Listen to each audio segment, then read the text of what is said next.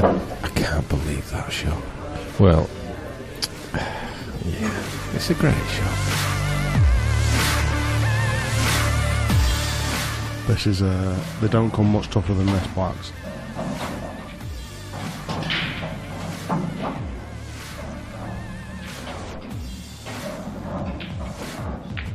Oh, what a shot! Wow. What a shot! That is an incredible. Those two finger balls to finish, absolutely incredible. Brilliant. He's got hold of it too much. Oh, you know what's coming here, don't you? Cocked out. Cocked out. And it is, and it's on.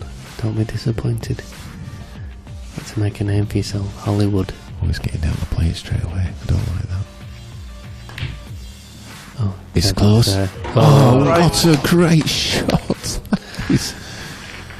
Do you know wow, John McAllister. He's gone for the skill shot. I can't believe it. Oh, great shot, John McAllister.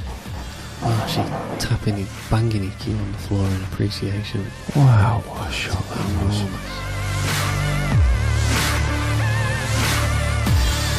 Yeah. Oh, is he taking this on to the bottom left? Has he got it? Tell you Oh, my days. I tell you what. I tell you what, Danny's cube, well. That's obscene. He's used the red to keep hold of it. Keep hold of the white. Absolutely brutal.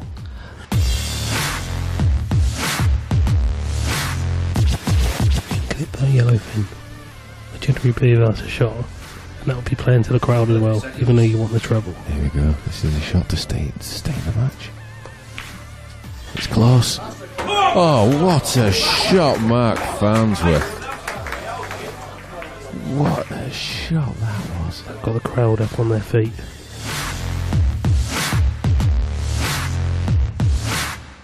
So is he going triple? That's close. Oh my days. Whoa, oh my shot. days. Have a day off. What a shot.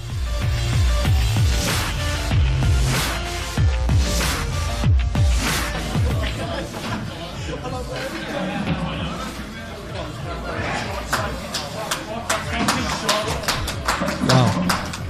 If you've played that, that's absolutely unbelievable. You see what he did there?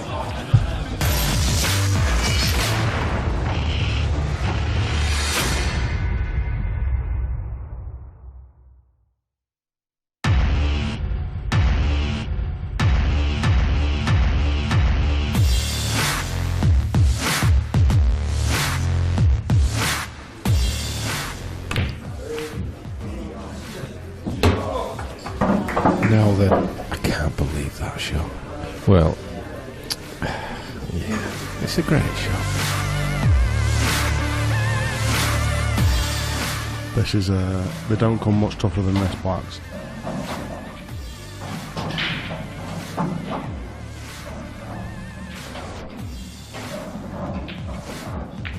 Oh, what a shot! Wow. What a shot! That is an incredible. Those two finger balls to finish, absolutely incredible. Brilliant. He's got hold of it too much. Oh, you know what's coming here, don't you? Cocked out. Cocked out. And it is, and it's on. Don't be disappointed. Got to make a name for yourself, Hollywood. Always getting down the plate straight away. I don't like that. Oh, It's yeah, close. Oh, right. What a great shot! Do you know wow, John McAllister. He's gone for the skill shot. I can't believe it. Oh, great shot, John McAllister. Oh, actually tapping his, banging his cue on the floor in appreciation. Wow, what a shot that was.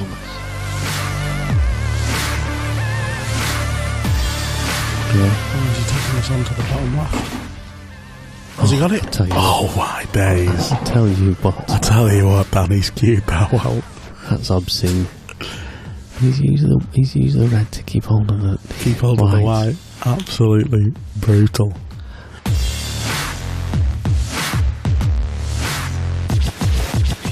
yellowfin would generally be without a shot, and that would be playing to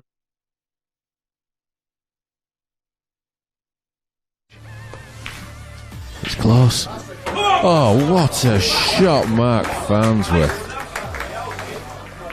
What a shot that was. got the crowd up on their feet.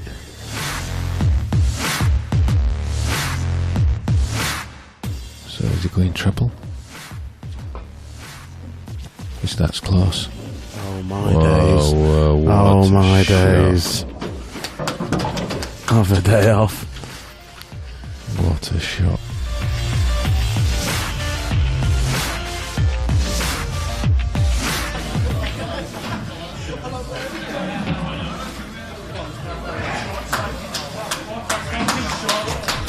Wow. If he's played that, that's absolutely unbelievable. You see what he did there?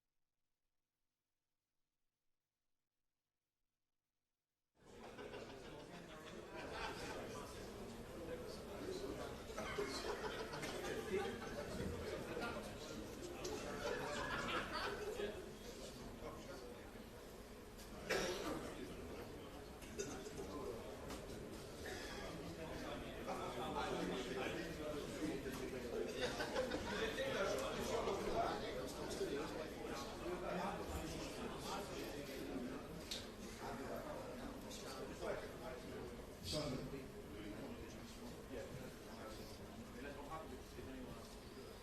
Okay, besides Simon, anybody else want to join in the commentary box? How much? Simon.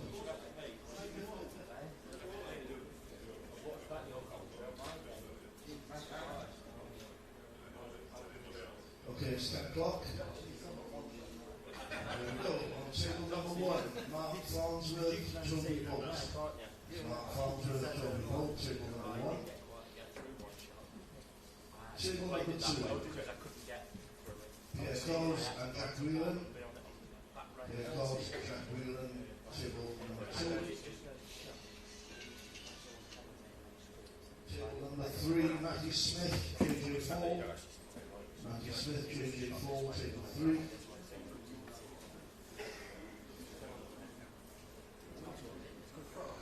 Table 4, Matt Schofield, John McAllister. Matt Schofield, John McAllister. On table 4.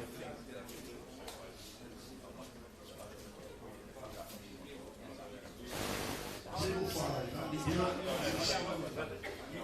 Burton, Jason Rewington. Table number 5.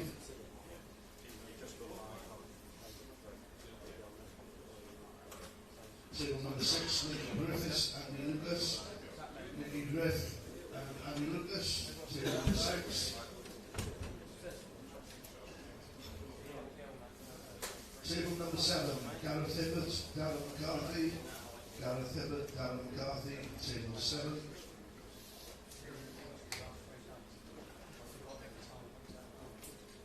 Table number 8, Gavin Robinson, Ben Davis. Gavin Robinson, Ben Davis, table number 8.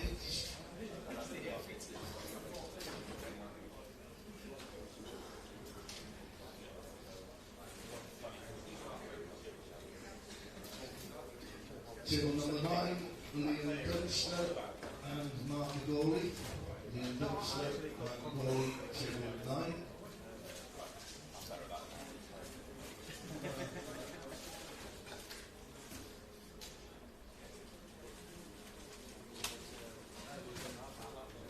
Table 10, Oliver Barlow, Alex O'Montague. Oliver Barlow, Alex O'Montague, table 10.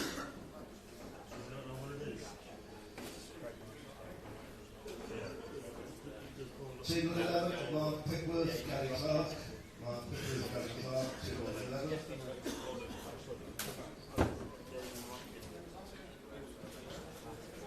Table 12, Luke Walker, Jimmy Croxton. Luke Walker, Jimmy Croxton, table 12.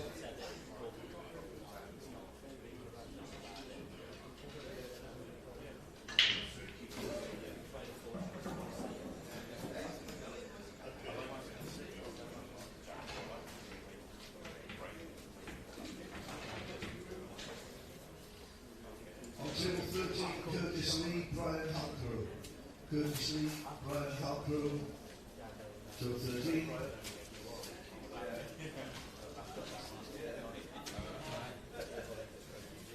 Table 14, Ian Alley, Clint Anderson. That's Ian Alley, Clint Anderson, table 14. We'll get on the other shot. On the streaming table, you get Jake Newlove and Craig Marsh. Jake Newlove, Craig Marsh on the streaming table.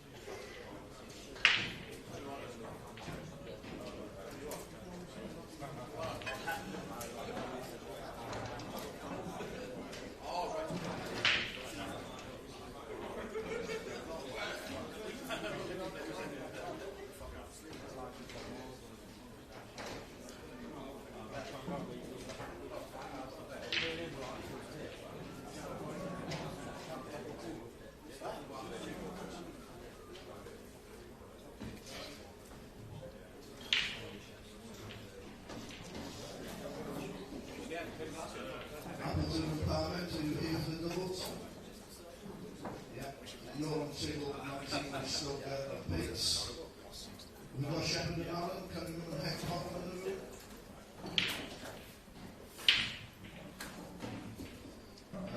And is Woolerton, Dewhurst, Graham and Becky in the room. Ross Gillespie, Sharon Woolworth, Melbourne Hazel, Pullfish in the room. Simon, Brazili, Hughes and Edwards in the room.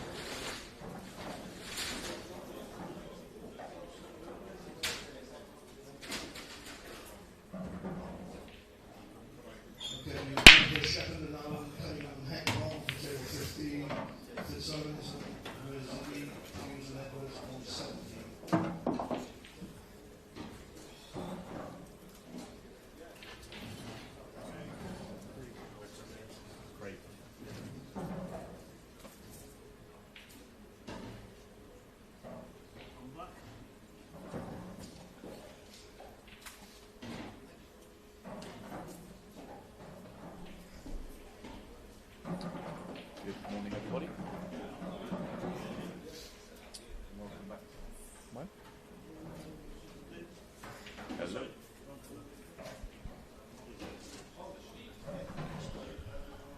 Good morning, everybody. Welcome back to Bradford for the day. What day are we on now? Day 3? Thursday, I'm told. Lose track of days and times when you're don't see daylight for 24 hours at a time. We've got, this is the start of where the seeds join the tournament, so the top 32 seeds have all joined the tournament, so we're at this last 64 stage, so the tournament's really starting to ramp up, so it's a first round match for Craig Marsh, but Jake's had to win 2 or 3 games to get this far.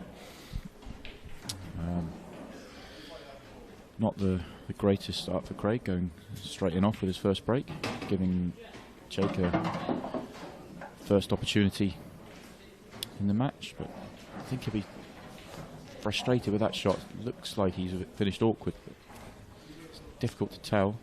If we have a little look at camera 3, you see it looks he might just be able to pop the left hand of these two.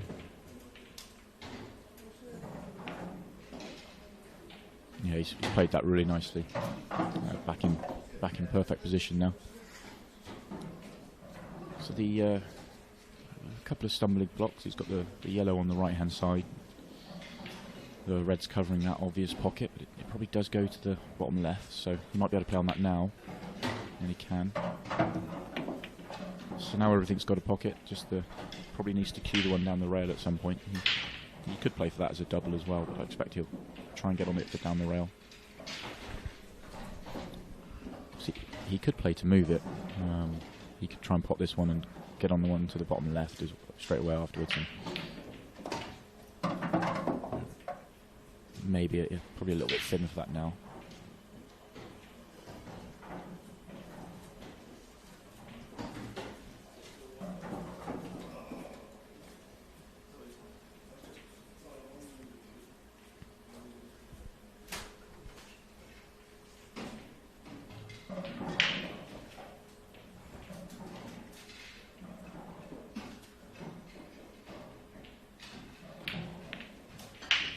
Yeah, he finished too thin. So he played the double and was able to move the yellow but missed the double. So that was a really good opportunity for Jake. But, it's obviously very difficult.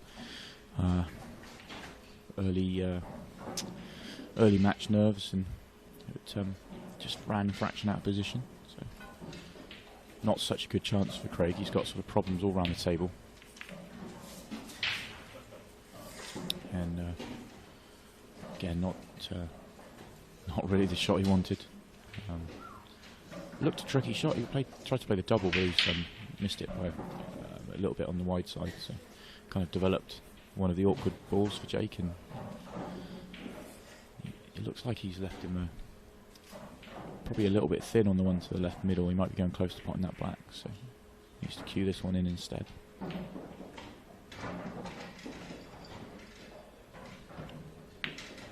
No, so I don't think there's any real damage done.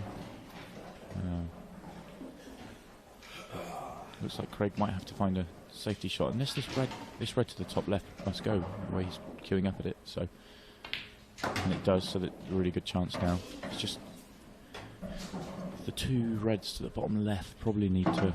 He may choose to move them. He could plant them, but they're not sort of dead set. But they're very makeable. Be interesting to see if he does just play the plant or play on them. And he is playing for the plant. So.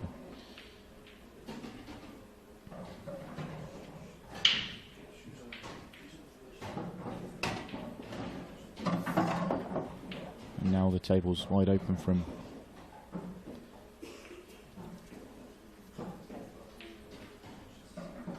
I'd say a couple of first two visits to the table mistakes from Craig, but it looks like he's still going to have a good chance to get this 1-0 lead, which is a little bit frustrating for Jake, because with Craig being the one of the top seeds and obviously one of the favourites for the tournament, he probably wants to get off to a really good start. So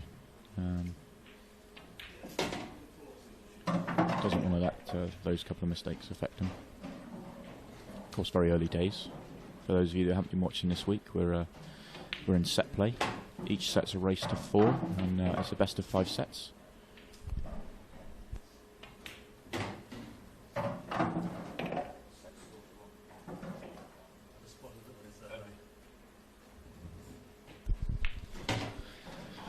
So it's 1-0 Craig.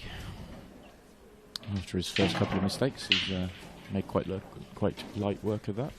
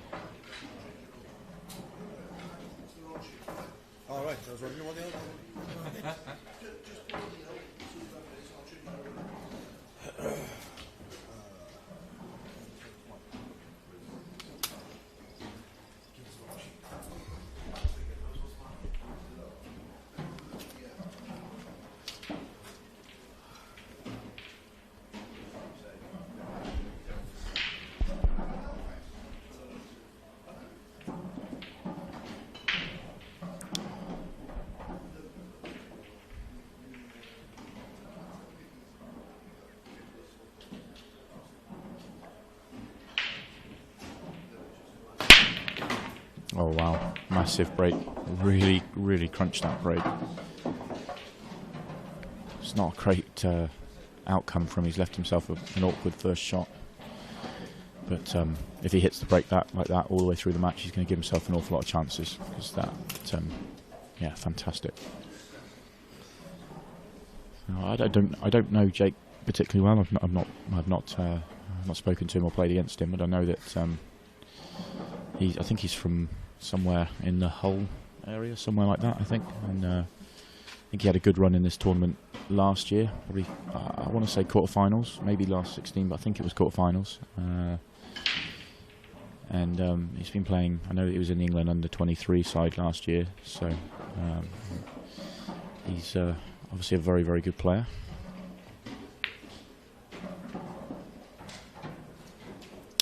That was a really high tariff first shot. The 4 colours have been assigned. They say the break was big, but his first shot was really awkward. And, but he took it on. Tried, if he makes that ball down the rail, he's got a great chance to win the frame. It's just early, and it's a really tough shot. So he hasn't quite settled yet.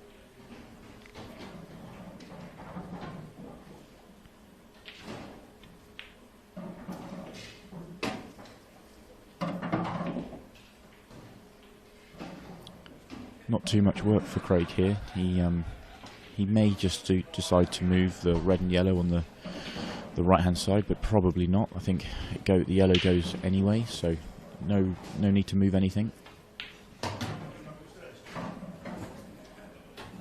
He didn't really want to flip the red, but it hasn't. He's only grazed it, so it's done no damage. So no problem at all. So sort of frame at his mercy now. For those of you tuned in at the moment, I haven't got the chat facility open, but hopefully get something sorted soon. So if you want to send in, get the chat going and ask any questions or send us your thoughts, then we'll be able to get that sorted. But I'll let you know when I'm ready for that.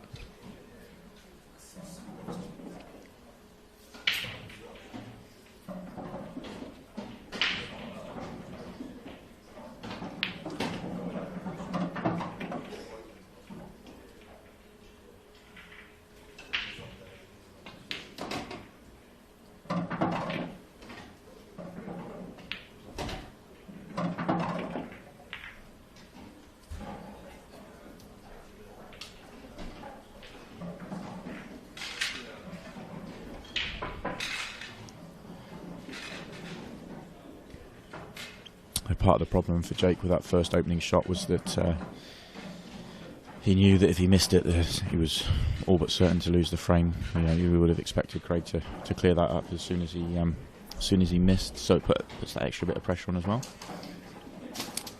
Okay, I've got some the stream. I've got the chat facility open. So send in your thoughts. Let us know who you think's going to win the match and why. Obviously Craig being a favourite, but let's have some score predictions possibly.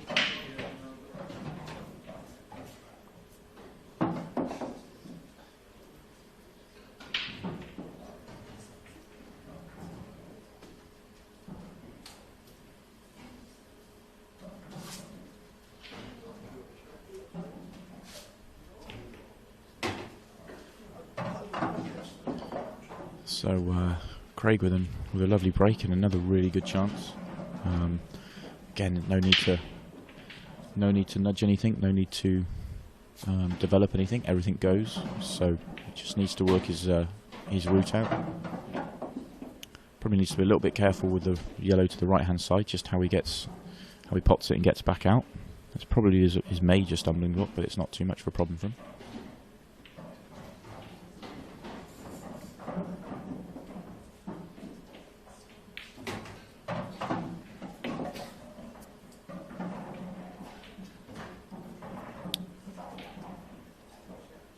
A few questions about the odds. I think Corals are doing match odds, certainly pre-match odds for all the last 64 matches. So if you go to Corals' website, then you can have a look at those.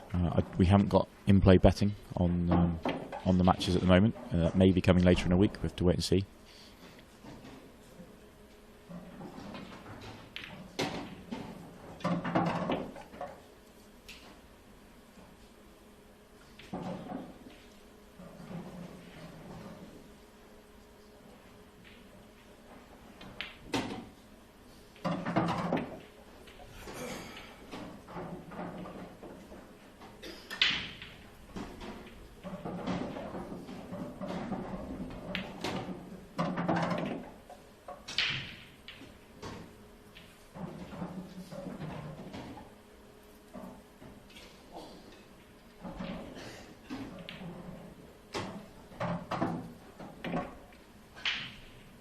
Craig off to a fantastic start.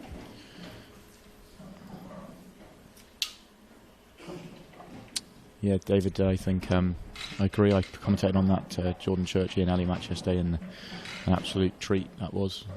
Fantastic match. Both of them playing their part, an absolutely brilliant match. And yeah, I thought the way Jordan sort of came back at Ian with some very, very quick fire finishes was incredibly impressive. So I spoke to him afterwards, and he said he was a bit angry, which probably sped his play up a little bit, but it was incredibly impressive. Hopefully we're in for a few more of those. I think once the doubles got underway yesterday, we had a couple of black ball shootouts as well, so we've had some cracking matches already on the stream, and hopefully many more to come.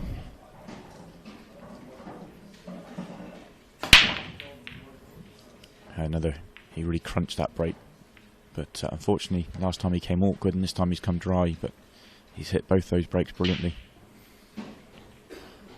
So Craig with a chance to really take a very quick fire first set here. Again, he's got no major stumbling blocks.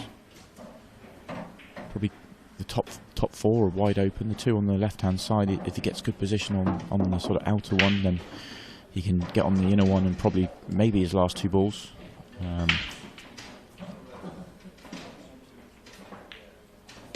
So if they are to be his last two balls, it's probably just how he gets on the one nearest the black. But if he leaves the yellow in the middle of the table goes to the left middle, and if he leaves that till his third last ball, he can just drop that in and follow through just an inch or three, and he'll be perfect.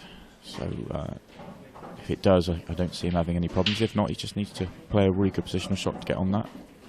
He's got a pretty good margin for error as well, so I fully expect him to do that, but that's the only sort of saving grace for Jake, I think.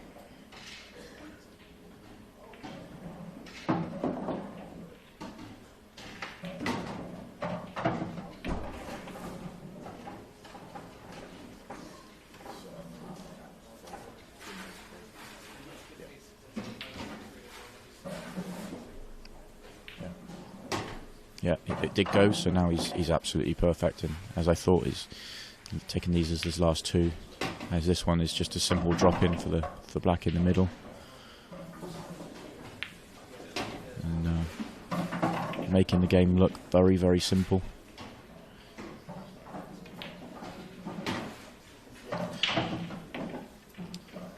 So his first set to Craig.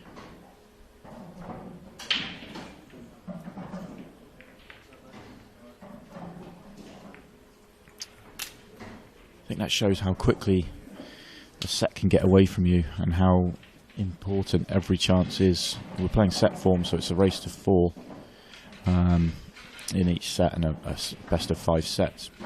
But Jake had a really good chance, but had a good chance. It wasn't, it was tricky, especially with it being the first frame, and then since then he had one long, difficult pot to go for, and other than that he's done nothing else, and Craig's just mopped up what as you expect him to do, but he made it look very easy, and especially early in the match, very impressive start from Craig.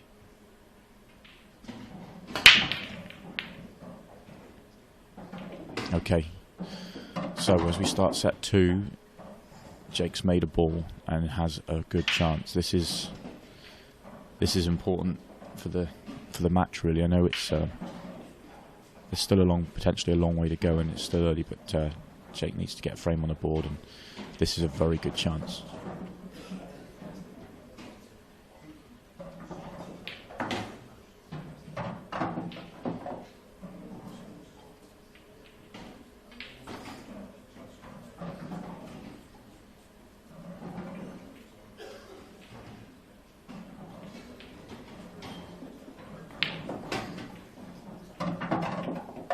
Okay, he's developed his only awkward ball. His only ball that needed developing, he's done. Now needs to pull out a very good positional shot. And if this shot goes well, he should have a fairly simple finish. So it's how this shot now, he's going to have to probably use the top cushion. I don't know if he can hold. Yeah, that's fine. Just get himself on the ball to the right hand side. And now they're there from.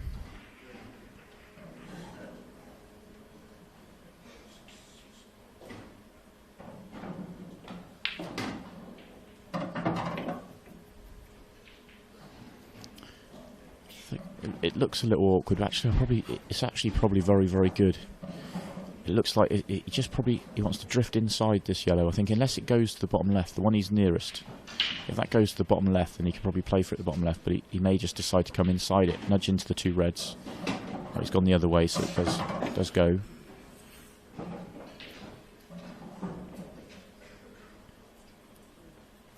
And if it does, which I'm sure it does, then he just plays this on and off the cushion and should leave himself a sort of half ball, 3/4 ball on the last yellow, just spun up through the reds and black to the bottom right.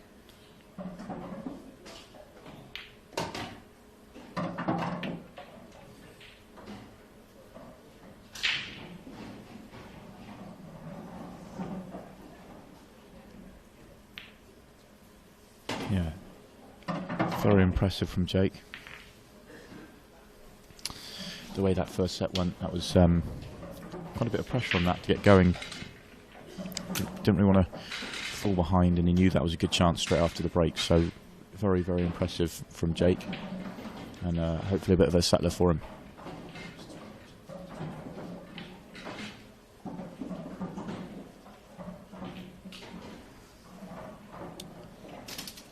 The set, there's a few questions coming in. The score in the first set was 4-0, sorry. You can see that on the screen underneath Craig's name. You can see the 0-4.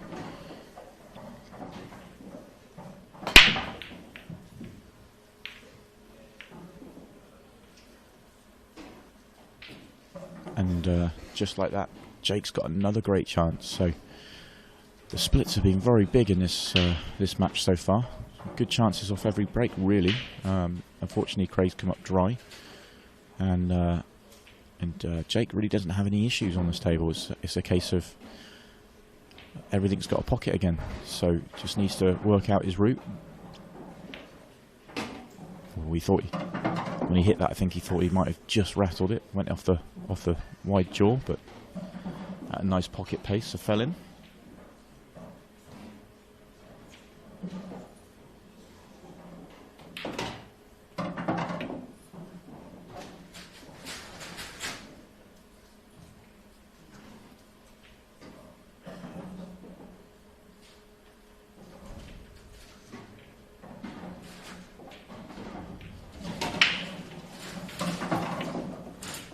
So the only ball really he needs to be careful on is the one by the black. He just wants to be careful, make sure he gets on it. As he gets on it straight to either corner pocket. Just doesn't want to give himself any more stress on that yellow than he really needs. So doesn't want to be giving himself a lot of angle on it. Just fairly straight, and he shouldn't have a problem. I suspect he'll play for it now. If he could have left the yellow at the top till his second last ball, then he may have left that ball till last. He may still leave it till last with the position of this. No, he is.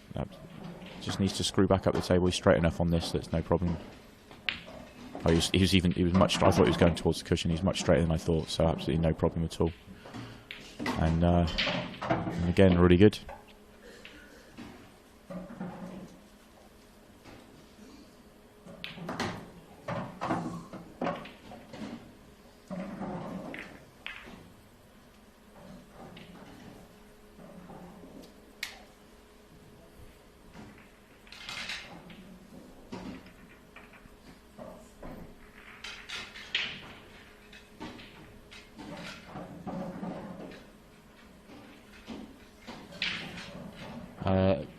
Been asked for other table scores. I don't think we've got live scoring, in-play scoring this week. We will try and update you as best we can from the commentary box. We can't really see any of the other table scores, but Q Score will have all the results on there, and it's got the draw, so you can sort of follow that through and pick out who you want to win, see your favourites, that sort of thing.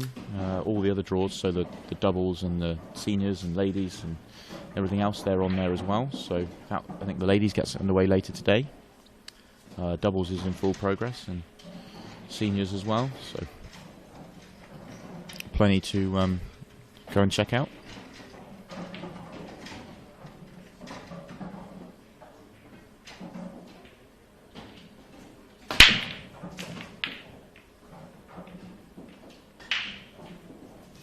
Okay, it's Jake's turn, another big break, but Jake's turn's come up dry, so set form, it really is sort of each set's quite severe. It's only a race to 4. It can be one mistake, it can be no mistakes. It could be a dry break either way, so this is Craig's chance to get going in this set. Slightly more work than the last two visits from Jake. So it looks like he's...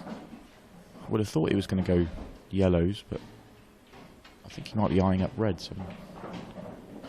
If he goes reds, then he's just got that one...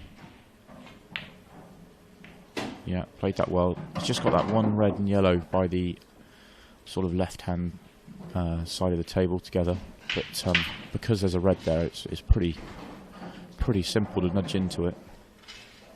Just wants to be careful. He doesn't want to nudge the red. If he nudges the red, it's going up towards the left-hand pocket. He wants to nudge the yellow, just like that. Really good shot.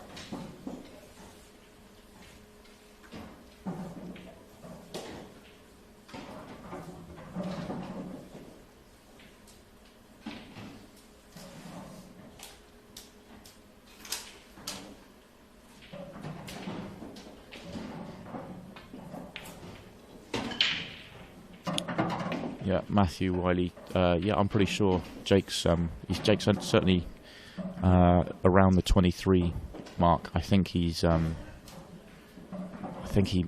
is possibly moving up from England under 23s to the England men's B section this year.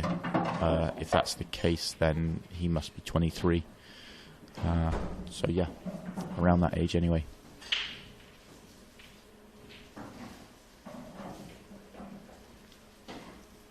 Not a good angle for Craig here. Needs to hit the gap. Well, he complained he got a kick there. You just heard him say kick, but he's finished perfect. He's finished pretty good, so no real dramas at all.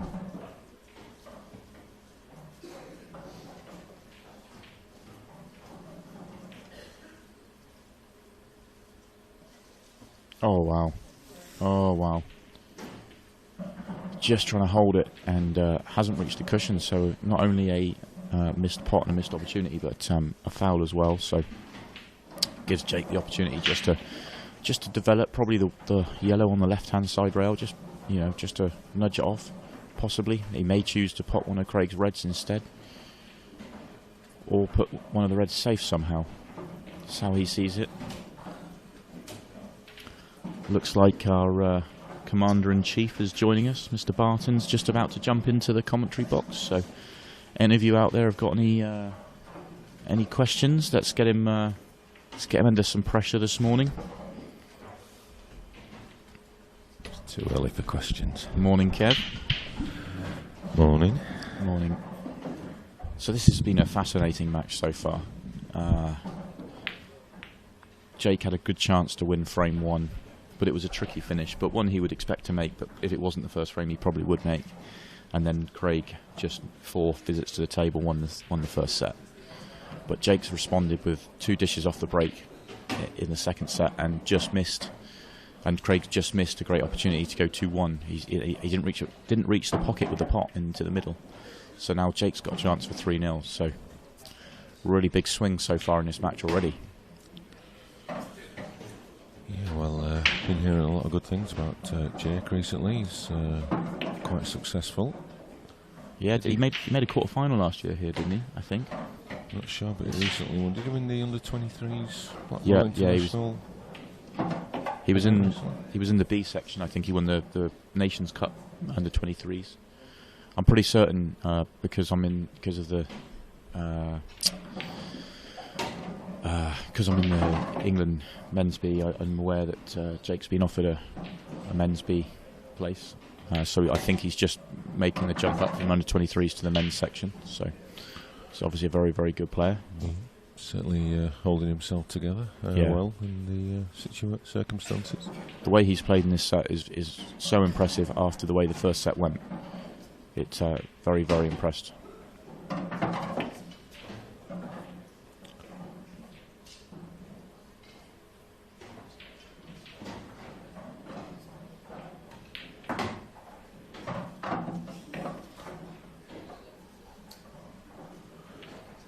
Confidently played.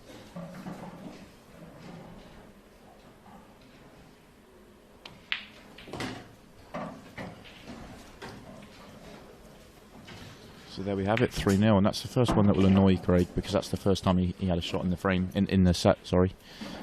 He'll be very disappointed not to have won that frame.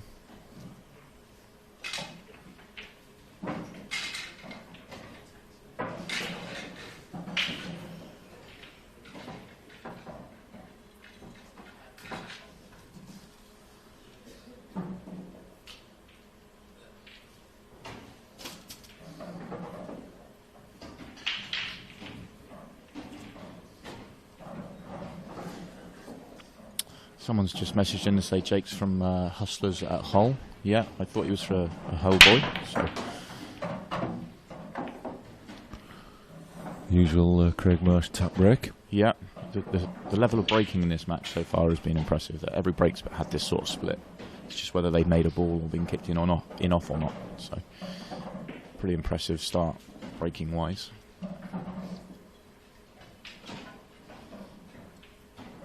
So how did you get on in the seniors last night, Simon? I decided not to play in the seniors this year. Okay. Just an age thing, really. You could have had some of my years, and then. How did you get on? Yeah, just scraped a little win, 7-3 against Glencrook. It was closer than the 7-3 scoreline suggests. Just a couple of shots either way from Glyn. If it had gone his way, it had been one of those nervy ones, I think. Yeah. Well, it sets you up nicely for your last 64 match at 1 o'clock today. Yes, against someone I've played many times before, and in fact played here last year in a 6-hour epic. Yes, 6 hours. Who are you playing? Steve Thompson. Steve. He's not got through that one. Steve dodged a bullet earlier in the week. He was playing Chris Hinchcliffe and was 2-0 down, 3-all, and Chris had, I wouldn't say a regulation black, but a black. He would be very disappointed not to make. He rattled it, and Steve then cleared up and went on to win 3-2. So he was probably ready to shake hands, and here we are 2 days later, and he's still going and has you in a few hours' time. Yep, he's got the plum draw that everybody wanted.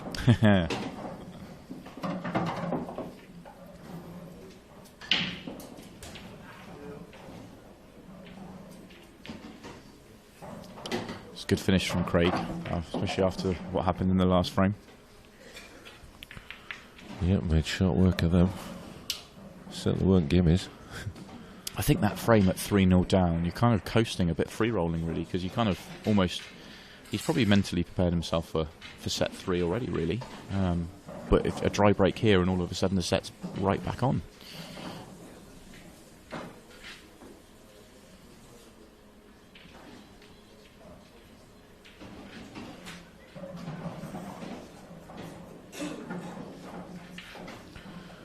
So the actions continue now on the outer tables. The start of the business end of the main event, last 64, where the seeds come in with 32 qualifiers. And there's some pretty good matches out there. Certainly Clint Ianson, Ian Alley is one that stands out. We can see, just from our position, we can see the #1 and Bookie's favourite Mark Farnsworth and the current world champion. So if you're near the Bradford area, get yourself down to the Bradford Hotel, come in and have a watch. It really is a pretty impressive spectacle. And the 2015 world champion as well, and the table next to Mark. So lots of great players in action this morning. World champions everywhere. World champions everywhere. I see the two-time seniors champion got beat last night. Yeah, his crown has gone.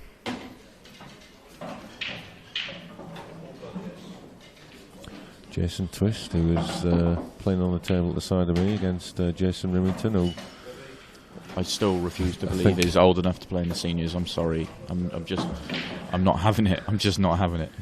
We haven't had any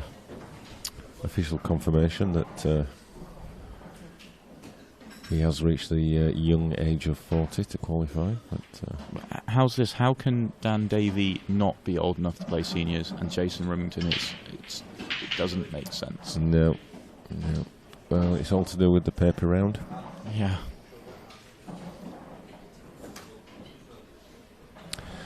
And Craig was actually my tip yesterday when I was asked who I thought would win. Yeah, and I quite liked your reasoning as well. You know, the way he handled adapted to a different style of play in South Africa with the grippier cloth and the way it played in South Africa. I think you felt he was going to adapt best to these new conditions. Yeah, but you know, it's a piece of paper between all these top boys. It's just whoever gets maybe that little nudge, little roll at that crucial time that'll probably be the difference.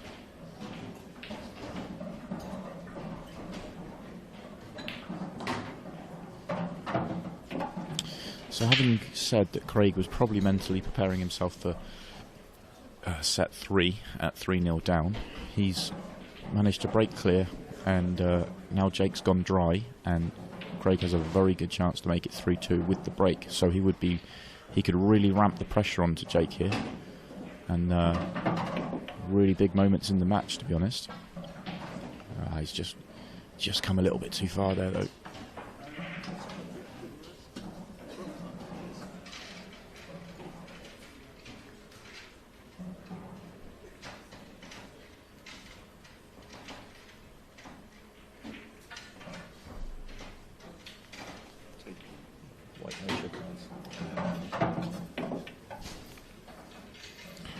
That was a good shot from Craig. Looks like he's got a nice angle that he can just play this and just let it drift through. I wonder if he's cannoning the red, then he's perfect. He's just wide of it, but still played it lovely. Yep. And straight away he's adapted to the pace. Yeah. Of the table. I know that his local club has got a cloth in, but his local club really is a who's who of IPA stars.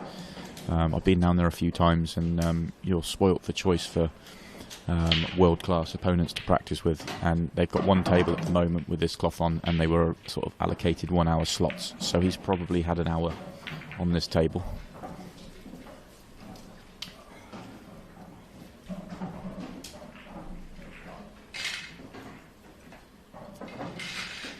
Lots of debate on the chat about rule sets. Not really that interested with that. Let's get something going about who you think is going to win the tournament and why you think they're going to win the tournament. Who's your tip?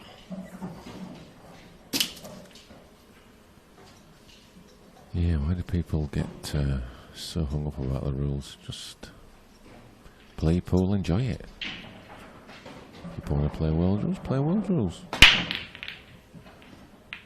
Absolutely, no issues with world rules at all. But we're playing Blackpool, and we think Blackpool is fantastic, and there's nothing wrong with that. Well, now then, that's a rarity, a dry break from Craig.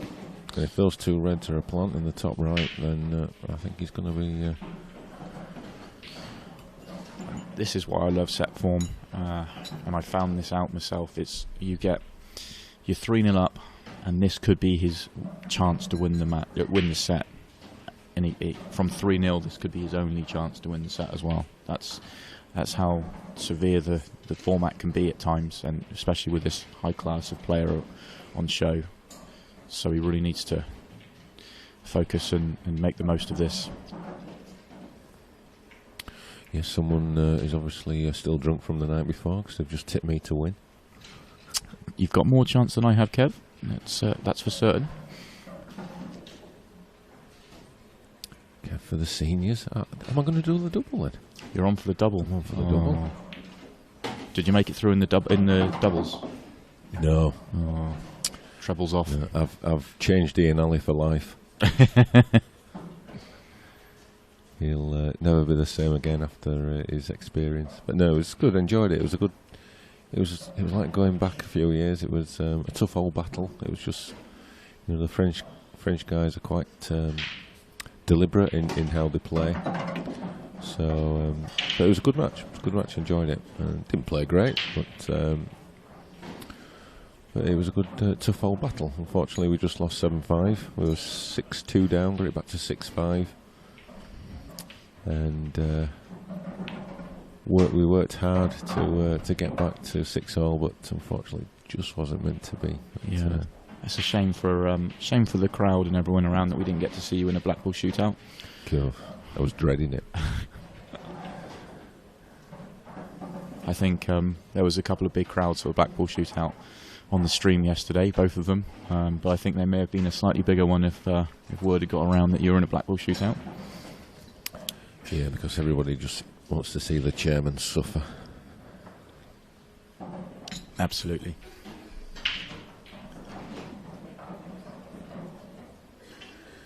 Yeah, I think I'm a better commentator than I am player these days, and that's saying something.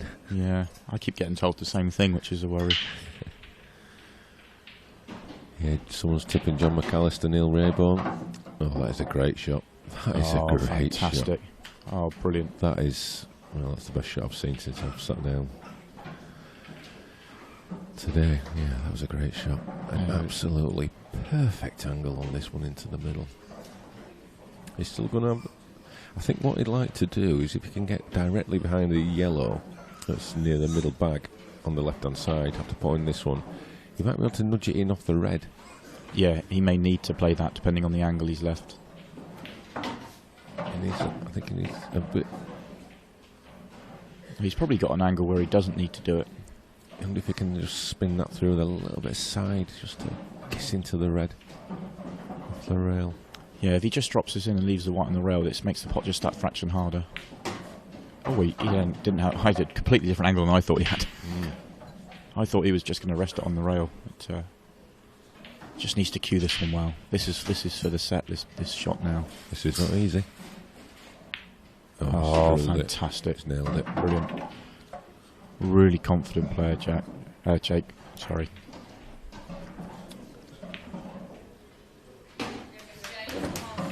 Well, that is a good finish. That is a very good finish.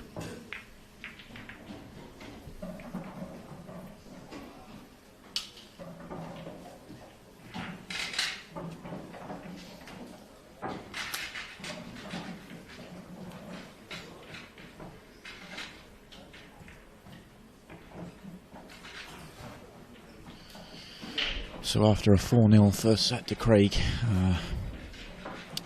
we're showing you a shot from last night.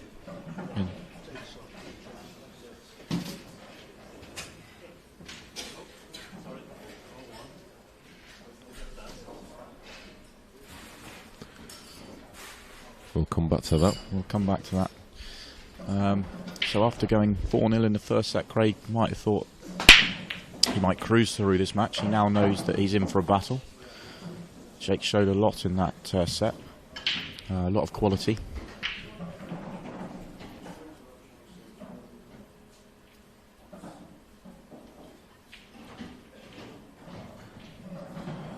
Yeah, someone tipping Jordan Shepherd. I think there's been quite a bit of money for Shepherd this year. Yeah. For Corals. I think there's been a lot of money on for Liam Dunster as well. He's been backed in quite a long way. Not surprisingly, with the record he's had over the last 12 months at all. That's the only thing lacking from his CV over the last 12 months was one of the IPA titles, and he went very close in one of the pro events. So he's sort of knocking on the door with the IPA, and he's winning other events across the country and beyond. Oh, little scream from baby in the audience there. Who's supporting Jake as well. Jake's got a few from the East Coast here watching him. I imagine, not really knowing my geography very well, Hull can't be too far from us, is it? It's certainly closer than I am from here. Yeah, just down the M62. Yeah. Probably about 30 miles, something like that. Yeah, home favourite. Yep. There's Danny Tyler there in the crowd with his. Don't know if they're married. Emma Sedman. They've got a new addition to their family. know that Danny had a great win in the doubles yesterday. Right. Seeing some of the results, they beat Ronan McCarthy and Gary Clark 7-1. Wow. I can't remember who he was partnering. Danny was. I think it was Jake. Yeah, I'm pretty certain it was Jake. Actually, it was 7-1, which take nothing away from Jake and Danny, but Ronan and Gary would have been favourites for that match. So a 7-1 scoreline was certainly eye-catching. Yep. Craig, a little bit of work to do here. He's not in an ideal position. Are you leaving? Would you leave the black just for a double? Would you have left the black just for a double there? With where it was, I would have thought. I think he, because of the cloth, he knew he could screw back into that. That shot might not have been possible on the nut. I just think if he's screwing back into that, and I don't want to question Craig's shot choice in any way, but if screwing back into it, he wasn't guaranteed to be on the next ball. No, I think there was a little bit of risk, but he didn't really have much other alternative. Yeah. So he's just going to leave himself. I suspect he'll leave a double. Yeah. Yeah. Now he is leaving the double, which is slightly harder than it would have been where it was before. And he's smiling, so he's not happy with it. He wanted to come back just that extra inch, I think. He's just going to be careful this doesn't check up too straight and hits it on the near knuckle. Which he has. Which he called has. It well. Yeah. Yeah, that shot has caught one or two people out. I think you're right. I think that's probably why he didn't want to play for the double. Well, he could have screwed back off the cushion and played it up the rail.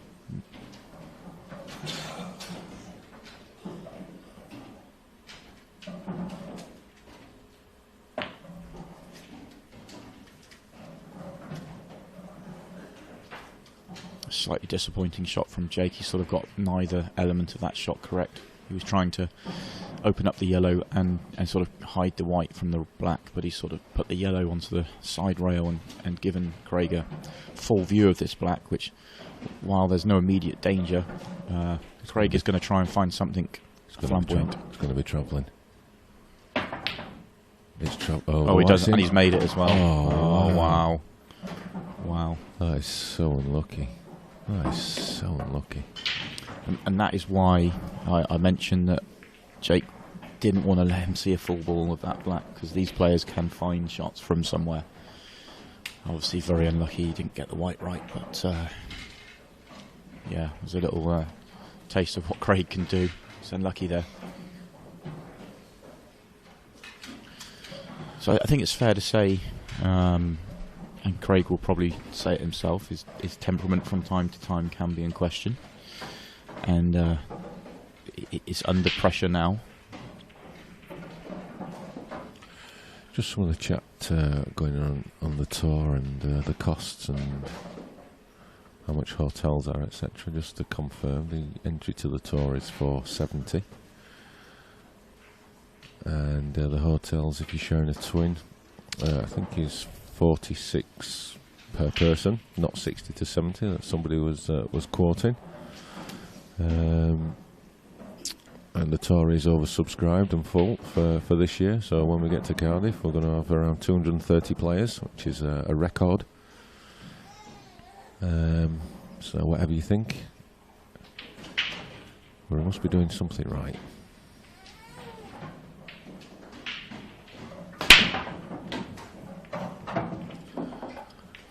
John Chapman on the chat is quite negative about us. I don't know why you don't come down to one of our events, John, and see what it's all about.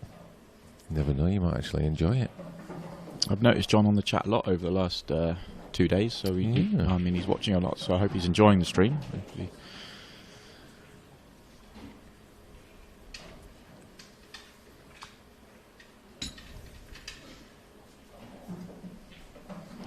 Jake's got a chance here to really put Craig under it. Craig's very quickly gone from a position where he probably felt he was going to could cruise through this match to a position where he is right under it.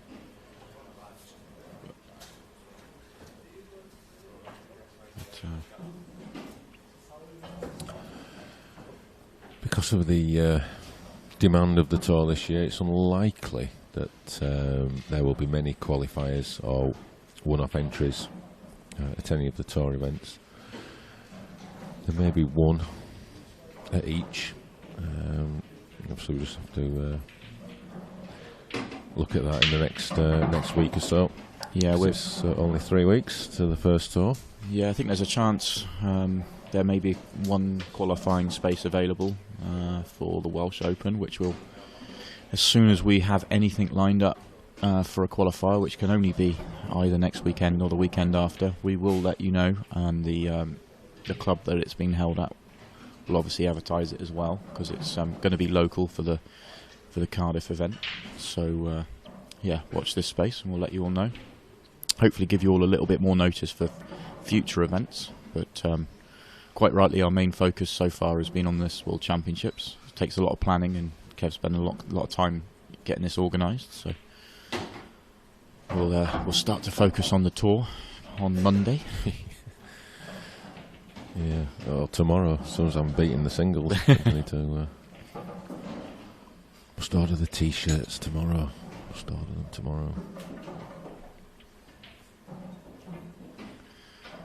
So with Jake missing that first pot when I said he had a good chance to put Craig under it, now Craig's turn to respond. Everything's there, so just needs to be careful.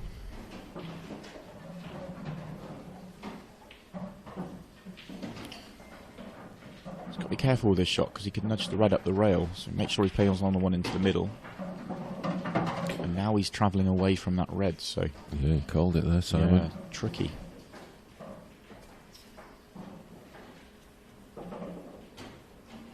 Little wry smile from Craig, he knows he's done exactly what you called. And this is the... He's got an area that he can play in though. Top cushion, maybe the side cushion with a bit of left hand side, just to spin into that gap, but not easy. I think this is the sort of shot though there that he may... one of these players, when they're fairly new to this cloth, can get found out on. I would say... I think once he gets used to it, this is no problem, but it could go wrong here. He's played this well. Oh, yeah. I thought he played that well. A little bit unlucky, but he'd be disappointed. He had quite a decent sized area to get into there.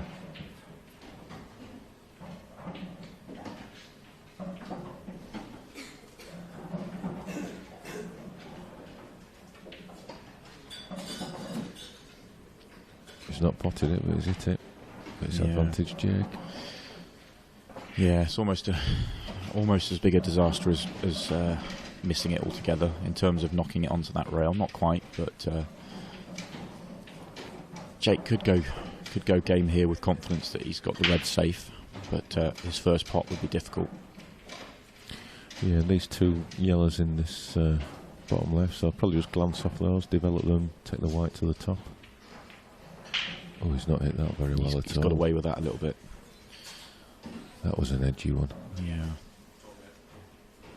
Yeah, I was going to try and slice this along the rail off the cushion. Craig's thinking at the very least he wants to cover this left-hand bottom bag off one cushion. I mean, the hit is guaranteed, all but guaranteed. So, yeah, he's looking at he's looking at making it to the bottom left, but that's unlikely. But he's going to play it at a pace to cover the two yellows, which it hasn't quite gone to plan. He's half covered one, kind of half blocked the other with the red. So another safety, I would imagine, coming up from Jake. He's one good safety away from winning this frame, really. You know, he could be tempted to take that plant straight away if he's feeling ultra aggressive. And, you know, the last thing I would want to be doing is giving Craig Marsh any shots. I think he's got the total. Yeah, well, he's going to hit it 'cause it's easy, but is this going to be a going to be flying around? Well, he can see it. He can see it. All right, this is it now. Yeah, now's your chance. That couldn't have landed any better for Jake. He's just got to hold himself together, and he's.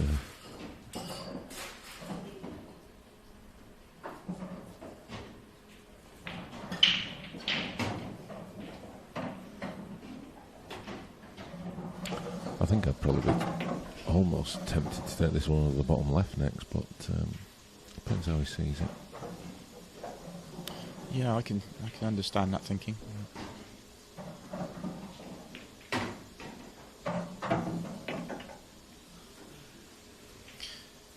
Depends if he decides to play it just to play it on the plant.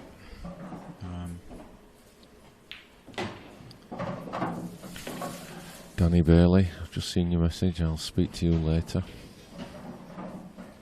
May have some good news for you.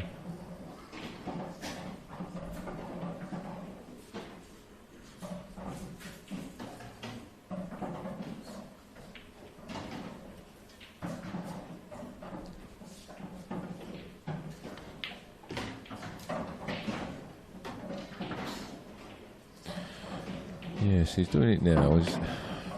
I just think if he'd have taken it out earlier, would have had more margin of error. Unlikely to go wrong, but it could go wrong now. Well, it has gone wrong. It has. Well, he didn't hit that one with much conviction. It was a bit. Yeah, I think he called it straight away. I think that was the shot was to clear that one earlier. Then everything had its own pocket. It still shouldn't have been a problem, but yeah, would have just made things that fraction easier. I know Jake won the under-23s at the BI, but this probably has to be one of the biggest matches of his career. You know, with all due respect to that event, you know, you're only playing people in your own age group. You're not playing the likes of Craig Marsh. There's no disrespect meant to any of the players in that event. But this is a completely different kettle of fish. Yeah. He wouldn't be human if he wasn't thinking of getting a little bit ahead of himself. I think he's going to need a little bit of luck here. Yep. He was always kissing the black. He needed to play that with side and come round the black, which must have made the shot harder. Maybe he was playing the I can't believe he was playing the full ball cannon on the black, but hoping to leave the double. I doubt that, but maybe he thought he was flicking it. I don't know. But you're giving Craig opportunities to do something when you don't want to be doing that. He's already shown that, albeit unluckily, in this match. So Craig needs a little bit of luck here. There's a lot of places on that table he can put that white to not leave him a pot.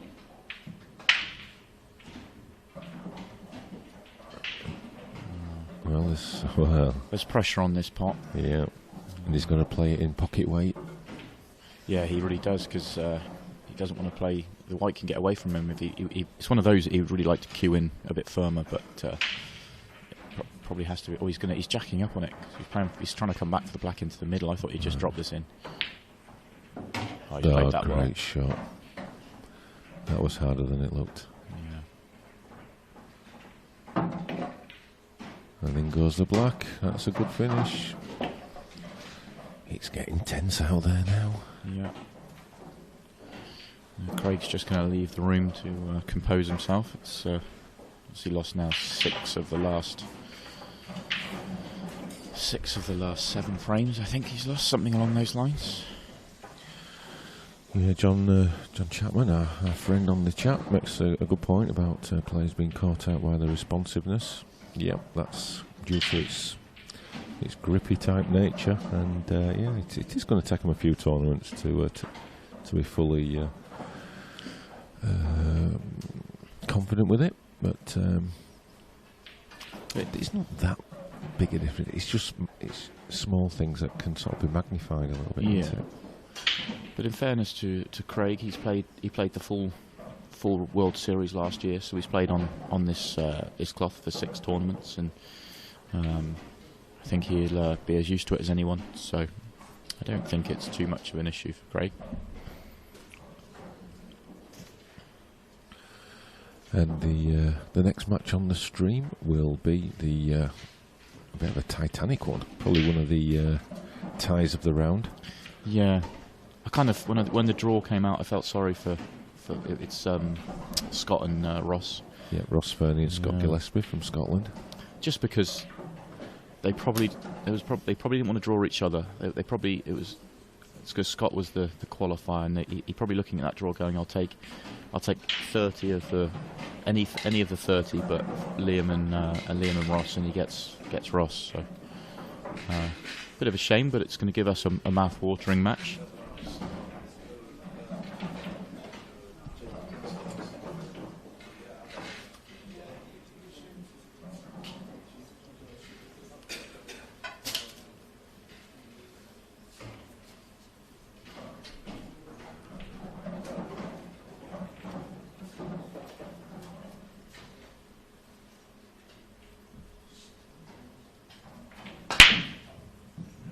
Kev's just popped away from the comm box for a few minutes, doing his chairman duties, so you'll have to put up with just me for now.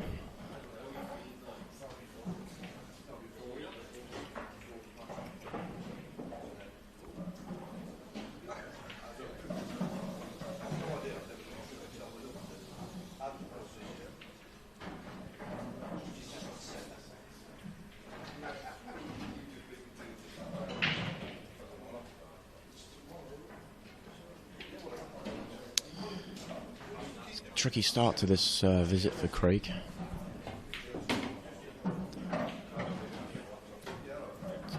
Difficult to tell, was he playing the red off the cushion off the yellow?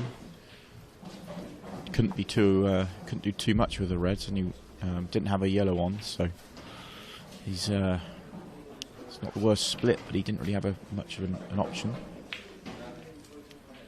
He's played that well. He wanted to make it, and he'll be annoyed he hasn't made it, but he's I say no real damage done, but you just never really want to give your opponent to get a chance to get their hand on the table if you've got a chance to finish. But it's a pretty good lead from Craig.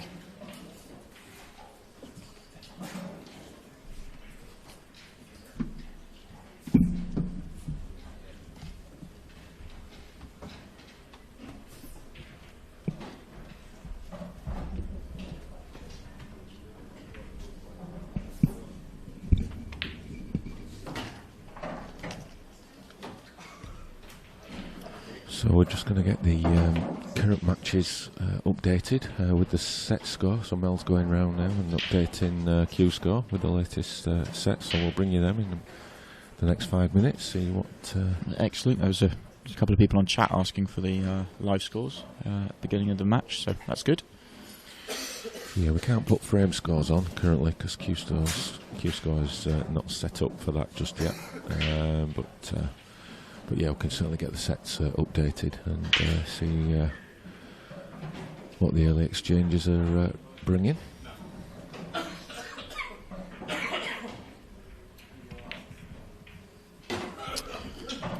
This is, in my opinion, a really important visit in this match. He's just running away from Craig at the moment, and he needs to get a foothold in this set with confidence as well. That red below the black is slightly awkward. Looks like he's got half a pocket to the left middle. Obviously not on there now. He's just wondering whether he could play for the gap between the yellow and the black to take it to the bottom right, but I'm pretty certain that shot's not on.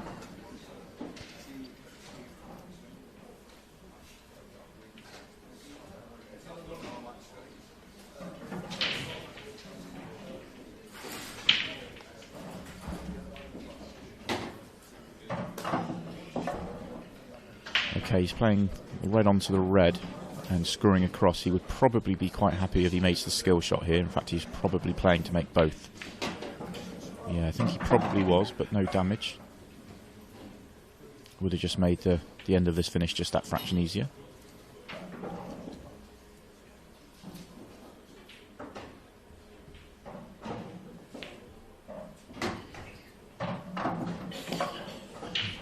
If he plays through the two yellows, he's just got to find the gap.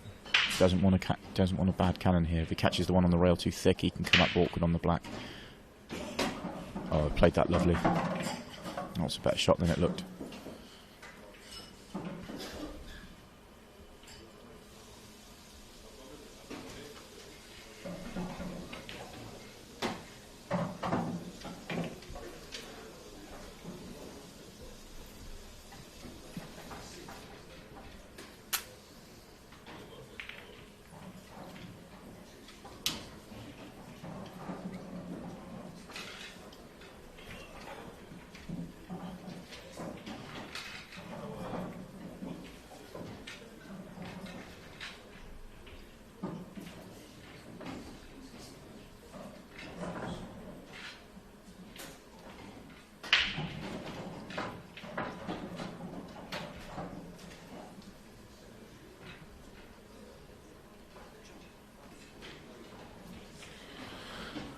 So some of the early set scores. Mark Farnsworth, he's 1-0 up against Toby Bolt.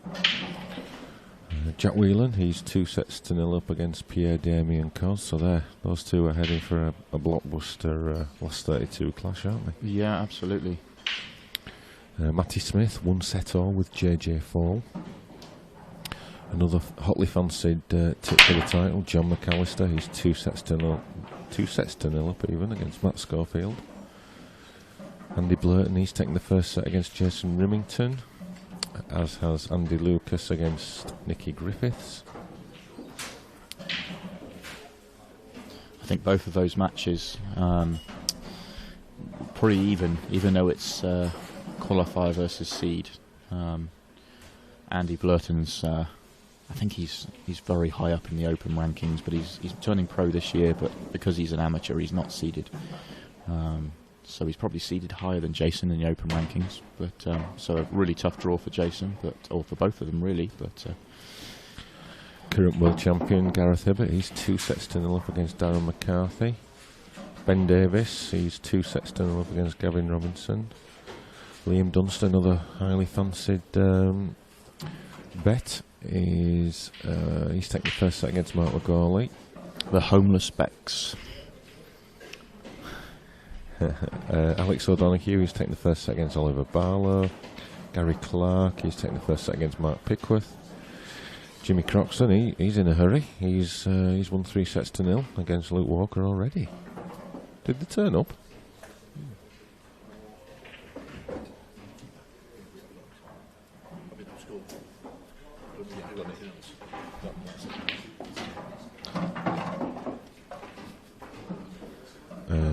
And my doubles partner Ian Alley, he's 1-all against Clint Ianson, so that's going to be a tough battle. Curtis Lee, he's won the first set against Brian Halcrow.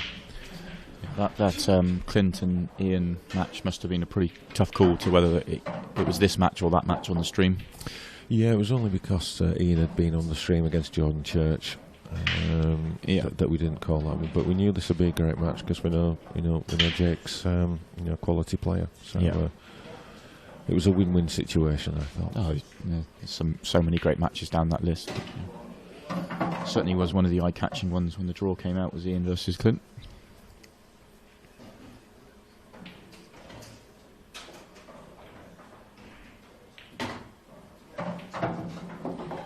Has Craig snookered himself? He has. He's walking around the table covering his eyes. He's distraught with himself here. He's just run out of position 2 or 3 times in this set, which is why he's 2-1 down and possibly going to turn this table over and could be staring 3-1 in the face.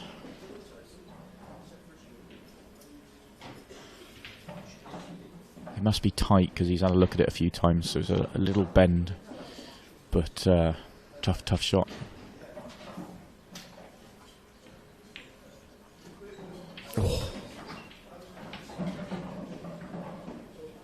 Oh, he's kind of very annoyed with himself, but with a sort of wry smile on his face, and is sort of not angry yet, but he might be inside. Yeah, it could be a big which with this format you just can't afford to get angry, so hopefully he's going to sort of laugh that off and move on, next chance sort of attitude, hopefully. There's just a bit of chatter about the incident with Greg Batten and Max Nosko yesterday when Greg stopped the white going down the pocket and picked it out, stopped it before it went in, and just was obviously going in, and gave the white to Max for his 2 shots, and subsequently that's a nice flick. And subsequently the frame was claimed. Now, I was commentating on that match at the time, and were you commentating? Oh, I was watching in the crowd, yeah. And immediately, here's my take on it for what it's worth. Immediately, when it was done, Max looked up at, I caught his eye, he looked in this direction, and he knew He knew what had happened. Yeah. He knew the rules. It was very obvious, yeah. And he walked around the table for probably the next 45 seconds, I'd say. And you could see he didn't know what to do. Yeah, he didn't want to do it. Yeah, he was thinking about it in his own mind. He wasn't the fact that the balls that were left were difficult, because if I remember rightly, I don't think they were. But he didn't really know what the right thing to do was in my mind. And he mentioned to Greg that after he'd walked around the table 2 or 3 times thinking about what to do, he mentioned to Greg that that was a frame away offence, and that was that. Yeah, basically. And I think he did the right thing. Yeah, I think once Max obviously knew the rule, and as soon as he's thinking that's frame, and it was obviously at a crucial time, which made it worse. But the minute Max is thinking, right, that's the rule, I won this set, but I don't know whether I should take it or not. Even if he goes for the finish, if he goes, all right, I'm not going to play that rule, I'll go for the finish, and it just makes that finish harder because of what happened. And he's under a little bit more pressure because he knows he should I have already claimed the set, and that's so in that. As soon as he's thinking that, then he's absolutely he should claim the set. Now, I don't know whether I would have done would have done the same thing. I've not been in that situation, but I think he probably did the right thing. And from Greg's side of the table, he had absolutely no issues with it at all. Yeah, the rules are the rules, and it is a world championship, so for it's worth, I say it's all about opinions, but I think he did the right thing. The interesting, just to add to that about that situation, was the fact that at 3-0 in that set, Max, I was behind the shot, so I couldn't tell, but the people to the left and right had told me that his shirt had touched the black when he leant over the table. Now, Max wouldn't have felt it at all, because it was just a shirt feathering it. But I think Greg saw it, because Greg walked around the table and had a look. And Greg, he either decided it wasn't touching, or he decided that he wasn't going to say anything. But the people left and right both, I sort of spoke to them. There was probably 10 of them, and they were all like, "Yeah, absolutely." He was sort of smothering it, although he wouldn't have felt it. So that probably. And then that happens at the end of the set, probably just makes it look a little bit worse. But, Greg made his decision, if he thought it was a foul, not to say anything to Max, and didn't let it affect him. He seemed to play the rest of the set with focus, so it had gone. It just sort of, at being part of the crowd, it sort of just was a bit more, just made that situation feel a little bit worse. Yeah, and we shouldn't let that take away from what was a great match. Oh, absolutely. And played in great spirit, and they were both up for the battle, and probably Greg's thinking it's one that probably got away from him a little bit. Oh, he's underhit that one by a mile. He knows. I think Greg knows that he had the chance to win the set regardless, and he didn't. He made a bit of a hash of it. It was probably one of his only major mistakes in the match, but and. I haven't spoken to Greg. I don't know him particularly well. But I've seen on his Facebook post that he was just after the match said, "Congratulations to Max, well played. The better player won." It was really respectful, and there was absolutely no issues at all. Oh, he sunk an amazing block there. He didn't play for that. He played it in the middle. But what I didn't understand there was, if he'd have played it in the right middle, he could have brought the white anywhere down this bottom end of the table and not had to worry about snooker himself or anything. Yeah. I think what was in his mind was, because he was playing it with running right hand side, he was coming down the right hand side. He didn't want to be too hard, just in case he snookered himself behind the red in the bottom right. Yeah. So, I think he could have played a slightly different shot and made that a lot easier for himself. But anyway, that said, he still played a black where he only had half a pocket in, so that was a great shot. Just going back to the Max, when I say that Max feathered the black, he would have had absolutely no knowledge of it in any way, shape or form. It was just a shirt touching, so I'm not trying to say anything along those lines. So, yeah, just want to make sure that's clear. Yeah, it was a great match though. It was a great match. Fantastic. Really enjoyed it. It's sort of got the ball rolling with great matches on the stream, because yesterday we had just one after another. It was just incredible. Ian versus Jordan was an absolute epic, and then we had back-to-back black ball shootouts in the doubles after that as well. So, right, what was the one after then? I saw the Rooney Fernie one.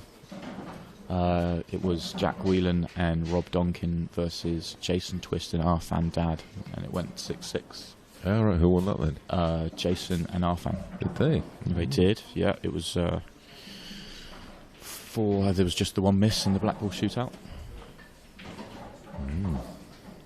We like a bit of drama, don't we? We like a bit of black ball shootout drama.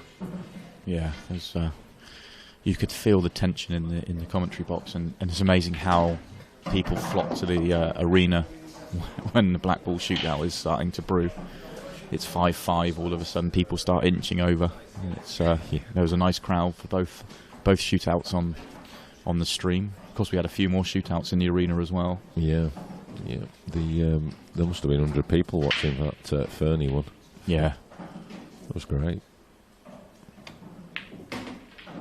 Ooh. Yeah, didn't get into that one.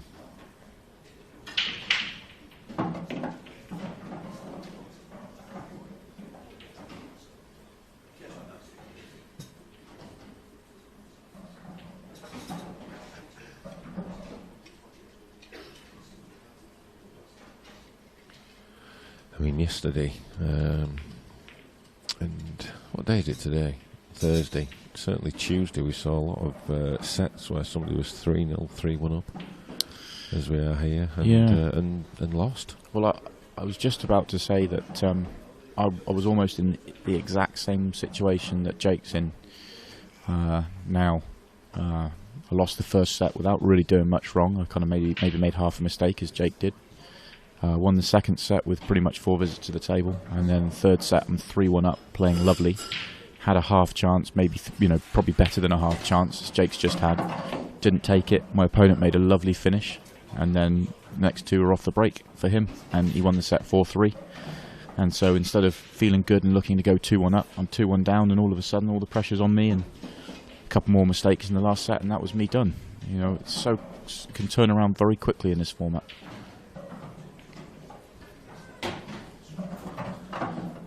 So is there anyone out there who's watching, who's on the chat, who wishes they were here playing? You want to tell us if you want to get involved next year? John Chapman, come on, where are you? You know you want to play, really.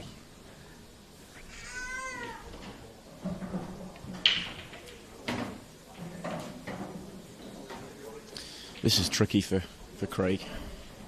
He's obviously got that awkward yellow on the right-hand side. Doesn't want to cannon that yellow. Sort of finished a bit nowhere here.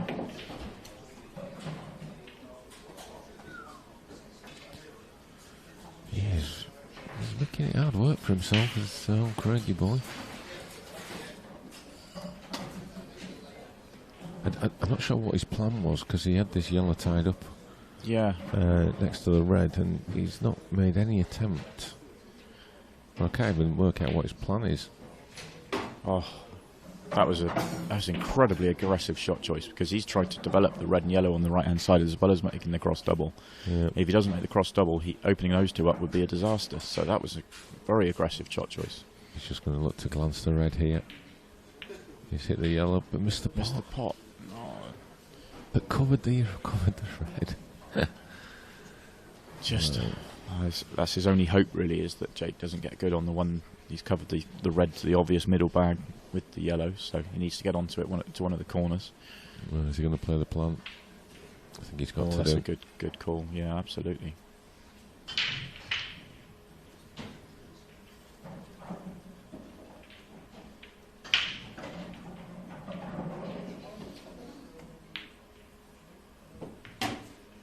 Played it very well.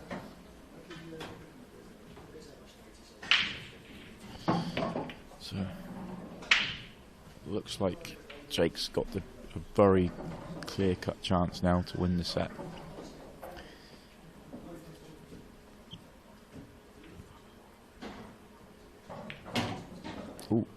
White's run away from him. Yeah. Yeah, that's not ideal. Needs a good recovery now. Said before, he wouldn't be human if he wasn't starting to feel things. You know, he's thinking, well, potentially I'm one set away from taking out one of the hot favourites. Yeah.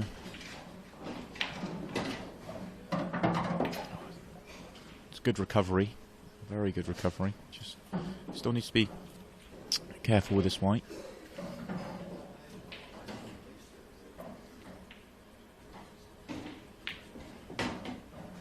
That needs to stop. Needs to be careful with the White.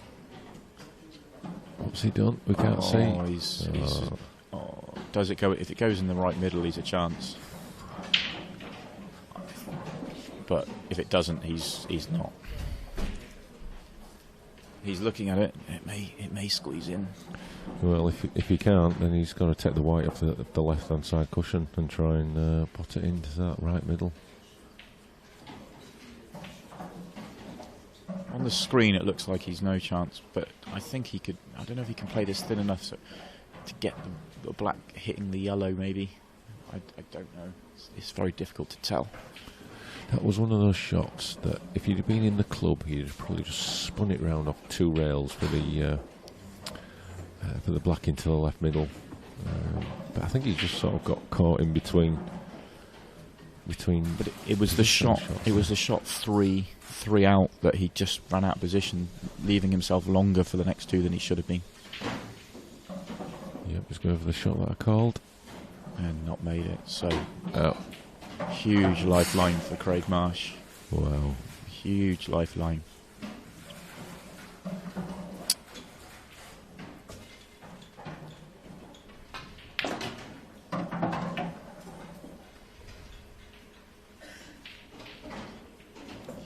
Now it's going to be a case of how does Jake keep his head now? How does he stay calm and focused for the next frame? Because that was a gilt-edged chance to win the set.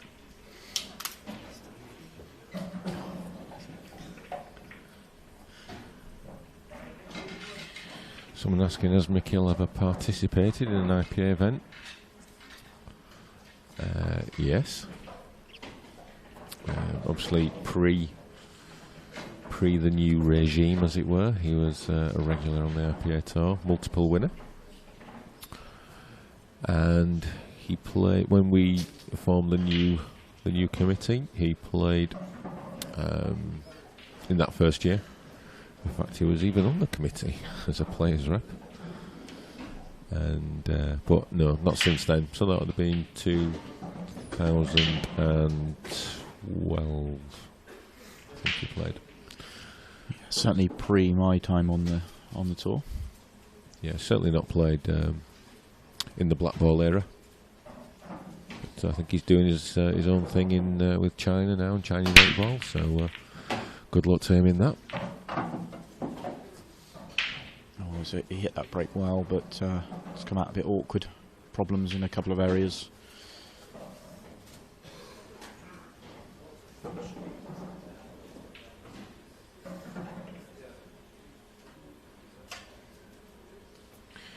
Yeah, Jordan Church has moved over to Black Ball, and we saw what a talent he was, or what he is, yesterday in his match with Ian Alley. Great match. Yeah, he made three break dishes, in 2 of them in under a minute, and 1 of them in a minute and a half to get back into the match. It was absolutely just unreal how good that match was. It really was. It had everything, the mistakes but unbelievable clearances, great shot making, and just so flamboyant and quick. It was just brilliant. That's what Black Ball's all about.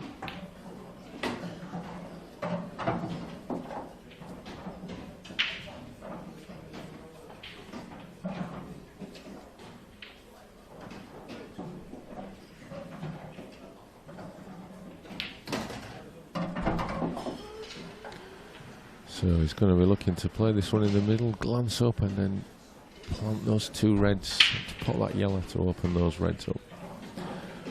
And that very shot is just basically sums up the aggressive nature of Black Ball. It's coming up now. Needs to hit the red full in the face. Didn't really hit it. Nice. Didn't really hit it. Could be disappointed with that one. Looked a little bit under-paced.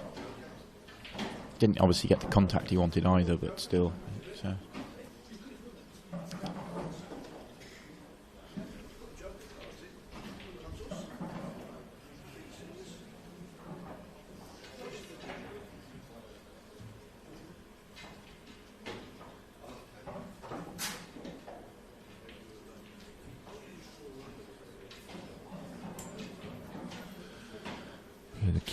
Q View saying they love the format. It's like snakes and ladders. Well, yeah, that's a really good way of putting it. It is. You cannot relax at all, even when you're 3-0 up in a set, because we've seen time and time again how quickly things can change around. Is he going for the back double?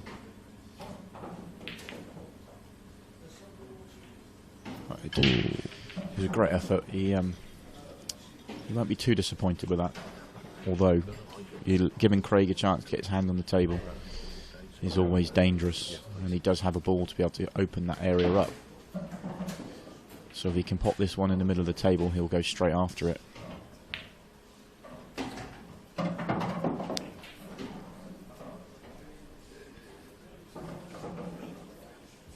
So it's Craig's chance to play the same shot that Jake played a minute ago. See how much pace he puts into this one. See. He's been unlucky though. That was the sort of pace I thought Jake was going to hit it at, to sort of try and clear it all out. He tried to play it a bit more controlled than I was thinking. Liam Dunster, Mark McGawley tied up at 1-all. And Andy Blurton 2-0 up against Jason Remington, the man who knocked out defending seniors champion Jason Twist last night. Ian Alley and Clint Hansen, 1-all. That's got to be going all the way, isn't it, that one? Just shows you, though, you know, Clint, one of the favourites for the tournament, playing a qualifier, and you know we're calling a deciding set. That's the standard of the qualifying. Jack Whelan cements his place in the last 32 with a 3-0 victory over the remaining.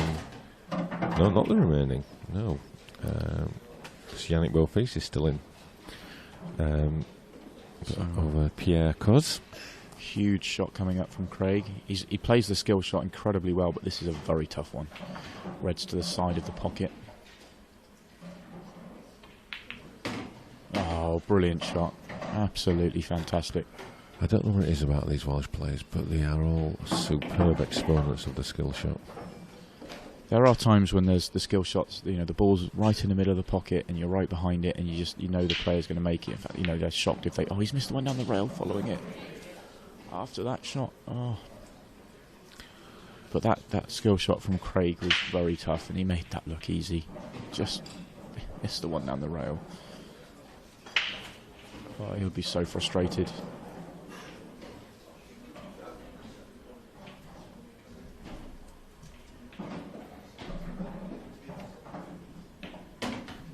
So this is Jake's got another great chance to win the set.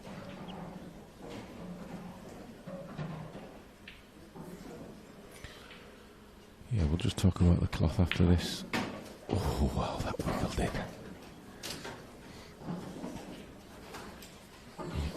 You can feel the tension out there. These are big moments in this match.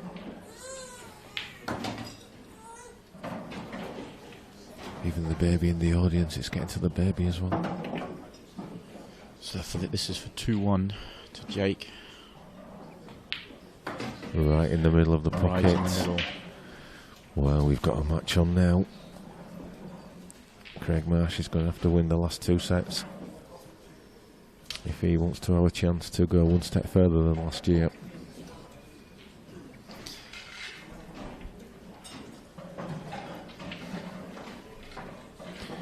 So no real shocks.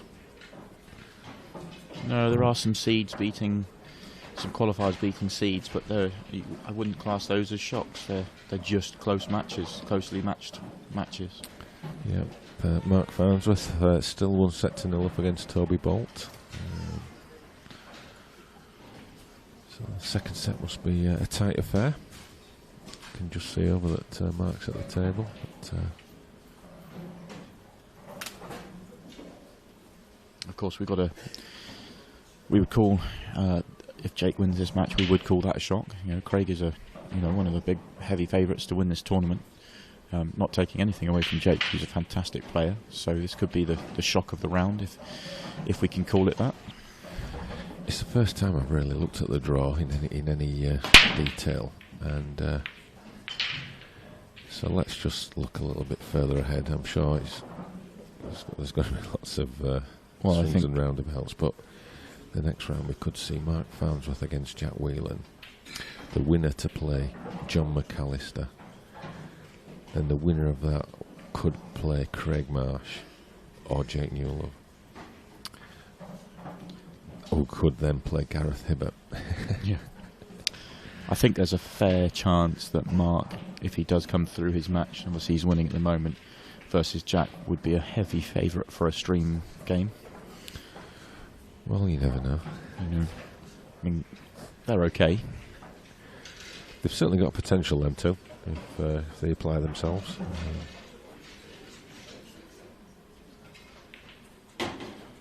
So yeah, just if you're new to the stream or new to IPA events, and you're looking and thinking, what's this blue stuff that they're all playing on? So it's the new Simonis 861 cloth in powder blue that the IPA is using this year, and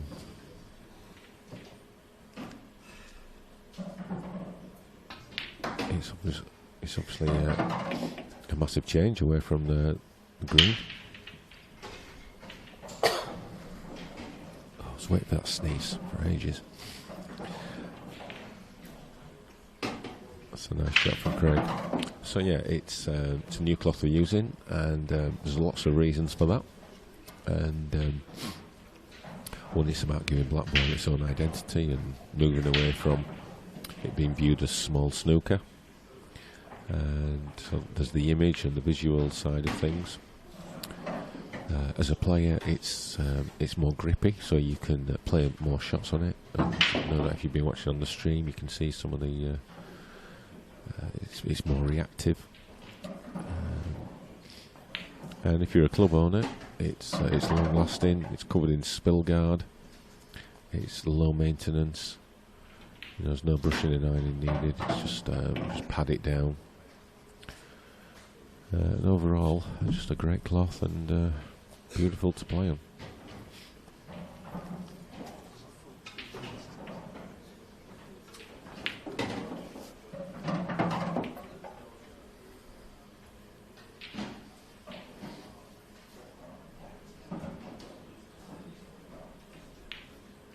Oh, Craig Marsh.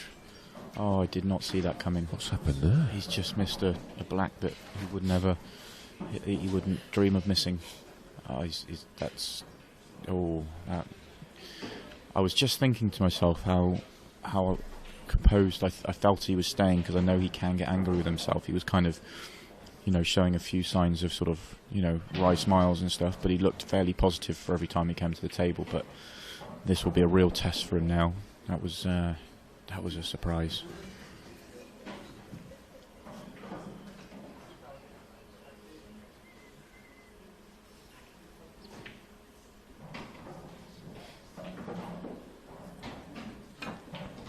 That was a good hit. Oh, what That's a good hit. shot. That's an incredible hit. The knowledge that these guys have got is absolutely incredible.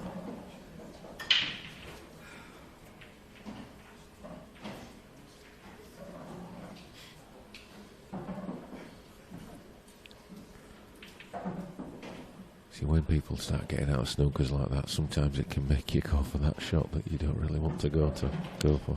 Yeah. I think the way to use the snooker, you're not doing it to try and get two shots, because you know, you just think they're going to get out of everything. It's just using it to develop your balls for your next visit, I think. It's playing the plant. I'm not sure about that as a choice, but I'm not sure what is left. Can he get the double? Can he see the double? It's very difficult to tell. Is this another massive turning point in the match? There it goes. Wow.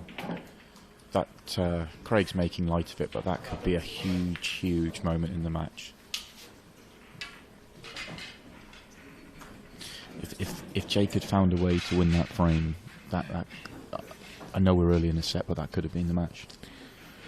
Yeah, I mean, he hits the ball really well, Jake, but just occasionally just doesn't really hit it with any conviction. A couple of times I've noticed, and in particular that plant, he was short of pace. He should never have been short of pace on that shot. Yeah.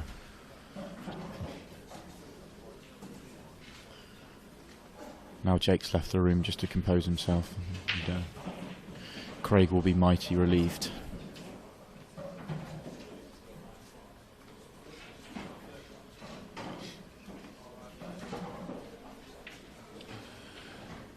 So you can catch all the scores on the IPA website. If you just go to the home page, and you'll see at the top there's a link to live scores. So you just click on that link and it'll take you to like the home page for the World Championships, and just click on whichever event you want. So you need to click on the last 64 button, you'll see it there, and hey presto, you'll have all the last 64 matches and onwards, right down to the final, all in front of you there.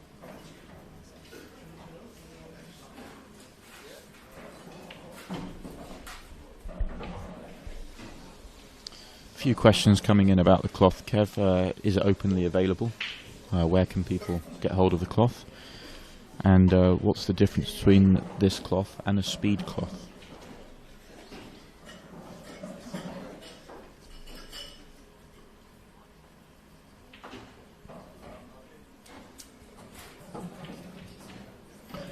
He will answer as soon as he's finished doing some of his chairman duties.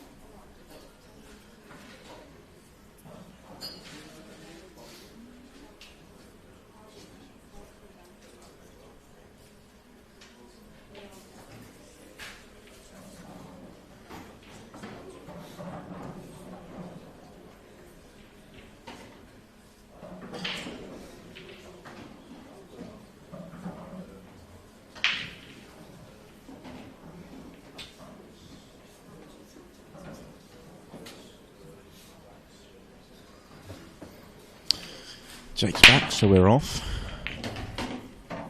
Great break from Craig. Really good break. Table's wide open. He can go either way here. That's how he sees it. I would have thought reds. Looks a fairly slightly easier colour set.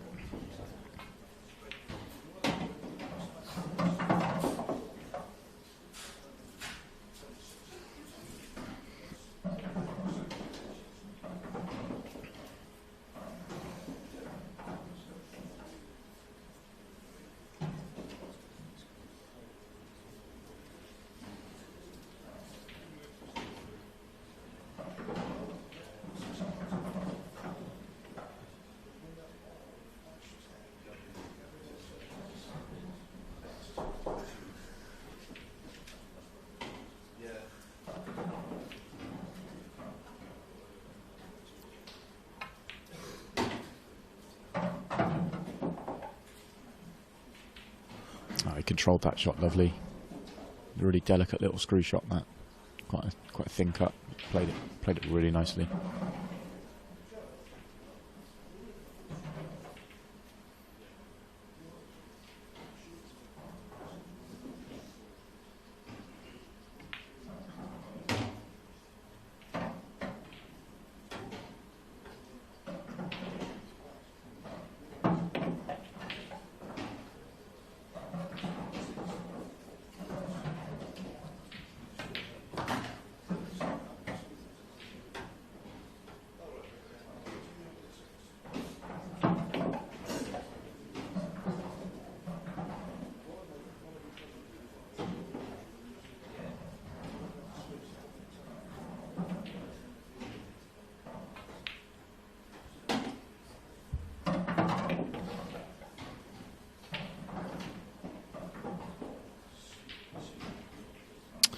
So, yeah, a few questions on the cloth.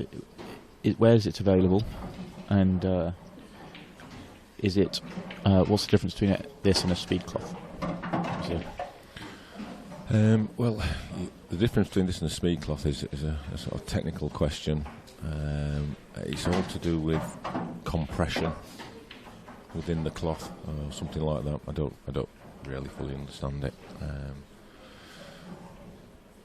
It's nowhere near as a speed cloth. You get a sense that the ball is never going to stop running. It's nothing like that at all. Yeah, no. So it's a really nice pace to play on. So something like the Simone 760, I think it's 760 and 860, which are speed cloths. But no, this is quite a unique product that was initially designed for Chinese 8-ball, but was never used. So we tried it and we thought it was perfect. So we introduced it at Brighton for the Last Man Standing event, and last year we used it for the World Series, and now we're using it for all IPA events. You can see Gareth Hibbott standing, so he must have won 3 sets to 0. Yeah, 3-0. Yeah, he has. Mark Farnsworth 2 sets to 0 up against Toby Bolt. Matty Smith's taking a 2 sets to 1 lead against JJ Fall. Dunster and McGawley still 1 set apiece. And Clint Ianson, Ian Ellis still 1 set apiece. You can just see how the match has sort of turned on that frame. Since then, Craig's broke dished, and Jake's broke dry, so those sort of chances are now coming Craig's way. Yeah, is the cloth available? Where can the cloth be? Where can people get hold of the cloth? Yeah, the UK distributor is called Lifestyle Leisure. They're based in Stockport, I think it is, and so you can find them via Google. And the man to talk to is Stan McKenna. So if you give him a call, he'll give you all the information you need. The cloth is, I think it's around about £80 plus VAT. So maybe a few more pounds expensive than some of the cheaper brands, but you know, for what you get in and how long it lasts, etc. I think it's pretty good value. Yeah, absolutely, and you know, they're a lot easier to maintain and look after. So if you're thinking of getting one for your home or your local club, there are, you know, there's some advantages in those ways as well, not just the way they play. Yep. So if you had one at home, you wouldn't need to buy an iron for it, for example. So you'd save on the cost of an iron. So I think it's great value. Just going away from the cloth for a second, somebody's mentioned Andy MacDonald, and has he forfeited his match? Andy's decided to take a break from pool for a while. He's been playing at an extremely high level for a very long time, and he felt it was the right time to have a break. So that's why he's not here this week, and he's not on the tour this year. Wish Andy, if he's watching, all the best for whatever he's going to do. He's a good guy, and yeah, wish him all the best. Hopefully see him at some point somewhere at some event. Absolutely, absolutely. Too good a player not to pick a cue up again. Just to note, Clint Jansson's taken a 2-1 lead against Ian Alley.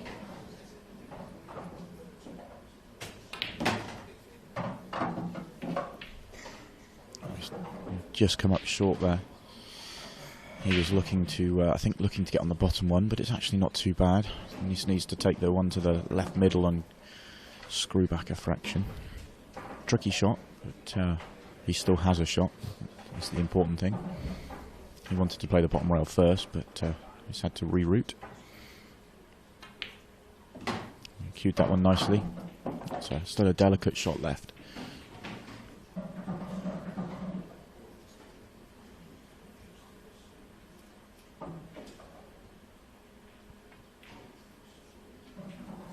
Just caught the near jaw and hasn't dropped, so.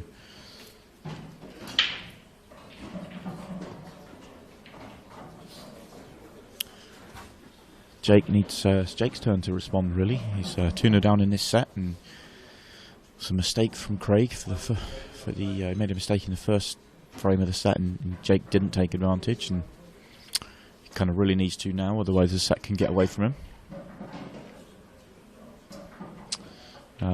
Someone's asked about Liam Dunster. He's currently 1 set all with Mark McGawley.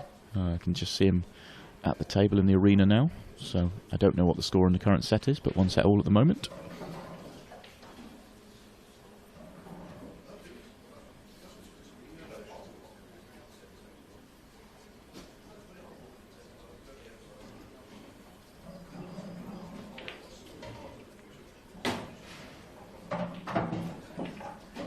Just held his hand up there to apologise. He wasn't playing that off the red, but it snuck in.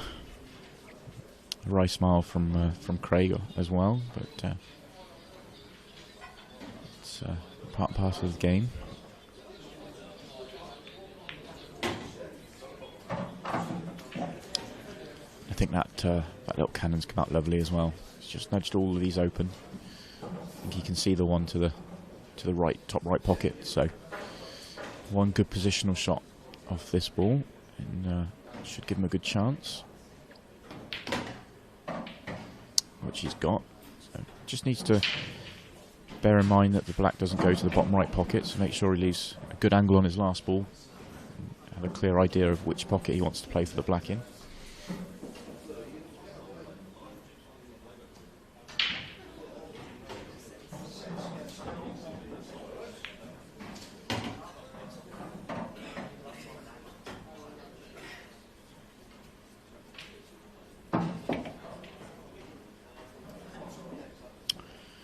Neil asks, is there any last 64 shocks on the cards?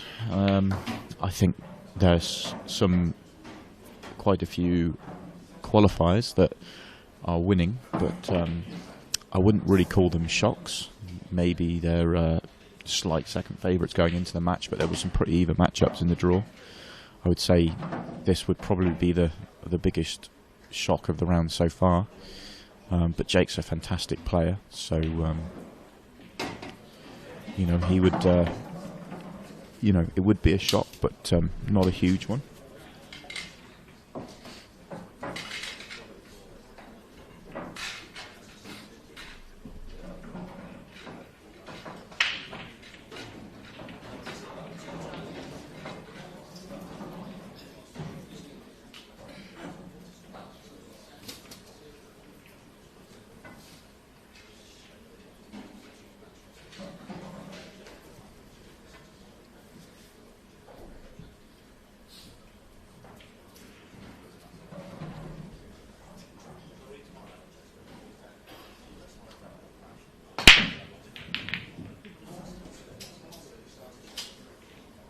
It's almost as though the breaks go with the momentum. So Craig wins a frame and gets the opportunity off the break. Craig makes a mistake and he comes up dry. He caught them pretty good. So an opportunity for Jake straight away to go 2-2. Wide open split.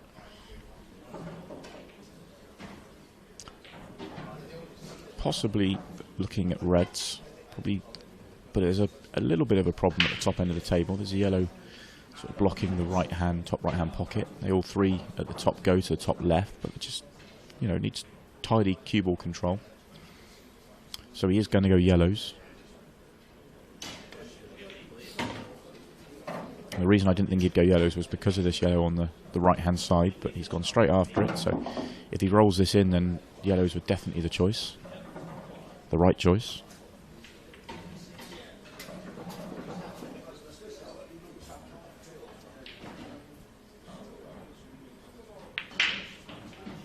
And he played that one down the rail lovely, so giving himself a lovely chance now.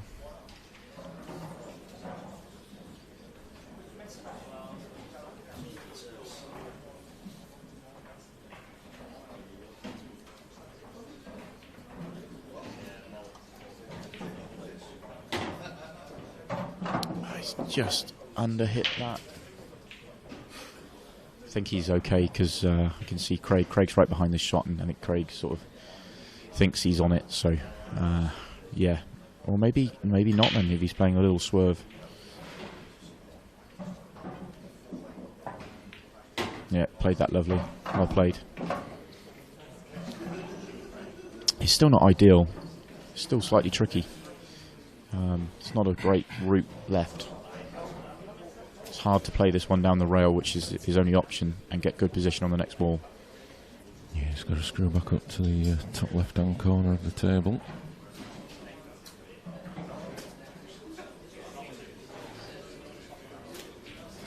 Can't see running through being the option.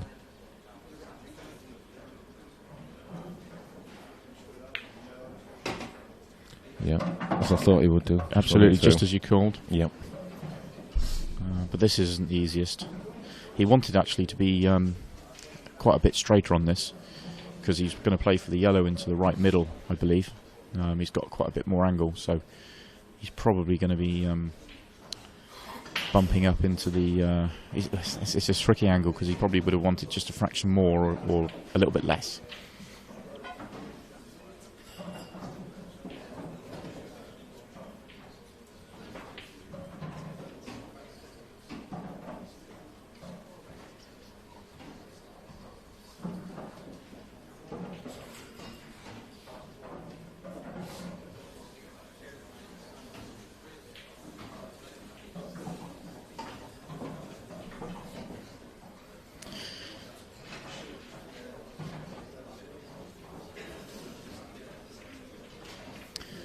Yeah, so much so he's going the other way first.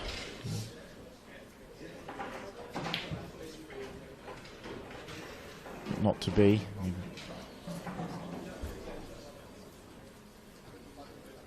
Does Craig have a good opening ball? Not sure that he has. Don't think the red below the black goes to the left middle. Yeah, you could play the red to the right of the black to the top right, but it's a tough pot. Or we can see the one at the table, so he can play this with a bit more freedom, because he's not going to leave anything if he misses. And that's how he played it. He played it slow, knowing full well that if he didn't make that pot, he wasn't leaving a pot on. He was still trying to make it.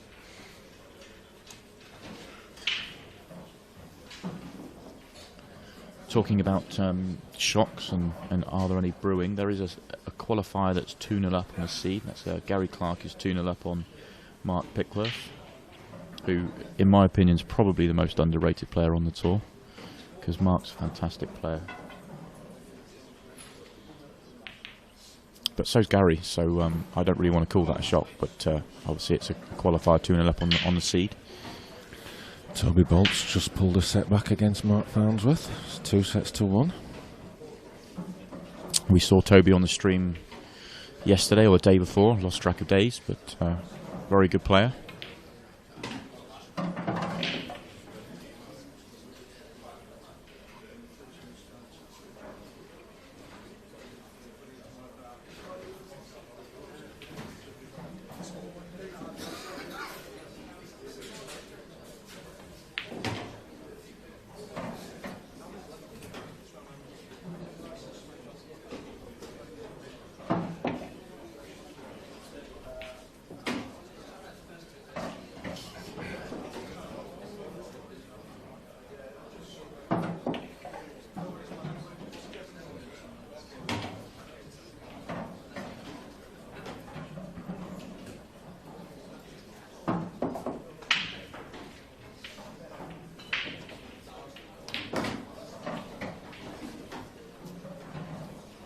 played that well. Yeah, that was a better shot than it looked.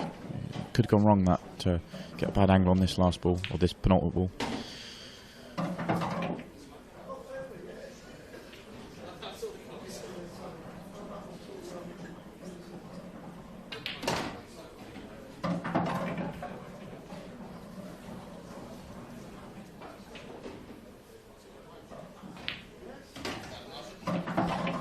Yeah, that miss could come back to haunt Jake early in the one of the early frames. Yeah, he probably didn't quite go around the... It was a tricky finish, that's for certain. He probably just didn't go around it the way he wanted to and got out of position and was trying to sort of find a way back. But, forced into a double, which he didn't make.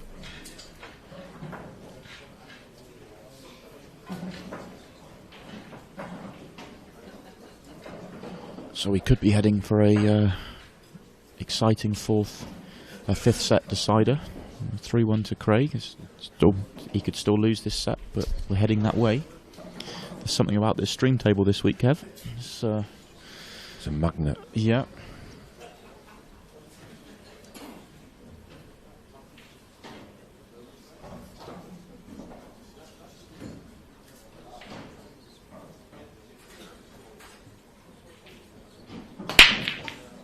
Oh, what a break.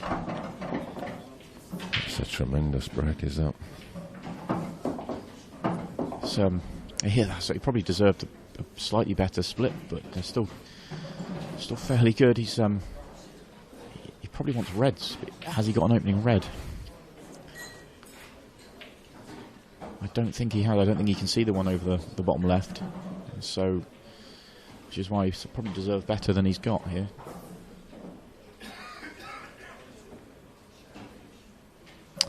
If he's forced into yellows, which is... He also doesn't really have an opening pot on the yellows either, but he's going to have a little bit of tricky work to do.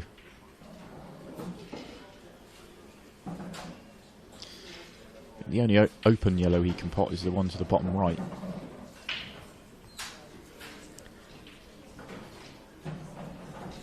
What would you do in this situation, Kev? I mean, I'm looking at it thinking, should he be playing a safety off one of the ones at the top, but then...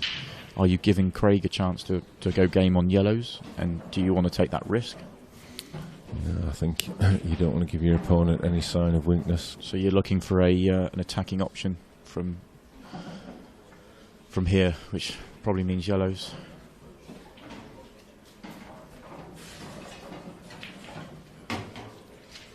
Needs that to bounce.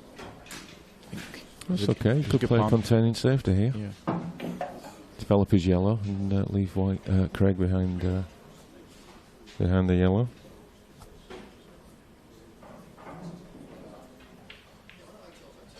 Oh, he's overhit it though. He's overhit it. Given Craig the chance. So here we go. Chance for the set to make it 2-2. Looks like he's going to try and pop this one to the bottom left and just swing across the right hand side of the table and get on the red above the black to the right middle. I think that's what he's going to be looking at, just by the way he sort of pointed his cue and went down the table.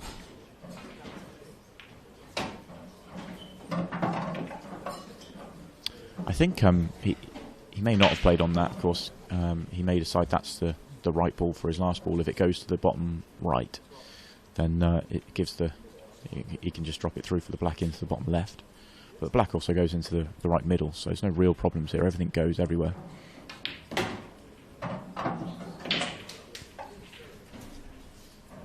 Still chose to move it just to make it easier again.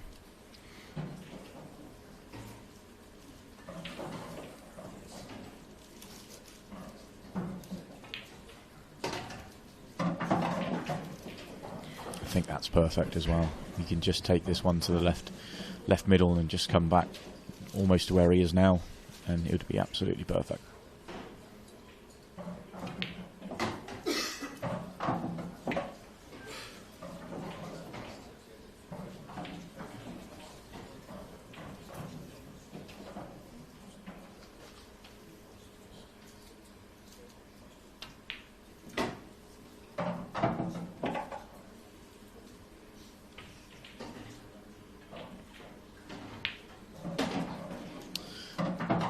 That's the set. We're going to a decider.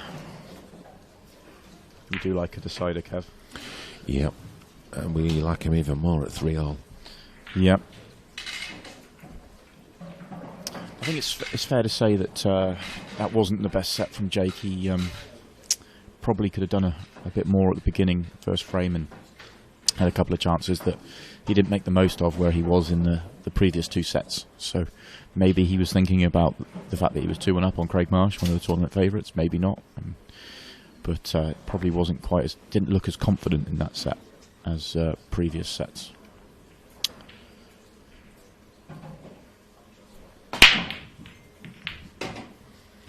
So here we go.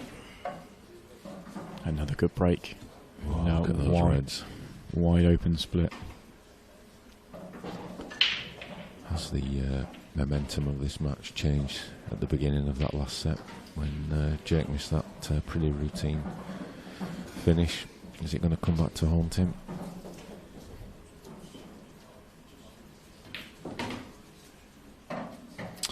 John asks, is it a black ball shootout that goes 3-3? No, it's just a deciding frame with whoever's won the lag will be breaking the deciding frame of the match. The black ball shootout's just for the doubles, and I think rightly so as well.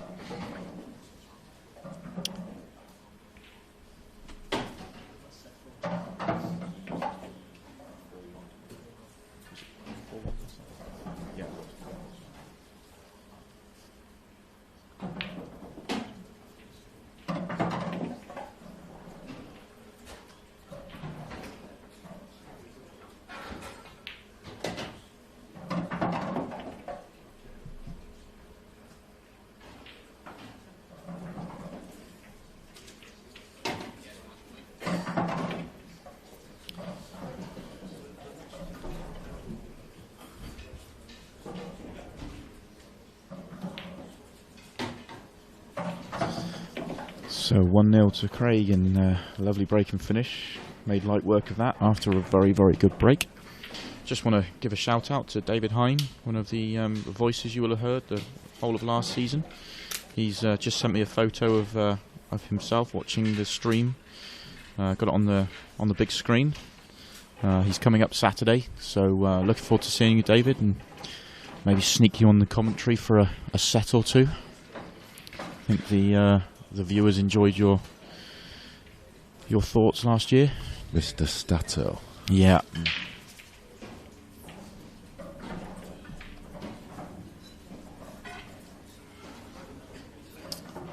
He's asked who my tip for the title is, but I'm more interested to know his tip for the title. Throw that back well there, Simon. Yeah.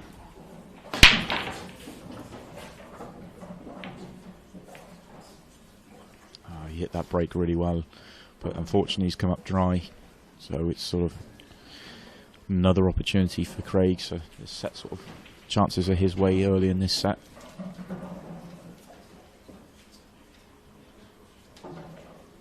Slightly trickier than the last chance, or a lot trickier than the last chance. A few more problems on the table. Still a good chance. I mean, it's just a little bit more congested. But all the reds have a pocket.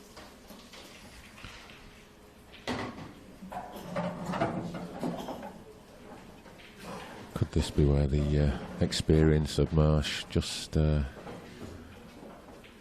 makes that a little bit of a difference?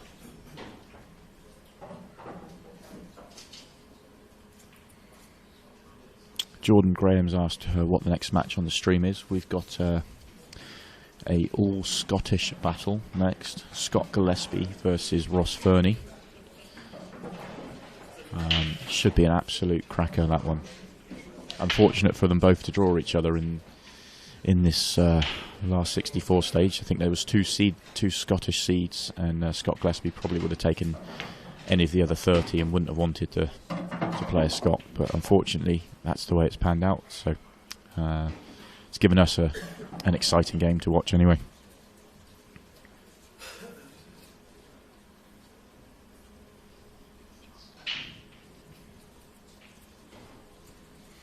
Not sure if that last little cannon's made it slightly more awkward for Craig or not. It's difficult to tell whether that red above the black needs to be moved, or whether he can just play it now or pot it from a certain angle.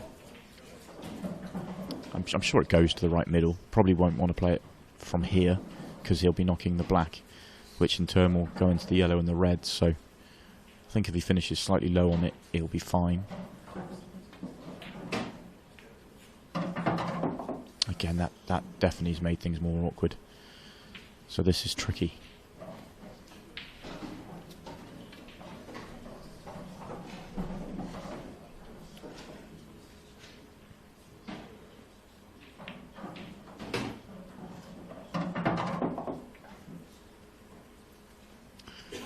Okay, so he can pot the red above the black, just nudge into the black, open the black up, leave himself on the red to the top. So looks like he's recovering the situation well. Yeah, very good.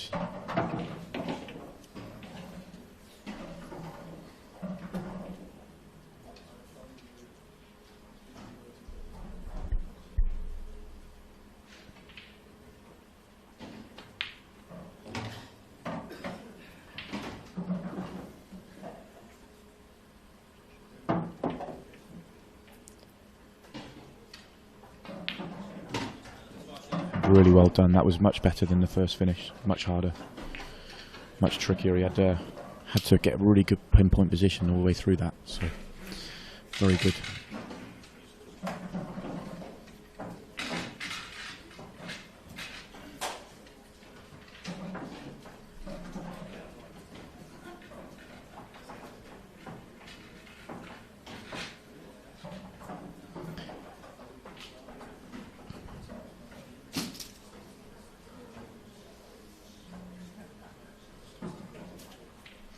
Okay, David Hayden's come in with his tip. He's gone for John McAllister and Scott Gillespie from a betting point of view. It's, saying love to see a Marsh Reese in the doubles final as well. Absolutely, that's my my tip.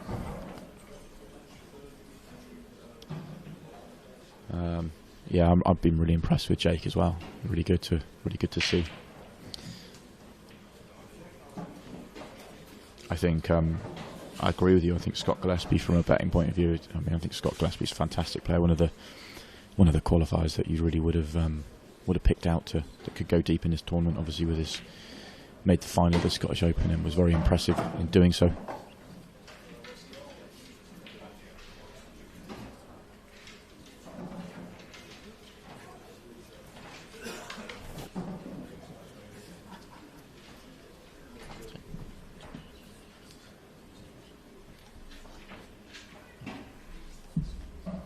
Just been joined in the commentary box for the conclusion of this match by James Hannay. Hello, Simon. All right. Yeah, make sure you keep the noise down. Let's try. I was just told off by Craig for talking too loudly. We're actually very, very close to the action. Yes. And as this match has got closer, the volume in the room has gone down, so my voice stands out more. It does. I was sat over by Craig and I could hear you clear as a bell. Really? No. Oh, sorry. No, I could. I think it's only when they're in this bottom corner they can hear us, but yeah, it's normally not a problem when there's quite a few people around and there's just a lot of background noise. But there's definitely the noise has definitely gone down with. You can feel a bit more tension with it being a deciding frame. So yes, in a strange way, I mean, I've been very impressed with Jake, but in a strange way, I've been very impressed with Craig, because Craig can lose his head, I think, having watched him for the last few years. And although he's shown signs of frustration, I don't think he's let it affect the next shot once in the match. Yeah, he's definitely working on his temperament at the moment. He knows how much losing it has lost in matches, and he's really worked on it hard. And you still see him bubbling in the chair, not happy. Yeah, a lot of his frustration has been shown. He's been smiling with a wry smile and kind of like, but then he's sat in his chair and just looked focused. I've been keeping half an eye on him just to see, because once Jake won that second set, obviously it was going to test Craig, just to see, because obviously he probably would have felt he was going to run away with the match the way the first set went. Yeah, he flew with it, but yeah, I think Craig's wearing my lucky shirt anyway today. So okay, yeah, It's far too big for me. Yeah. Yeah, if Craig was without his shirt, he's looking around the room, then yeah, maybe you're one of the people he's probably looking at. Thank you. Okay, we're going for a bit of three-way commentary. I do like a bit of three-way commentary. Kev's rejoined us. So it was just to say that the next match will start earlier if this finishes fairly quickly. We've got 5 more frames in this match to go. Yeah, this is the commentary box is always pulling for a 4-3, 3-2 scoreline. Just looking at Jake's shot there on that yellow into the middle. He's just gone on 2 or 3 inches too far. He wanted a slight angle on this yellow, so he could screw the white down left side of the table. But it's just wrong a bit. So yeah, it's got a bit trickier now.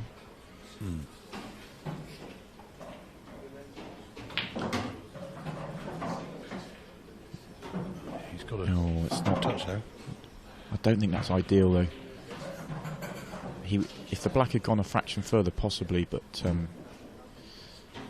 yeah. I mean, he's got a very thin cut or a double, but with an extremely difficult positional shot as well. So I think he'd be inclined to play the double and hopefully let the white run through to where he's pointing now. End up with the lower yellow to the top right corner. That's really his only chance from there. So we have while he's thinking about this, we'll have a look at the scores. I've just seen Ben Davis with a score sheet in his hand, so He's beaten Gavin Ronson 3-0. Yeah, Ben's been putting in a lot of practice, I've been told, for this event and for this season. So looking for him to have a pretty good event and a good season ahead.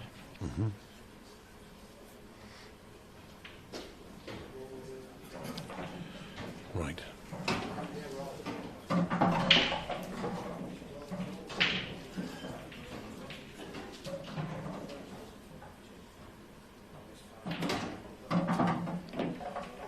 Just pop off the cushion. Perfect.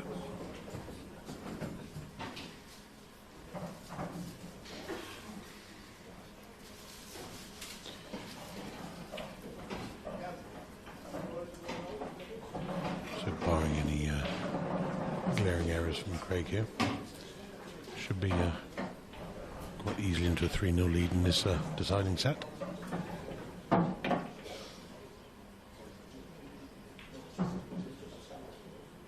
He played a shot like that earlier in the match and it didn't reach the pocket, so I sort of held my breath then as he hit that. Yes. So just looking across at Jake, he doesn't look like a beaten man. He knows what he's got to do. Yeah, the only thing I'd say with Jake, he's just looked a fraction more tentative once he got ahead. He looked really confident and sort of composed up to that point, and he still has since, but I don't know, just a couple of shots he's played a fraction tentatively. Yeah. I think Craig knows he's got this match. Yeah. He looked confident then when he came over. I think he knows that fourth set was a major factor in this match. Yeah, in the third frame of the last set, Jake had a chance and made a bit of a careless error, and Craig mopped up, and that was significant. Difference 3-0 and 2-1 in that set. It was massive, really. Yeah, absolutely. I say Jake did have a couple of 3 chances in that set to get involved and put Craig under some pressure and didn't really take them. Massive break. Massive break. Yeah, he played against him in the doubles yesterday, and yeah, when he breaks, those balls know they've been hit. Yeah. I would like to come back in another life as a red ball. I know that. Yeah, that's right. I think the black's the safest one. Black just gets rolled in. It's easy. But those red balls at the top of the pack. That's right.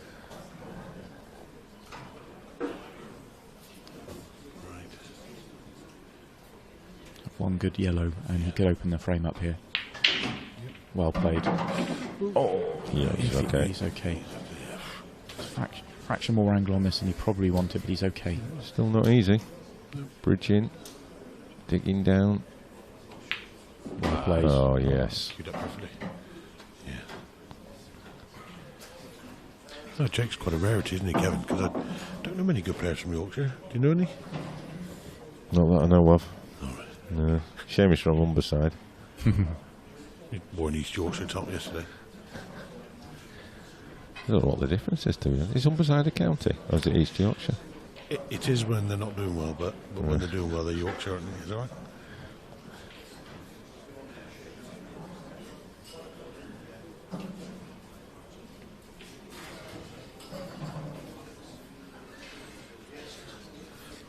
Okay.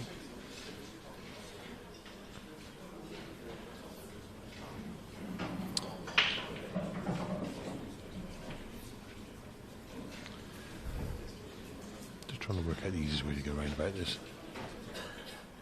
The plane's loaded up the right side, I imagine. Yeah.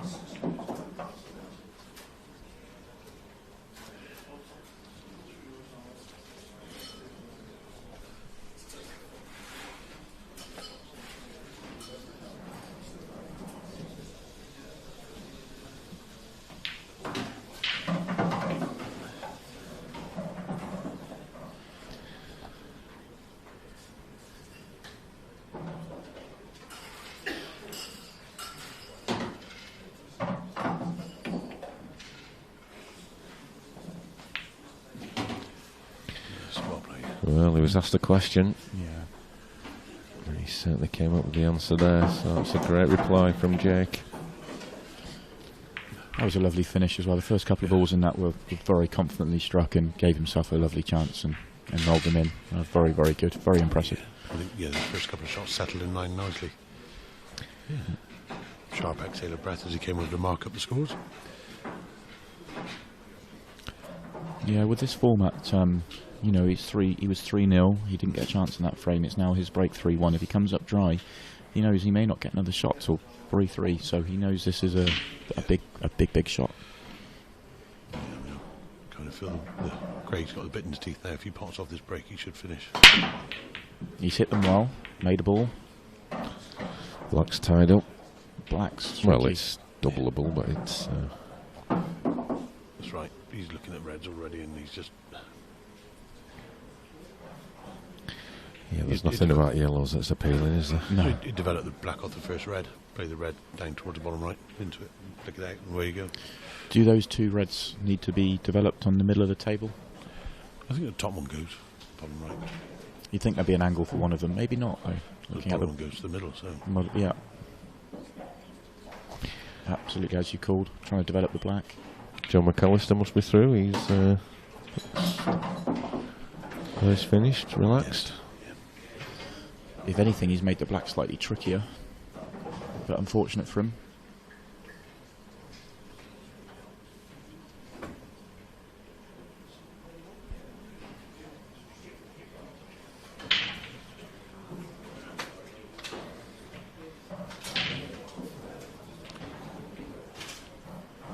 I think there's some people on the chat suggesting that the Clint Anthony and Ali match has gone to 2 sets all. Hasn't come through to us yet, but saying that Clint missed a double on the black to win the match, by the sounds of things. So, race to 4 for his. So that's 2 of the favourites under pressure.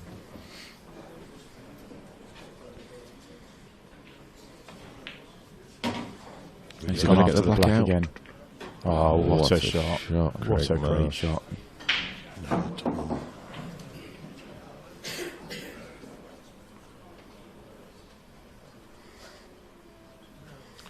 Yeah. You think it's no good getting the black out if the reds don't go yet? He must. This top one must go.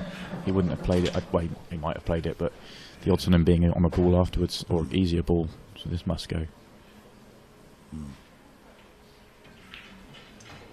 Played at the right pace. Just had enough pocket. Yeah. It was well judged. Yep. Used all of it. Jake was behind the shot and sort of tapped the table to say great shot after that, so it must have been tight. That was his leg. Well, okay, sorry. I saw him tapping. Sorry. Just trying to help you out there. Yeah. I think that's one thing that we notice every tournament we do, that the appreciation by the players of their opponents. You know, if they play a good shot, there is recognition. It's not, you know,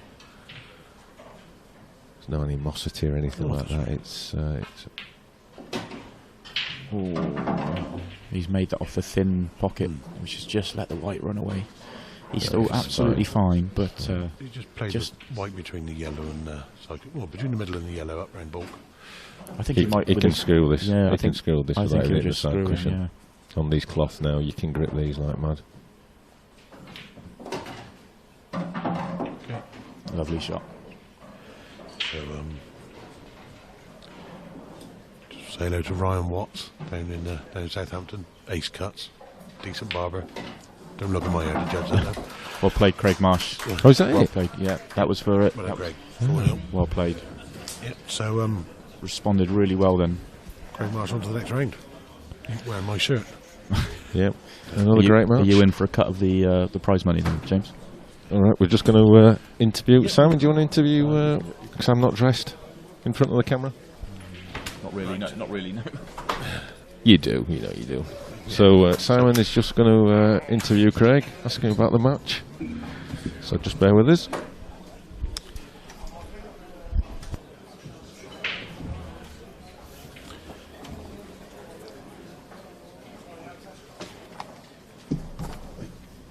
Mention the shirt. Craig, mention the shirt.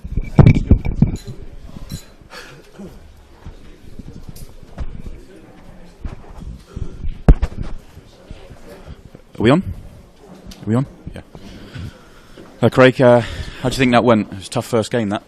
Definitely. I played him last year actually as well. In I think it was the last 16 he said, and he's improved no end since then. No end. He's a brilliant player. I thought I played quite well. I made a few mistakes, but not many really. I think. Yeah, I think what in the commentary box, seeing you get off to a really good start, winning the first set 4-0, I thought there was a chance you might run away with it, but he came back so strong. And then I was sort of watching it, trying to see how you were going to react to that, and I felt like you kept your head really well. Yeah, I did. Yeah, because like I said, I made a couple of mistakes in the second set and the third set, but not really, nothing major really. Enough to justify losing a match. Like so, yeah, I was quite happy with the way I played. To be honest, I was quite happy. No, excellent. No, I thought it was really impressive, and once you seemed to get ahead, then you sort of got the bit between your teeth and were really strong just at the end there, and a really couple of nice finishes to win it. Yeah, I just thought a bit of experience sort of showed at the end. Like, but in all fairness, his break let him down in the last two sets, and he didn't get any balls, and he just basically left all the finishes for me, and a bit of experience, and I managed to get over the line. No, absolutely. Well played, and best luck for the rest of the tournament. Cheers. Thanks, sir.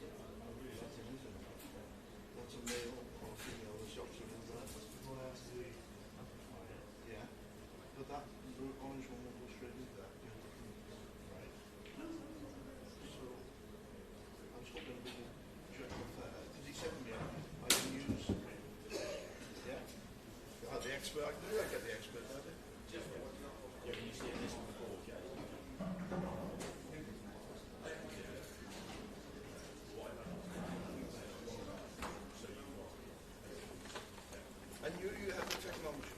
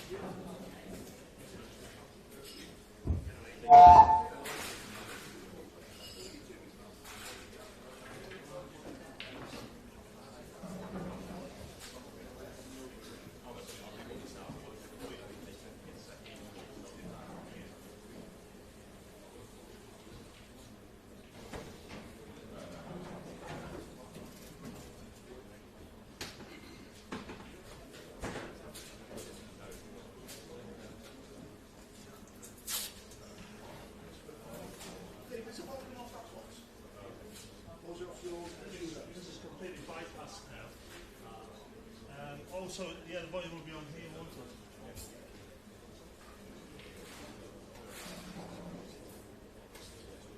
Tell me when I do the try.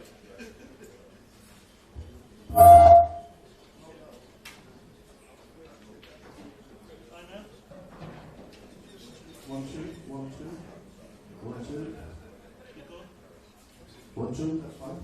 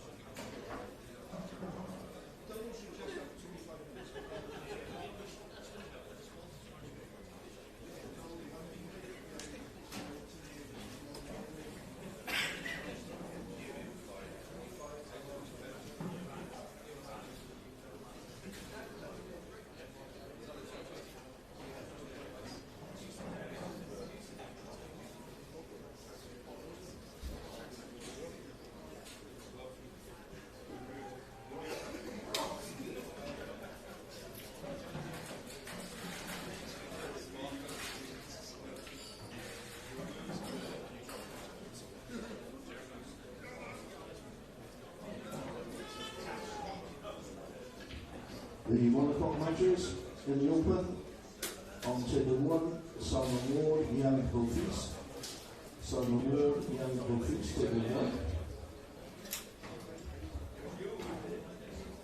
Table 2, Andy Coles, Paul Harkness.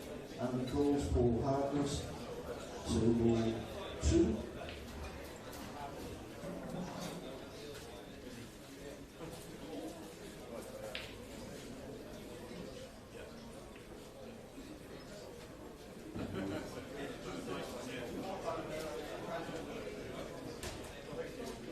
On table 4, Luke Sanjeev, John Chambers. Luke Sanjeev, John Chambers, table 4.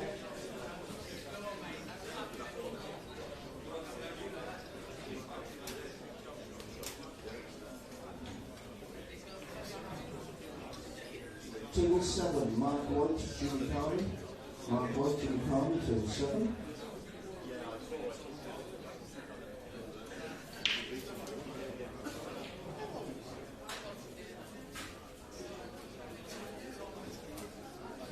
Table 8, Neil Wayborn, Ian Smith. Neil Wayborn, Ian Smith, table number 8. Table 10, Steve Thompson, Ken Barton. Steve Thompson, Ken Barton, table 10.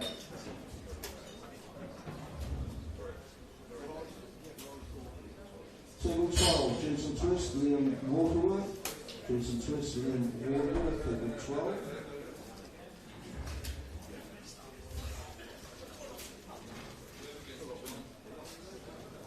Table 14, Steve Ward, Dan Daly. Steve Ward, Dan Daly, table number 12. Sorry, 14. Table 15, Jordan Shepherd, Jeremy Hooper. Jordan Shepherd, Jeremy Hooper, table 15.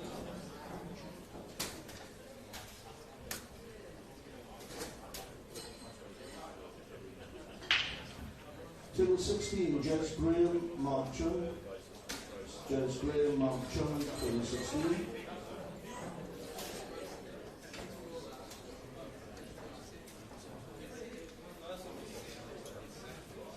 Table 17, Andrew Hughes, Arthur Dad. Andrew Hughes, Arthur Dad, table 17.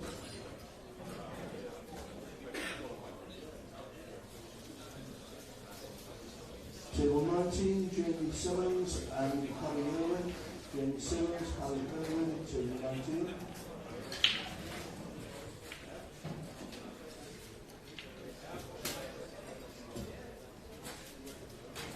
Table 20, Christian Phillips, Dave McNamara. Christian Phillips, Dave McNamara, table 20.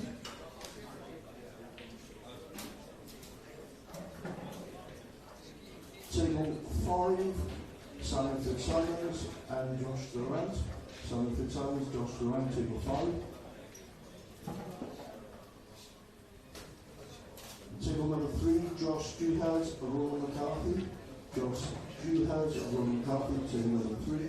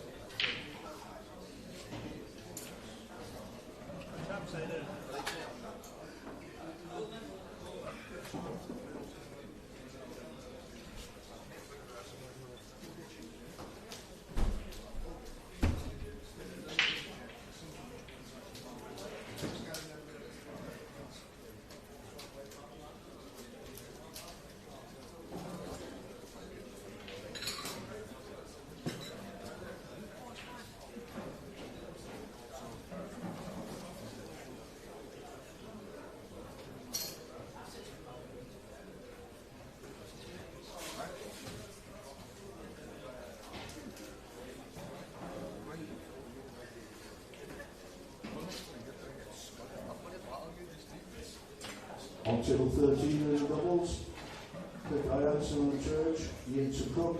Ianson Church for the Yates and Cook, table 13.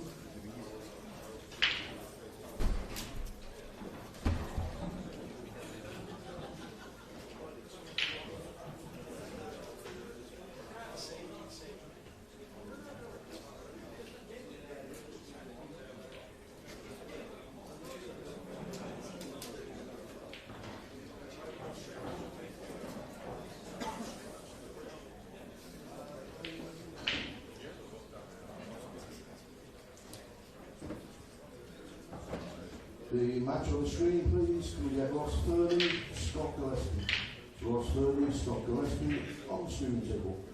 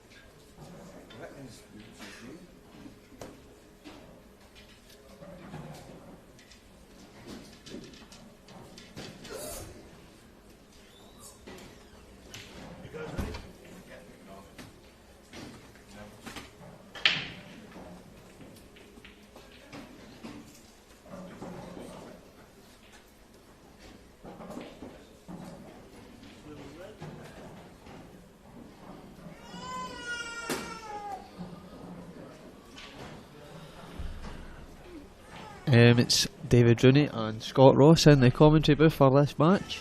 How you doing, boss man? I'm good, Rooney, thanks. Yourself? Aye, not bad, mate, not bad. But what's your fancying for this match, mate? Well, you've got to obviously fancy Scott Gillespie. Obviously the bookies have got him the favourite. But obviously the last two meetings of the guys, Fernie's came out on top, so... They've been playing each other quite a lot recently. But it should be a good game. Rossi's been breaking very well this week so far. And the doubles matches I played with him and the flyer that he done well in the other night, so it was going to be wide open. Both players are certainly adapted to the table, unlike ourselves.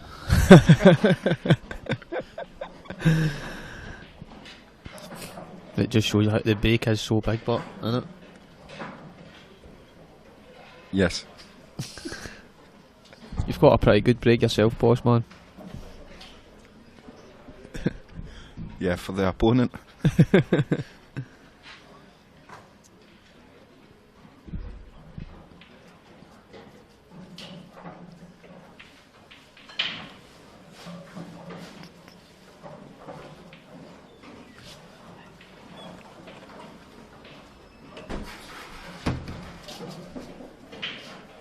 So what was the prices then on this match before they started? I'm not sure. I don't gamble, David. All right. Not have even a wee look, no. Sure, you could check on your phone. I'll have a wee look just now. So Scott Gillespie gets us underway.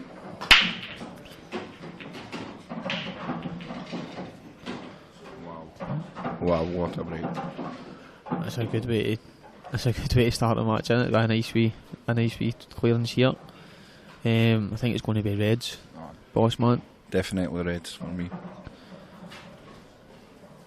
He'll just want to kind of get rid of the balls at the top half and work his way down here. The one above the black probably his last ball, I think.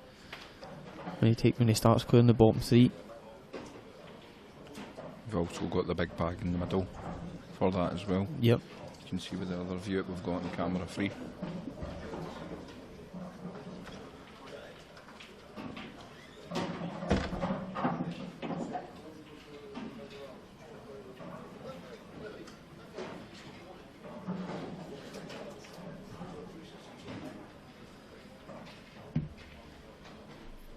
Thanks for that, Jamie. I think you'll find we're actually the highest paid commentators on the tour.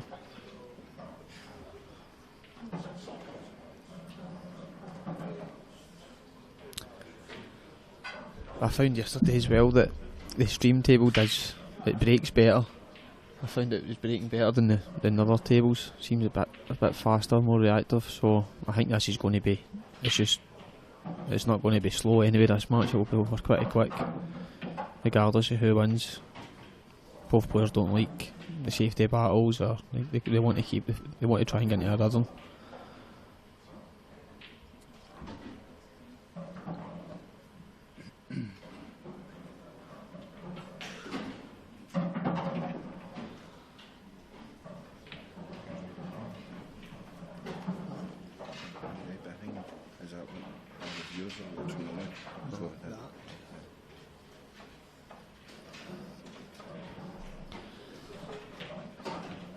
Yep, so he's took these away well.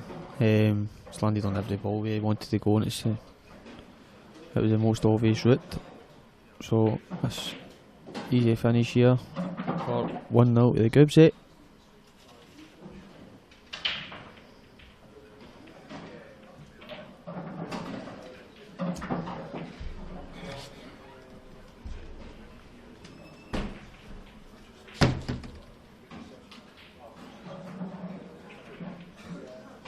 Thanks Tanya for letting us know that. I think I think Goobs is obviously favourite in the match, but fairly 2-1 is a big price.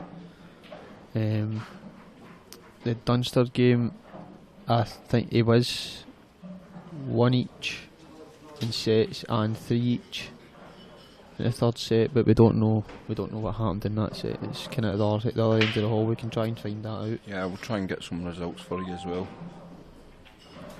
I know Clint Jansen lost to Ian Alley, so that's one of the shorter odds players out already. Another monster break. The red up the top. That seems to be the only kind of tricky obstacle here. I think if he was decent on the yellow middle, if he was on it, he'd maybe have took yellows, but it's going to be reds, and they'll definitely go game regardless. But you need to get on that ball at the top, sharpish.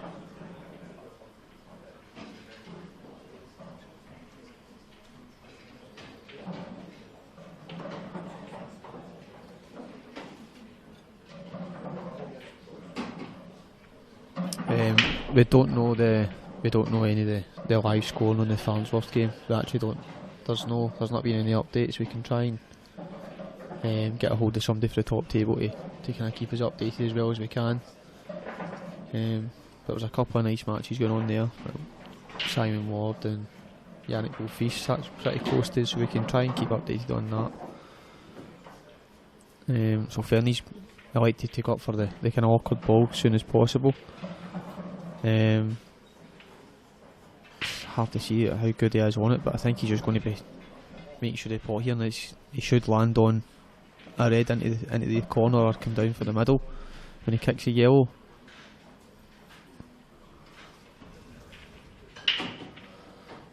It's not ideal. It's not ideal. It's going to have to take the red to the bottom right.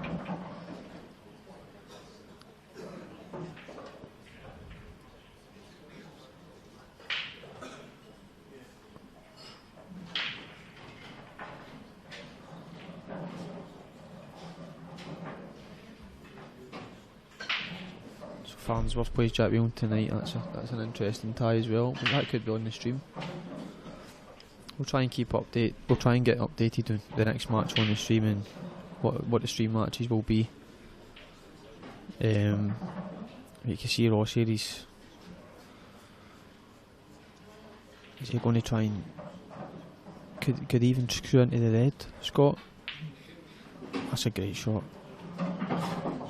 It's a bit unlucky.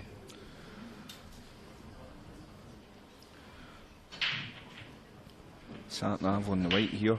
Yeah. You just cut this in, Scott, and then just try and hold the yellow. Usually you like to hold for the red in the middle. I would certainly try and pot the red first, David, but... So I said cut it in.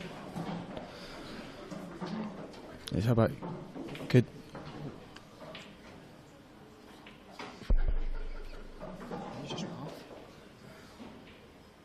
Just went off.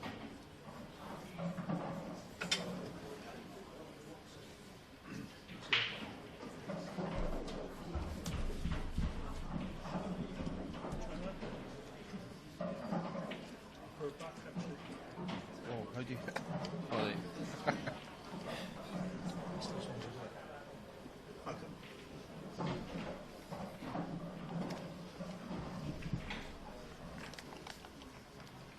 Wires are look out.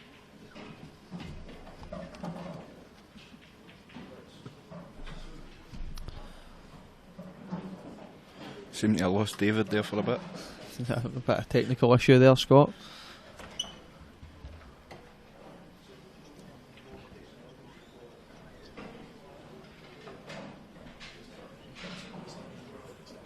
Hi Gareth. No, me and Scott are both out of the main event. We lost before the knockouts, the last 64. But Scott and Gibbsy are still in the doubles. Seem to be playing really well. They meet Andy Blurton and Neil Rayburn tomorrow at 4 o'clock. Yeah, I've got a sore back carrying Gibbsy, you know.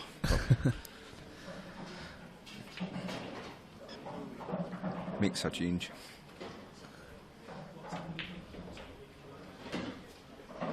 Is it a good finisher for Ross? He wasn't always in good position there, but he's managed to get the job done, and it's going to help him settle into the match. So 2 breaking dishes as well, David, so I think that's the kind of match it's going to be. Yep, definitely. I think that's why they've chosen this match to be on the stream. It's going to be a high quality game. Both players playing well, coming into the tournament in good form.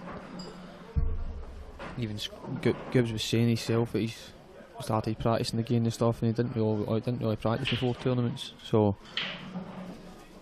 it's going to be tough to beat.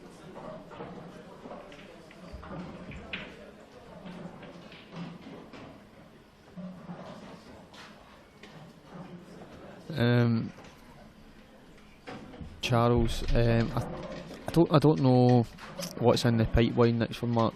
I think you're probably better asking Santa what the plans are. I mean, I'd imagine that it's Mark Farnsworth's at the top of the ladder, so I don't know. But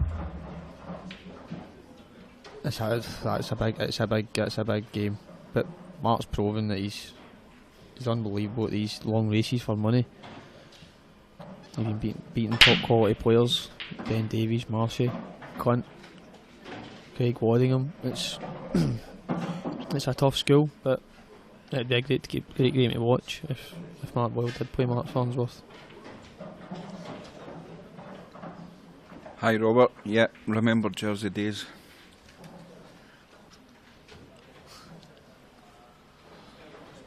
So another good break there from the Gibbsy. I think he's going to be attacking the yellows here. Do you think, Scott?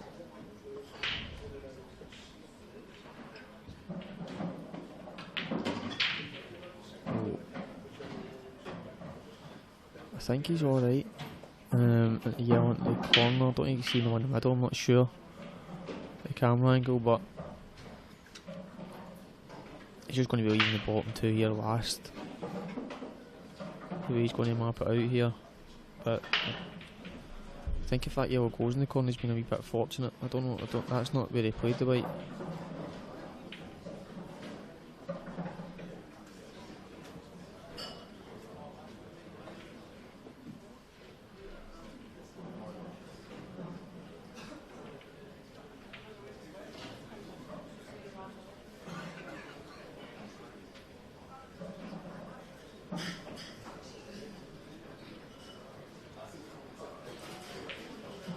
So he's back in prime position here, Scott. You you're fortunate to land in the gap there, but the way he's playing, you can't see him missing for here. You just got to make sure he gets the right angle on the bottom yellow to hold for the yellow into the middle. So I don't know if it passes into the corners. You can maybe see on his camera 3 a bit better to look at.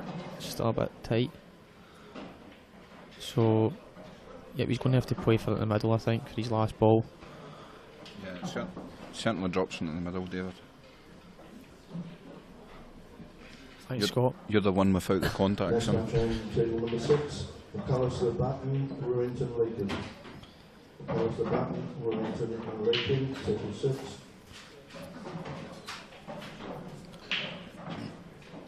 Another good doubles match being called on there. John McAllister and Greg Batten against Jason Remington and Craig Lakin.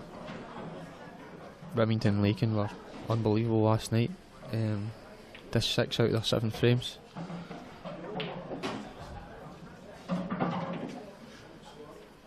Looks like he's landed a bit straight on that, David.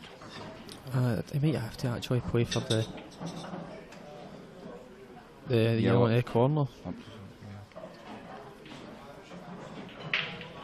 Kick. Just a kick. It's maybe helped.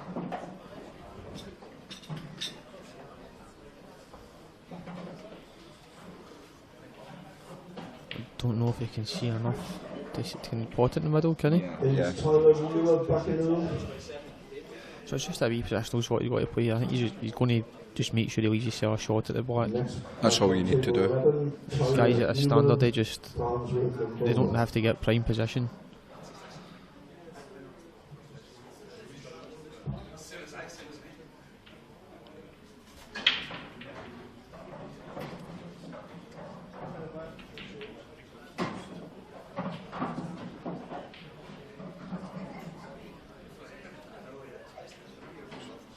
Is he overscrewed it, Scott? Yeah. Looks like it. A clever shot he's played there, but he's just hit it a bit too hard.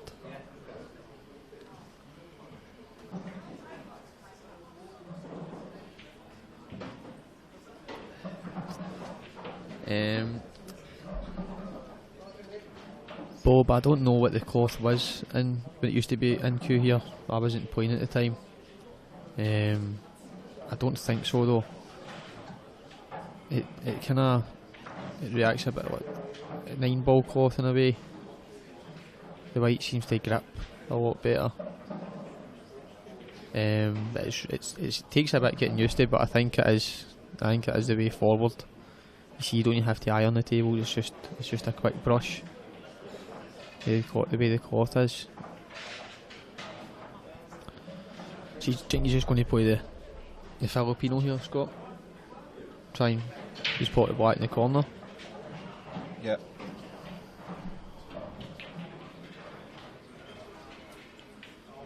In these short formats, that can prove costly. Even just one mistake in a set is a standard that could make a real difference in the set. So certainly he's got to take full advantage of this here if he wants to compete in the match. This could be a big turning point already. It was just not the fact that Goods missed a good chance there, he's just overscrewed his last ball. I don't think it'll affect Scott over the long course of the match. He's too experienced to let things like that get to him too much. But to be fair, he's playing as well, you can't see him missing for here.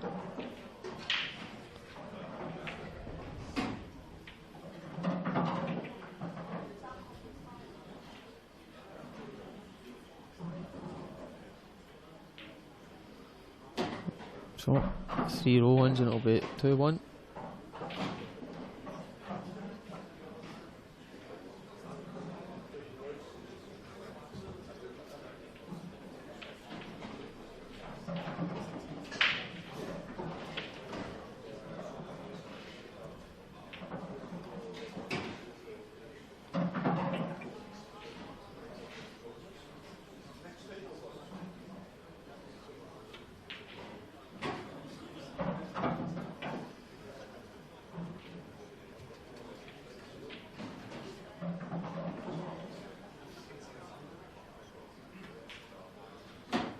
2-1 Fairnight. They're the kind of finishes you want on the street and tail, and it's got nice roll-ons.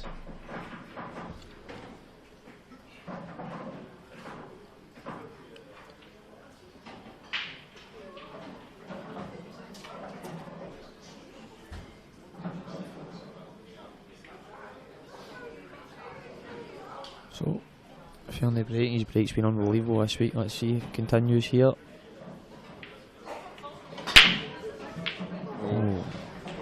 That white was going up the top there. The white was sailing, but I think Scott will be happy enough with it being dry. So, first glance, it's got to be yellows for me. Yeah.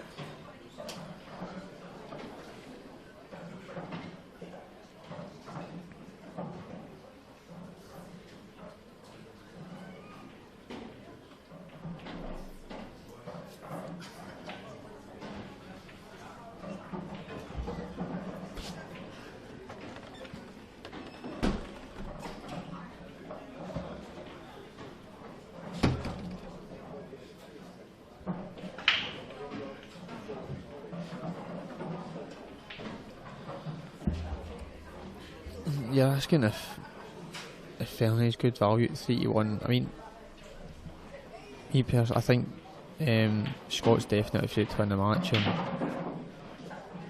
if I had to pick somebody to win before the match, it probably would be Scott. The way he's been playing recently, the time he's been putting in, and the experience he's got at this level. But I think 3-1 is a big price, especially with the short races in the format. But,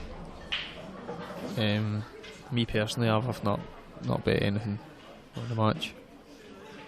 What do you think of the format yourself, David? It's different from what you're used to doing, and it's a kind of different pressure as well when you're playing, because it is only first to fours. There's more pressure on frames. Where it's first to like 10s, you get a wee bit more leeway to make a mistake and kind of recover. But one mistake in the first to 4 can just cost you the set. You can see you can win matches and not even win the most amount of frames as well. So, but do you like it?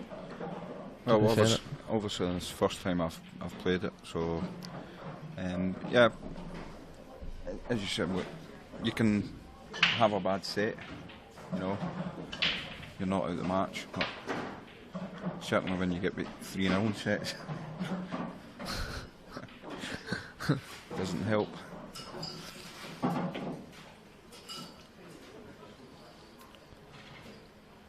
Gibbs is taking these away well. Just going to screw down the table for the black in the middle here, and it'll be 2 each. I think he's going to go for the corner.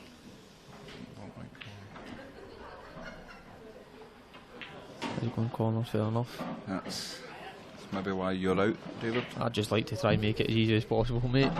Get down for a nice few roll on in the middle, but each to their own.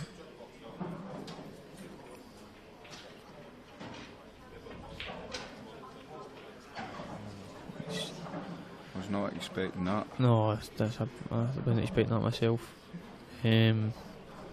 Scott was disappointed with that. He's usually solid, but you wouldn't back against him missing that there. So, but Ross has still got a bit of work to do. He's going to try and probably lay a decent snooker, I think, or he might just go game and just play that on the red, goes to the black. No, he's playing a snooker. Doesn't look like. See that. I don't know if Scott can come off the side there and just touch it black, but you don't want to leave Ross on the red.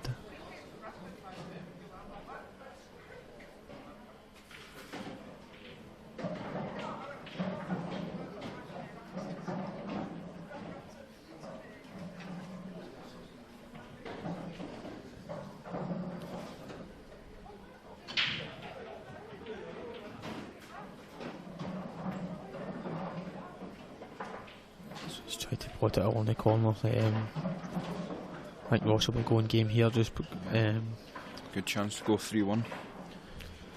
cut the red blank and open the wee cluster up. They're all there for the taking for Ross. Really surprised that Scotland not taking advantage of that. The frame, then that's kind of what Scottish Shell could be 3-1 up here, and he's going to find himself 3-1 behind, I think. If Ross can just find this opener.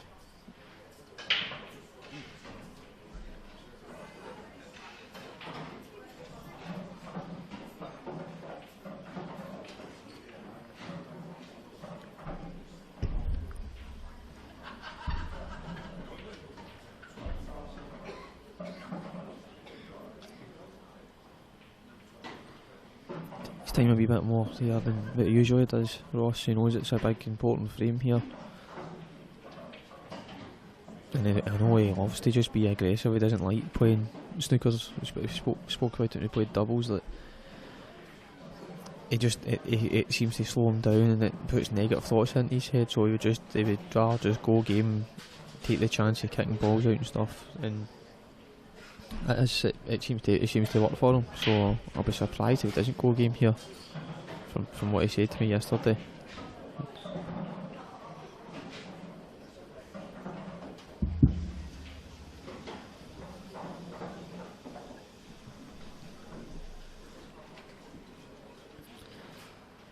You don't want to be leaving kind of one cushion escapes for guys at Scots calibre. The black's so close to the hole. I don't really like that shot, to be honest, Scott. No, you're giving your opponent the opportunity. Guys, gives you. I don't think gives you miss the hit, and he's looking to probably get it at least over the hole, I think. Just one cushion beside, if you can see enough. And Ross as well, he's putting another red in the cushion. It's kind of awkward. So he's not gained much for the shot. Because he's coming to knuckles. Oh.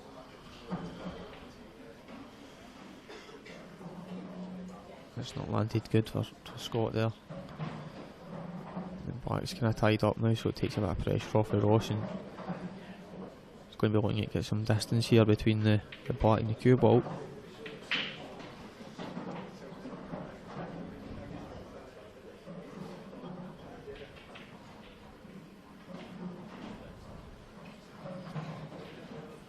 And Scott can't obviously pot the black here, he can't see enough of it, but he's got an easy hit. Just one on Scott, what would you do here? Would you just get the hit and touch it, or would you get a whack? It's a close your eyes job for me.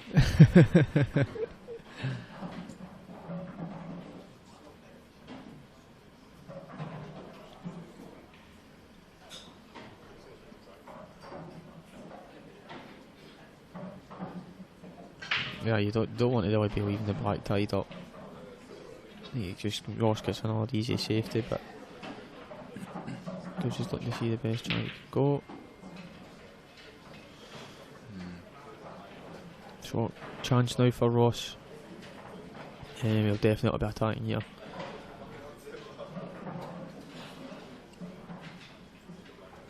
Concede Just roll. Sorry. I'll carry on, David. No, he's just probably roll the one in the middle first to get a nice wee easy starter. He might choose to maybe move the ball off the cushion or just play on it. I don't know what kind of angle he's got now, but he's got a couple of balls he can move it off if he wants to.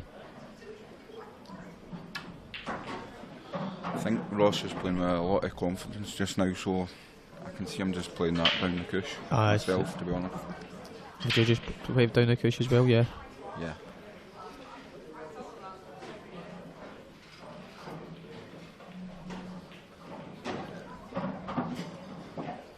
I'd be tempted to screw into it just now, to be honest. It's going to really be unlucky if they can't land on a ball. He's chose to move it. If you were Paul McCutcheon, you would go up tight behind the red after that shot, wouldn't you?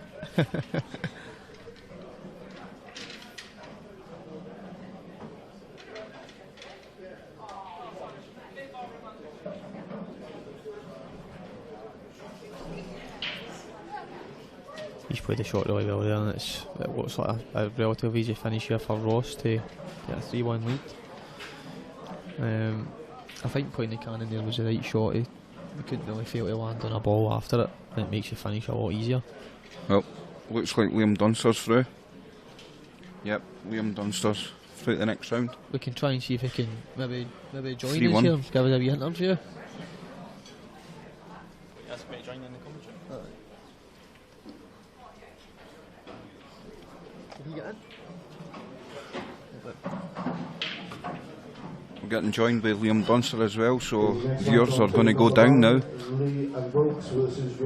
So expect a lot of laughs here.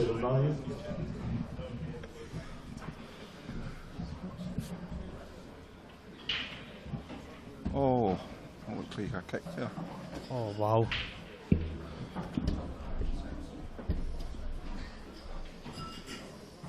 Well, I was not expecting that. No, that's massive. That could prove massive, especially in this first set. Yeah, could be a big turnaround for the first set. Gibbsy's break again.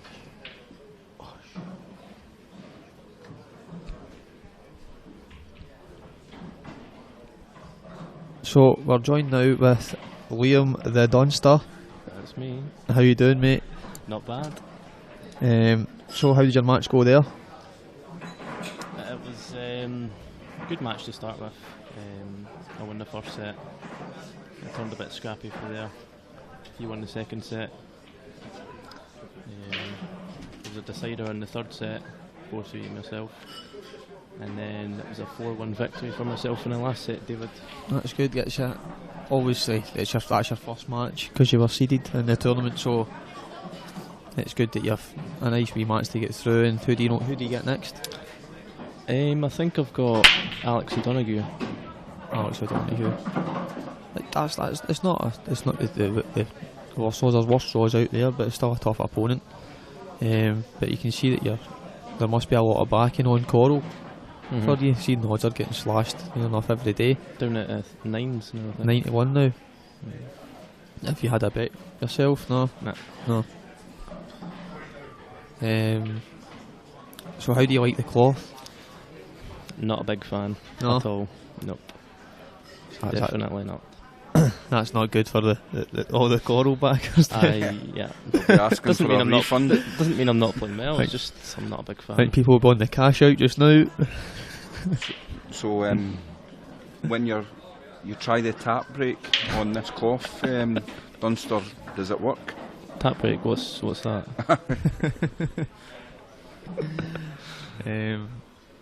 Another unexpected miss just to feel like for Scott. It started off really well with 2 breaking dishes, but there's been chances either way. Last couple of frames, maybe a wee bit nervous, I don't know.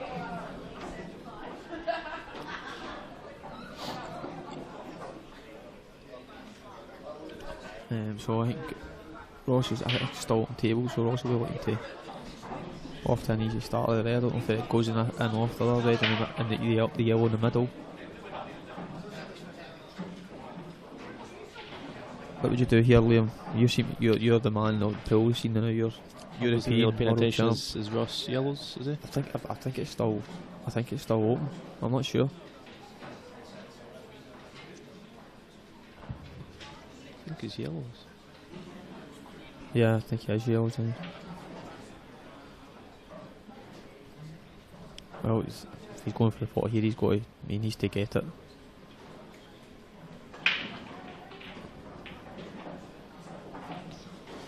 Wow. It looked good, to be fair. I think he could have had it much better, but that's it went in. Jimmy Simpson with the smiley faces.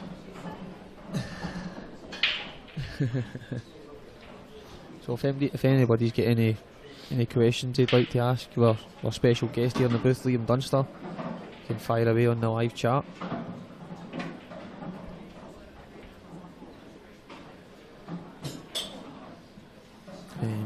Gibbsy's got to take advantage of this now. It's been a bit scrappy last couple of frames, and as we keep saying and stressing the way the short format is, it's important to take these chances. You've seen Craig Marsh get a scare earlier on. He was 2-1 down. his match. Was it? Who against? Jake Newell. Beat Newell. Alright. It was 2-1 down, sets. Came back to win 3-2, but again, before the match starting, you expected Craig to win comfortably there. So it was a bit like Scott's game earlier on. He was, I don't know if you've already said, it was 2 sets down and 3-1 down in the third set against someone. Yeah. I'm not sure who it was. Guy had a double to put Scott out, and Is then that his name, is it? Guy? Wilson Rooney sitting in between us. I've heard Dunster's mental, to be honest, so gonna have to watch ourselves, boss man. But I heard boss man's a bit mental as well. He's got a tattoo on his neck. Yeah. I heard your Titus 2 coats of paint. Well, I knew that anyway. I've got a question here from Joshua Gilmore. Liam, what do you think of Ronan McCarthy's chances? Well, he's high up in the betting. I'm not sure who he's got in the draw. Is the draw here somewhere? We can try and I'll just load it up just now. We can have a wee look. But yeah, definitely Ronan's one of the top players in the tournament. Definitely always going to be one of the favourites. Yeah, he's got a lot of experience. He's went deep a couple of times in this event, and you can never count the guy out. Ireland's real number 1. I don't think many would argue with that, Scott.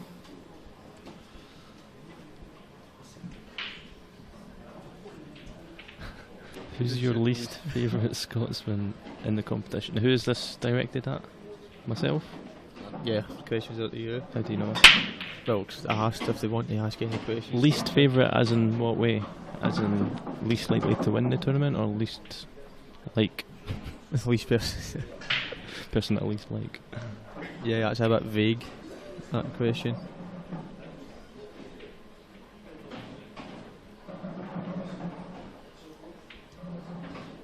Plus, I think half of the Scots are already out of the competition as well. So,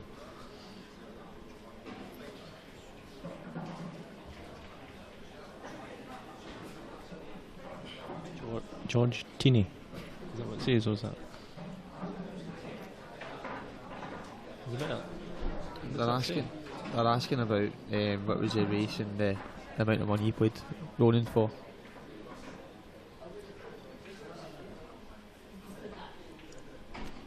It was £2.5 grand pot.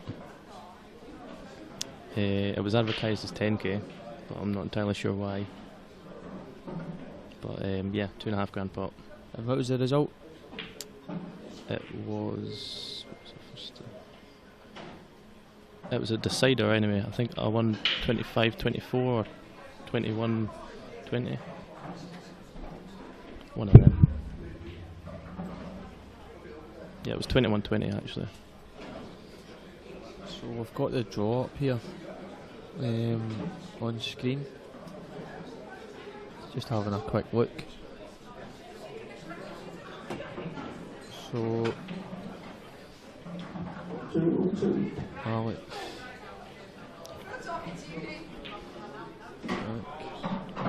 Was running there? Can't see him. Next round, Farnsworth versus Whelan. That's a good Yeah, game. crack up. If we can try and get down on the draw a wee bit to see Ronan's draw. Andy Borton beating Jason Wilmington. Ronan's game gets the winner of this one. Yep, Ronan gets the winner of this. Right, that's a big. You're not going to get any easy draws, but that's definitely a tough game. I think Ronan will win his match just now. Right, wait the button. So Goobsy's in here. Currently 3-2 up. chance for the set. Yeah, both players won't be overly pleased with how they've played so far in the set. Certainly started off well, but it's kind of been a bit nervy for both players. Yeah, it's, you know, so it's still certainly understandable. Yeah, there's a pressure, a lot of pressure, especially the short races, but gives you taking a wee bit more time here just to make sure he gets it right.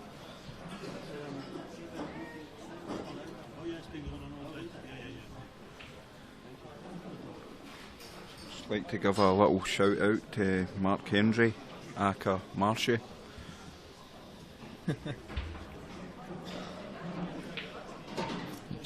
Sorry, the Scottish Marshy. It gives me a like to actually just pump this in long here. It makes the finish a lot easier. The red closest to the blue spot if it passes the yellow. This middle one he's stunned down. Again, these finishes, there's different ways you can go, and it's just down to the player's own preference. But you want to land as good on this side as possible with yourself a nice wee black prosecution. That looks perfect. Just drop this in.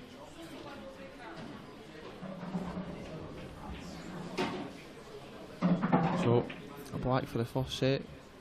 Group set.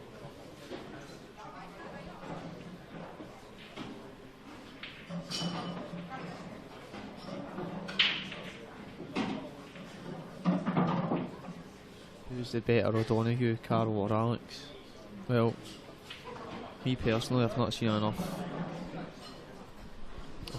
of both of them, to be honest, to make a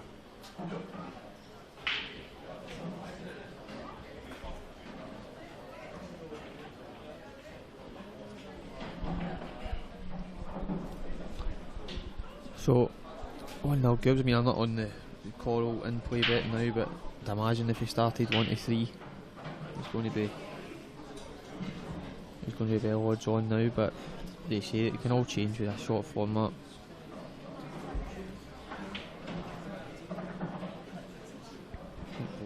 Both players are away for a toilet. Yep, a toilet break, I think.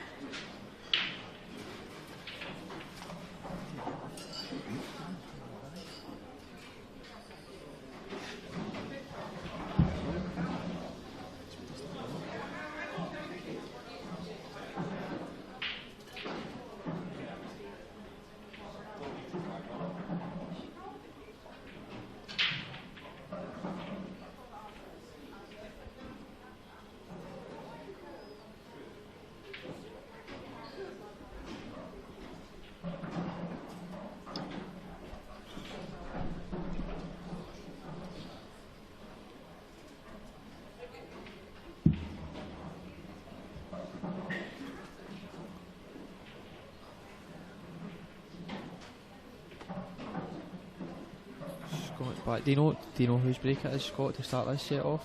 It'll be Ross Fernie's. See, somebody said there it's 1-4 Gibbs now. Yeah, 1-4.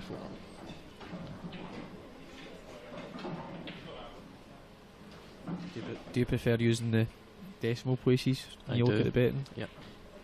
I'm a fractions man myself. So you're at halfway. Explain. Well, I shouldn't have to explain it if you know half flip. So I'm a half flip because I prefer to see the betting in fractions. Correct. think Dunster's getting a bit big for his boots now. Dress code is shoes. Wearing shoes.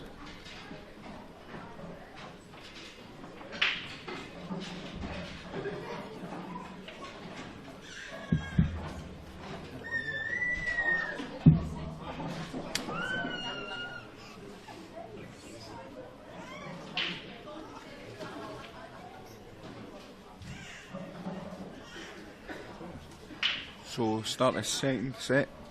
Ross Fernity, that is underway.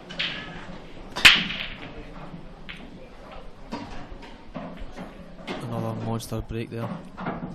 Fernity.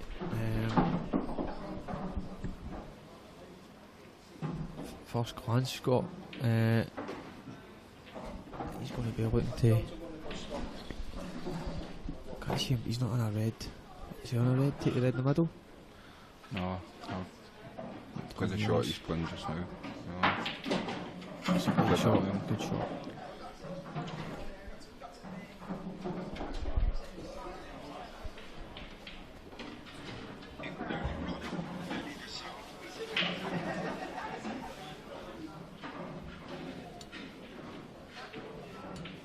So nice shot there from Ross to open up. He's brought out his awkward yellow as well. So he would definitely like to get his confidence back from a couple of mistakes he's made here and finish these yellows first visit. Richard's asked, who does free fancy for the title? Obviously Liam's still in the I'll let you start it off. No, he didn't ask all three, he asked me, lads. So you're called 33, yeah. Who do you 3-3 fancy for the title? Sorry, I just seen my name at the end of the comment below. I apologise. There's a bunch of lads that can win it. I mean, before I even entered it, months ago when I seen it advertised on Coral and stuff, had a look at the betting.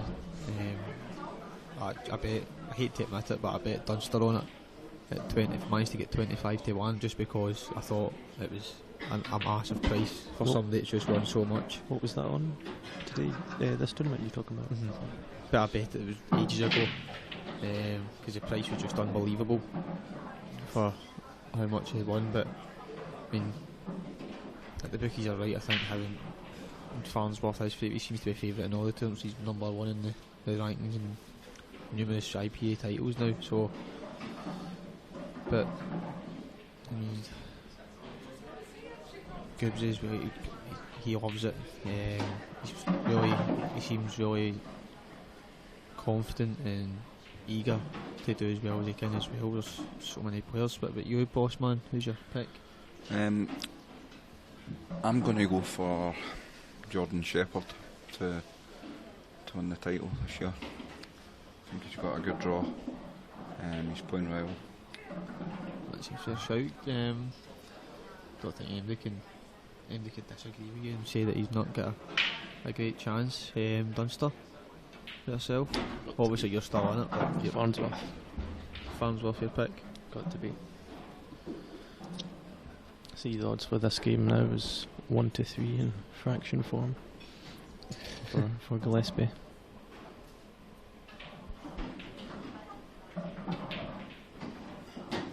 1-3. It's quite strange when it kicked off at 1-3, and Scots are set up. So you're getting the value there if you. Yeah, that's quite. If I was betting, I'd probably bet that. To be honest.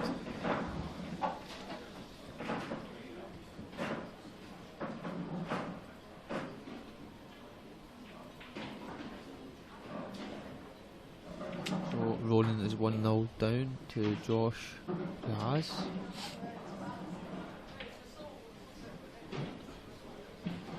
He's now 2-5. 2-5?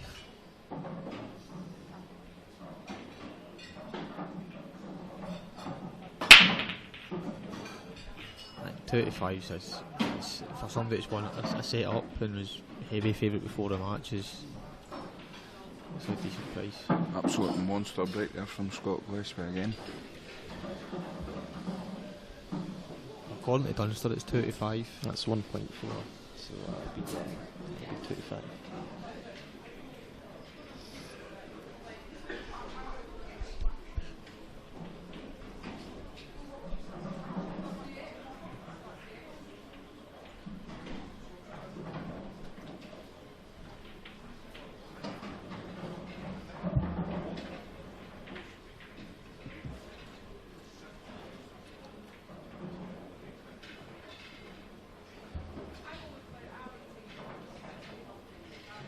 So what's your pick here, Dan? How would you go about this finish, Shane?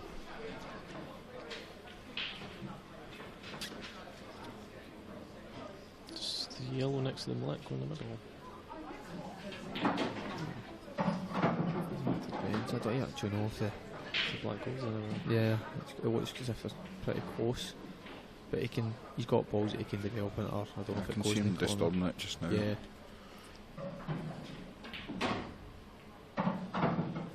So, if I'm out now and we've got to fancy Scott to take these.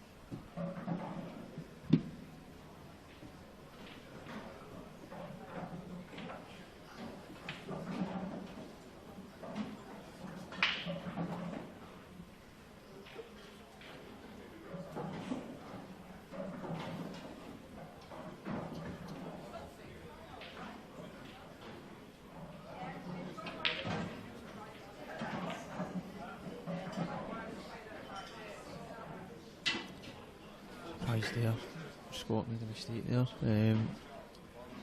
Seemed to be a bit frustrated. Just hope it doesn't affect him in the long run.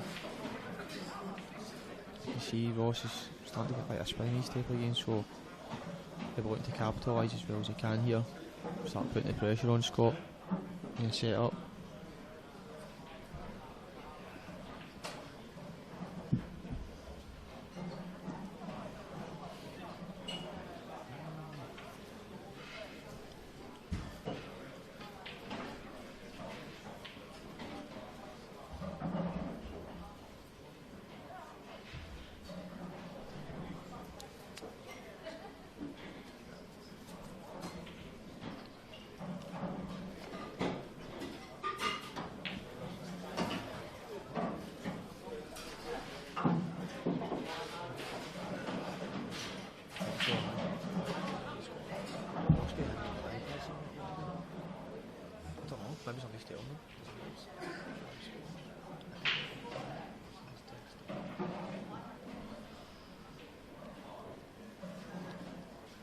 We're just trying to find out some live scoring from other matches as well as we can. Liam, make yourself useful. Walk round the hall, I'll go and find out a couple of scores. Let me stretch my legs.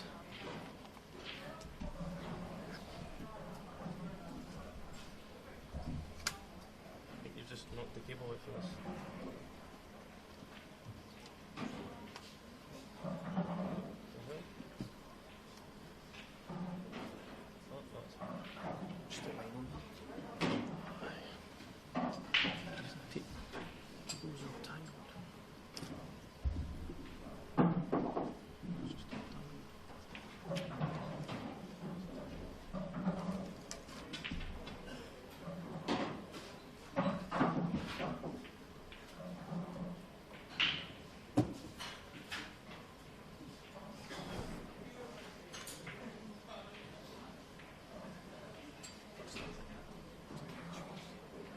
Who?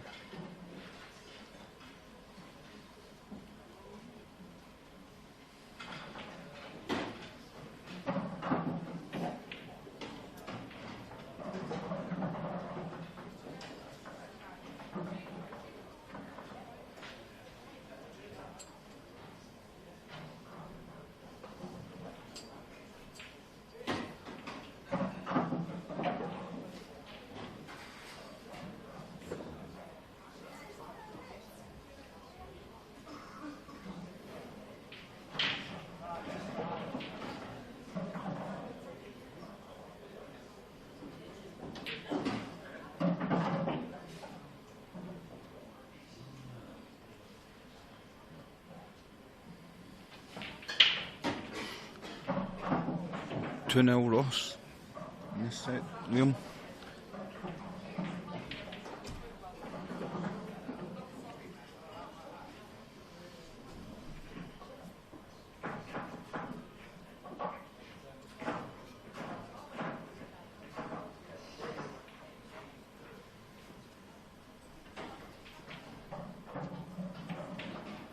What's that?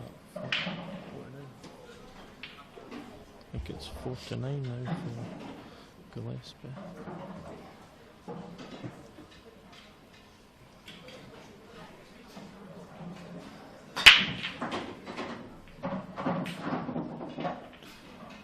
What a break. What a break.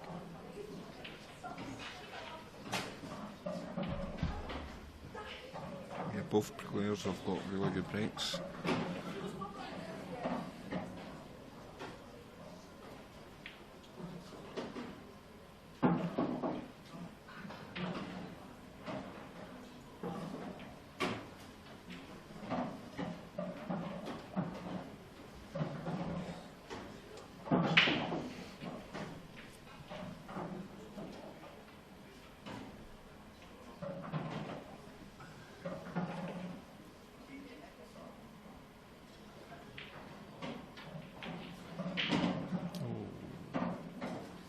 It's okay there, Liam.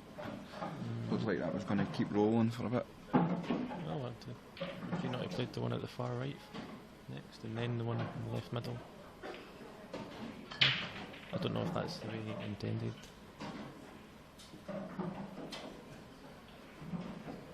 Just needs to leave a nice angle in the second last yellow to get back down for the yellow below the black.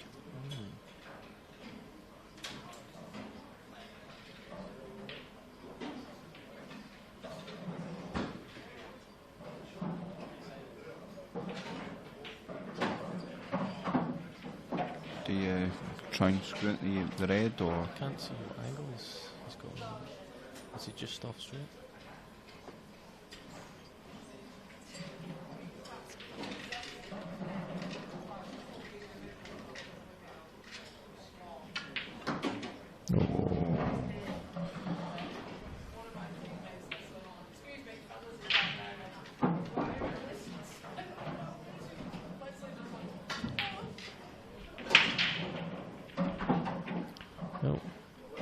Bit of frustration through that one, and rightly so. What a chance that was to go 3-0 up. Looks to be 2-1 now.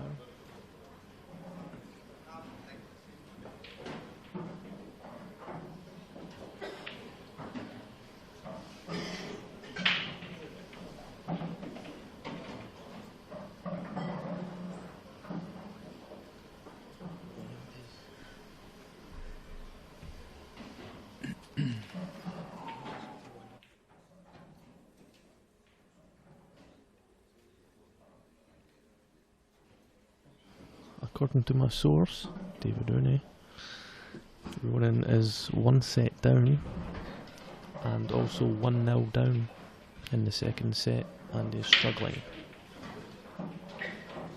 Any more scores, William?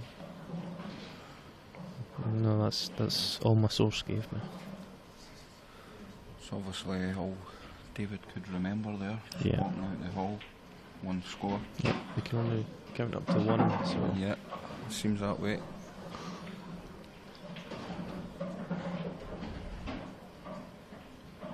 As everyone in Scottish pool, or even everyone in pool knows, David is not the brightest Oh, definitely lad. not.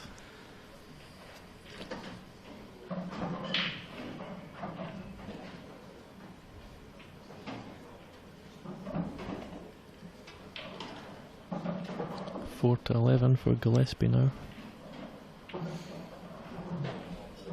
Is Andy Lucas in the room?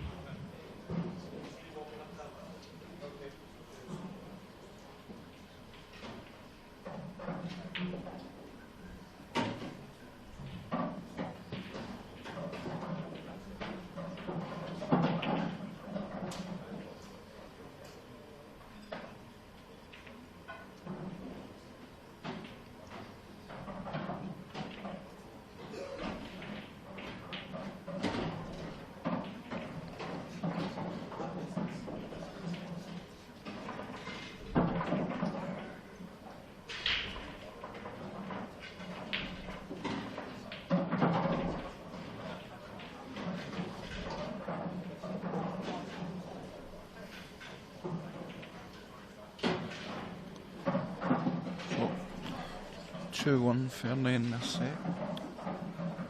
Scots break next. Chance to level at 2-2.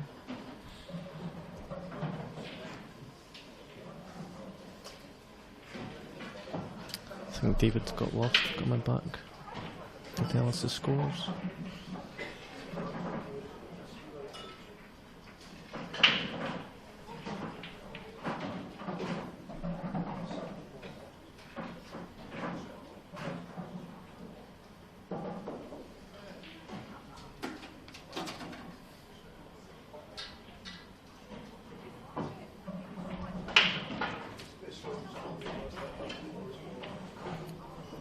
So what do you make of the whole breaking cue debate?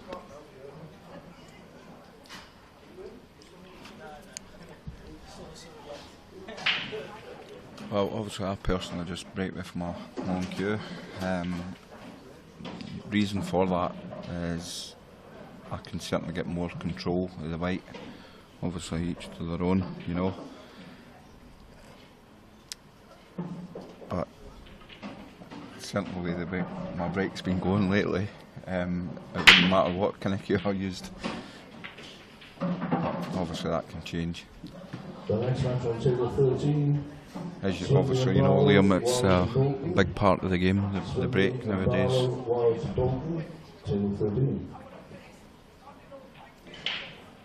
Do you use a breaking cue yourself, Liam, or is it? Half the time I break from the side, use my own cue, and when that's not working, sometimes I break for the front, use another cue for that. So it depends how hard I'm hitting them. If I'm going to hit them hard, use a separate cue.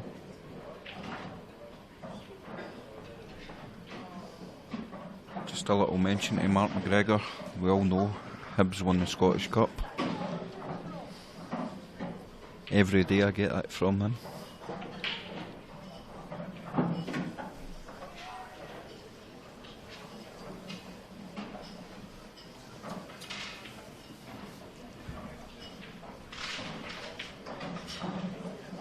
The way Hearts played last night though, I can see he's getting pumped out.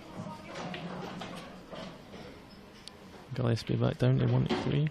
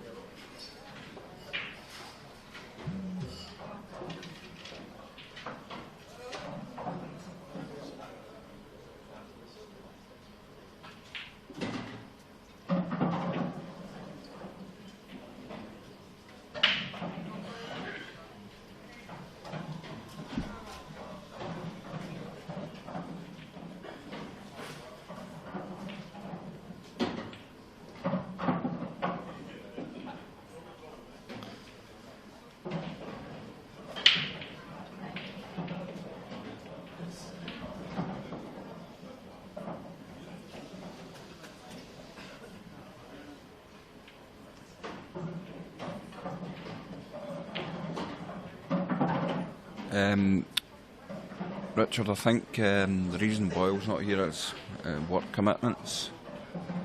I know he's certainly going to play in a few of the IPA tours. Unfortunately, obviously, couldn't make this event.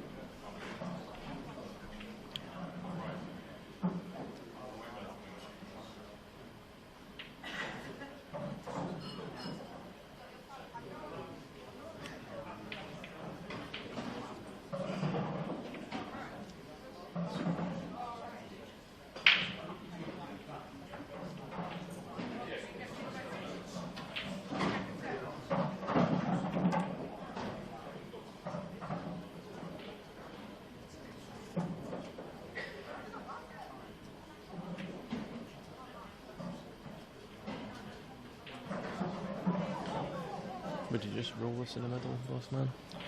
Try and land in behind it. Yeah, it certainly looks like it's the natural angle to do so. A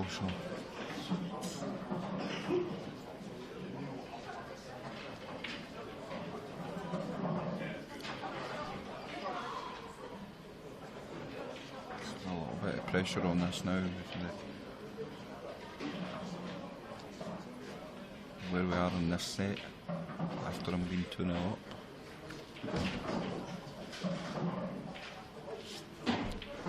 Put it well. Yep. Looks pretty straight in it. Follow through for the one in the right middle.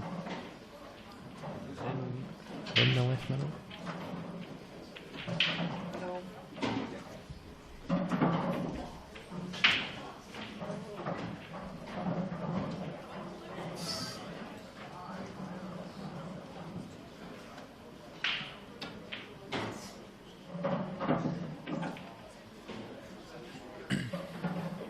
Here's David back.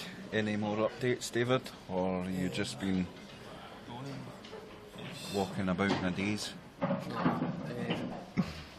Just looks Ange's really struggling. Looks Ange's is really struggling at the moment against John Chambers. He's a set down, and it's 3 each in the second set. And I think if John loses it, he'll be kicking himself. To be honest, a couple of chances there.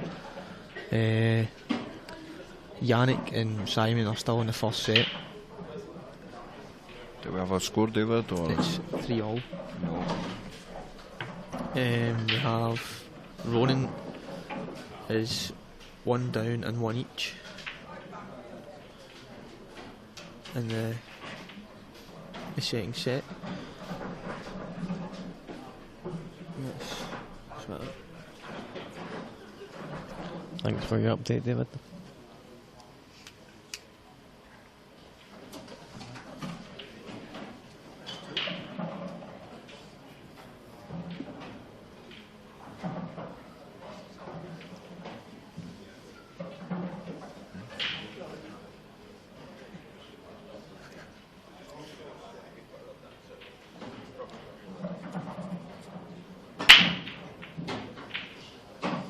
Stop the right dead there.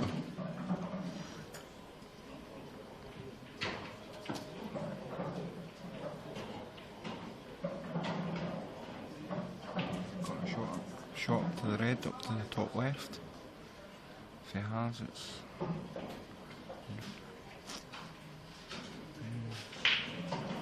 I think he's a bit unlucky with this break, to be honest. I think you might consider going yellows. I think he's looking at the yellow at the right goes in the bottom left.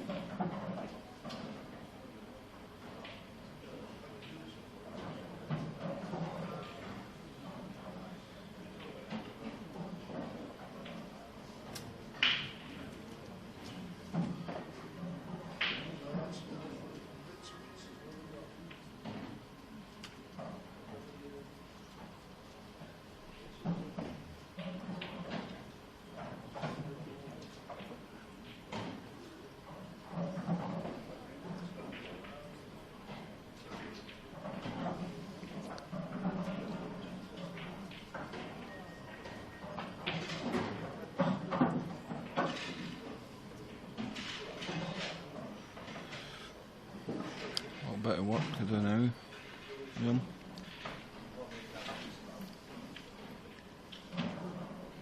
The side takes very well on these cushions, so I think you could comfortably get back. Screwing off the top cushion.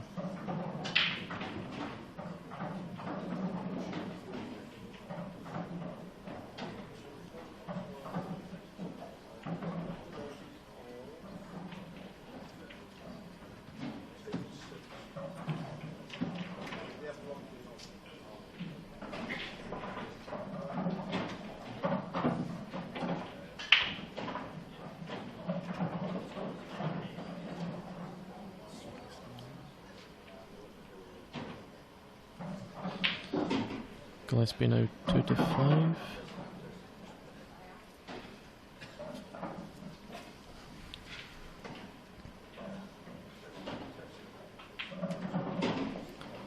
Six, 3-3 in this set.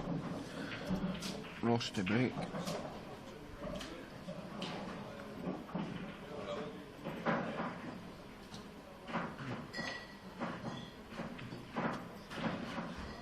Could be a massive frame till the outcome of the match.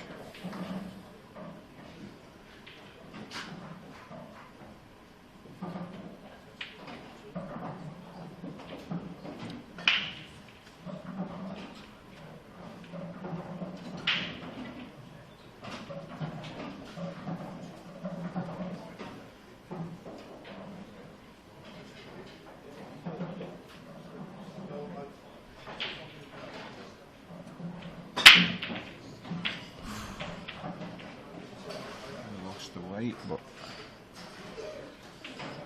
it's not got a ball. Well, chance for Scott Gillespie to take the second set now. Got to fancy him just to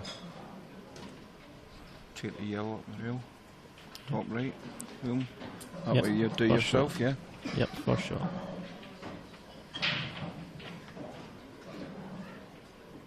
It's 100% on this shot. It's away, so should be looking at 2-0 in sets for Scott Gillespie.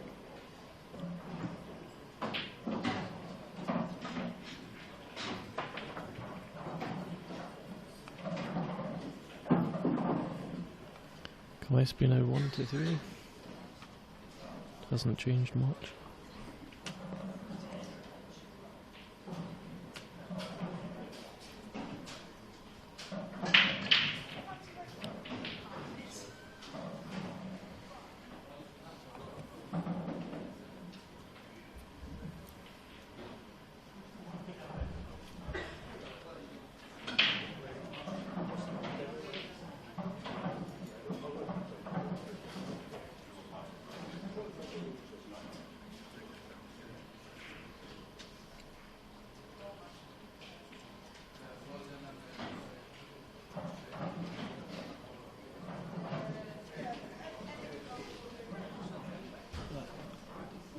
Didn't Clint get beat earlier on off Ian Alley?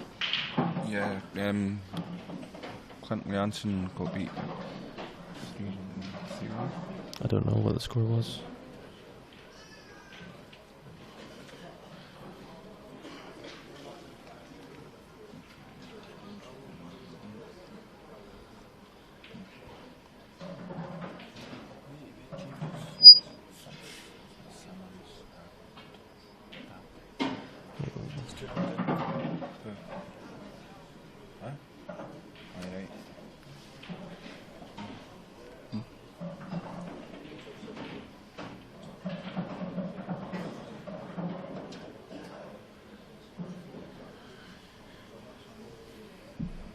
Three sets to 2 for Ian Alley against Clint Jansen. That was.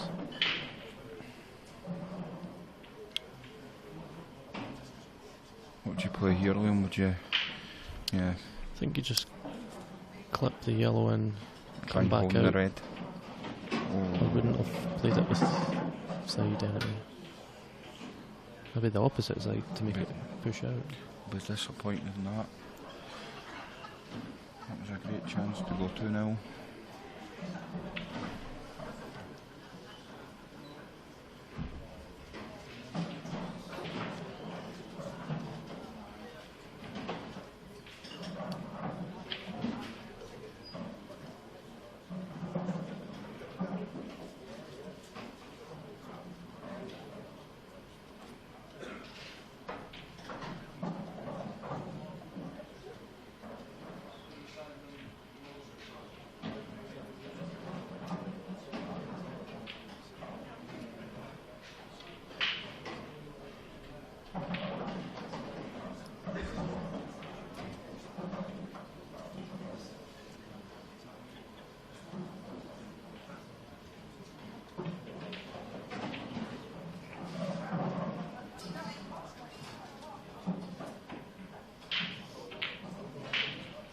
That's a clever shot there by Scott Gillespie.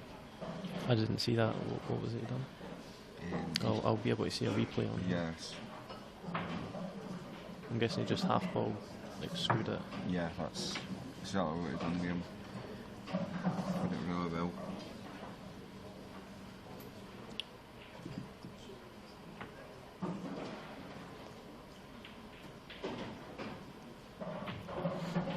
I think he's got to go side cushion, top cushion, try and land in behind one of the reds. Well, can only land behind one, to be fair. Maybe just touch the one closest to the pocket. I don't know if that stops the... I don't think it does. Sorry, Lynn. You will be.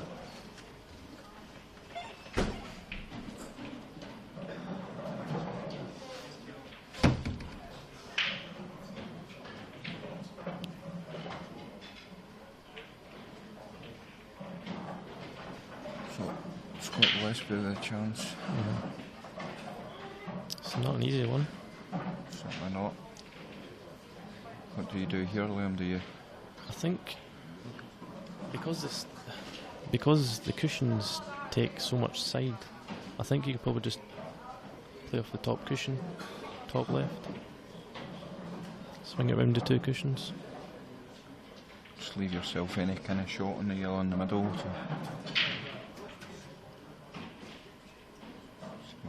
So he's not doing what I said.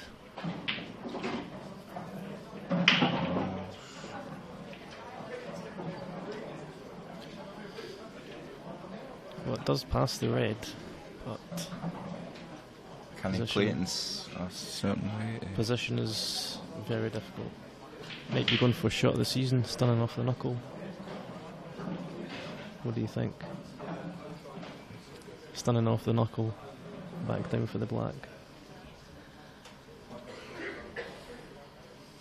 No comment, okay. Just a ridiculous option here. Well, it wouldn't be that if he played it. Oh, is it reached? Not sure if he was on the black anyway, but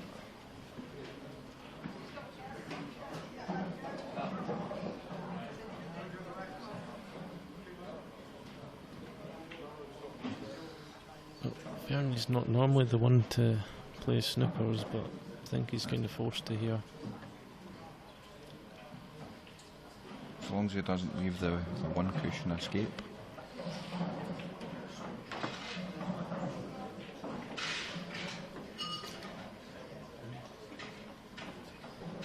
I think he's maybe considering potting the red in the black spot, making the white pot the yellow, and then play a safety shot off the one on the cushion.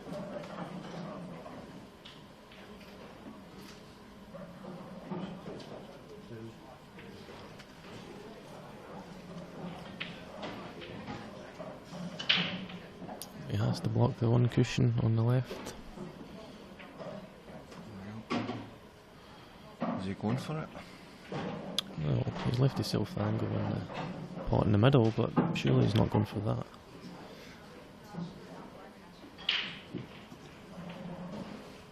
I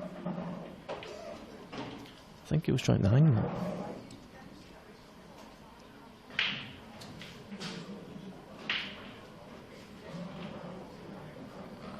not sure if it was.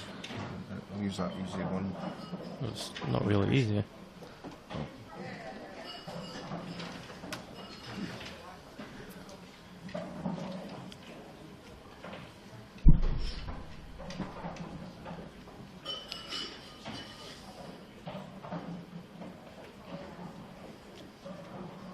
Scott, he has asked how Jamie Simmons is getting on twice now. You have not replied.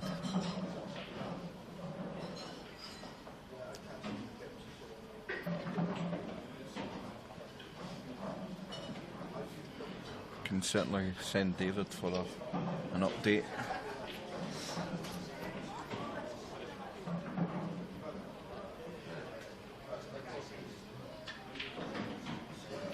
I don't think he did mean to bot that because he's took some length of time over the shot.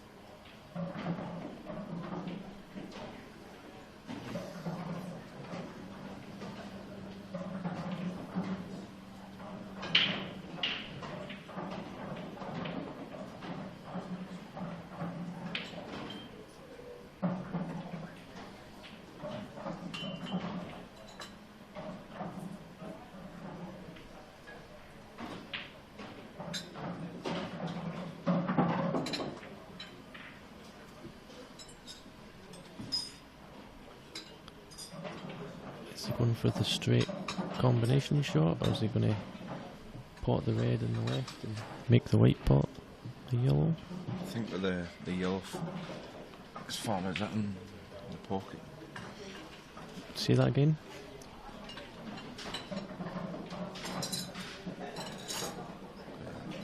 I don't think anyone heard that.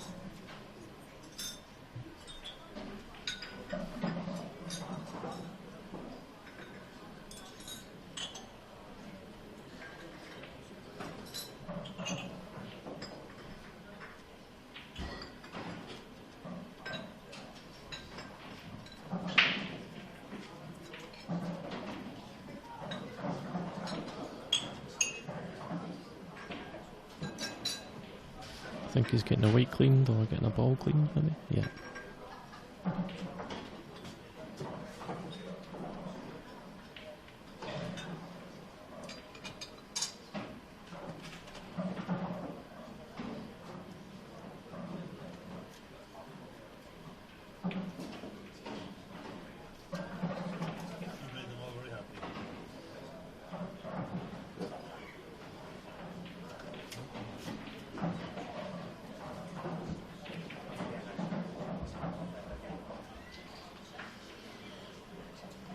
John Chambers is 2 sets to 0 up and 2-0 up in the third set. Jake?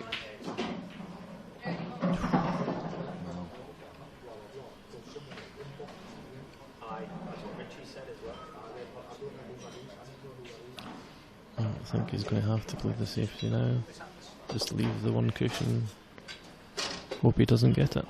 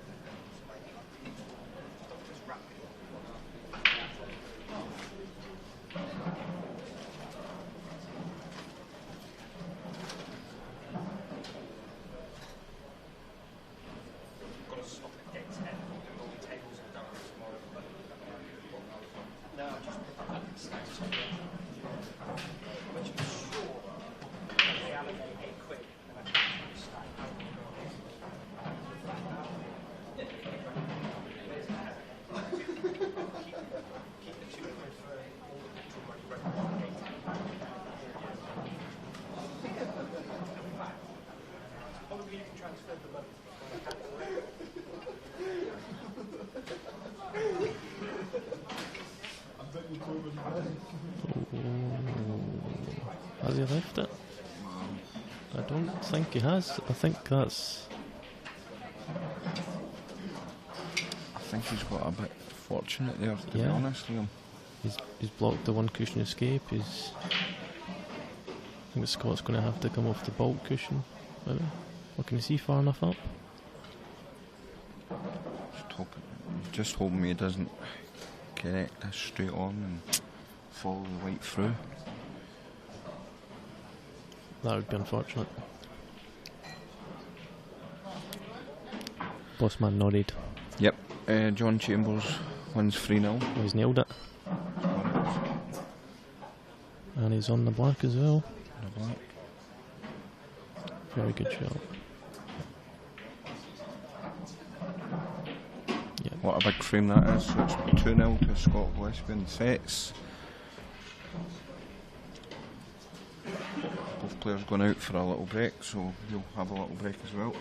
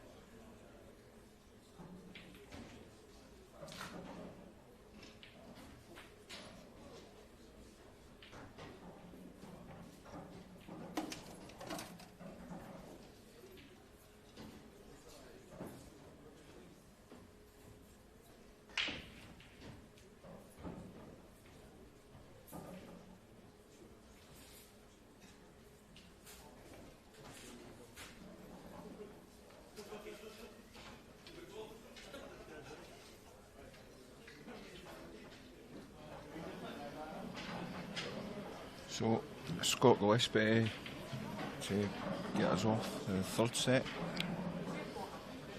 2-0 open sets.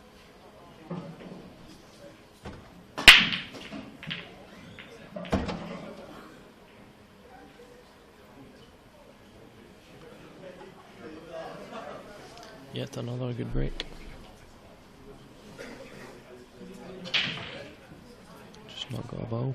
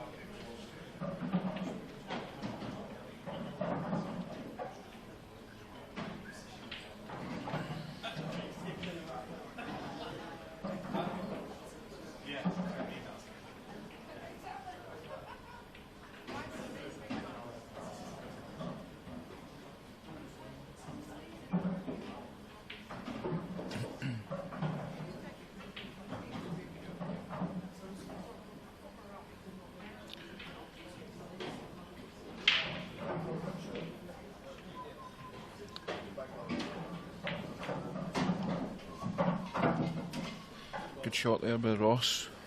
Start him off. Should take this frame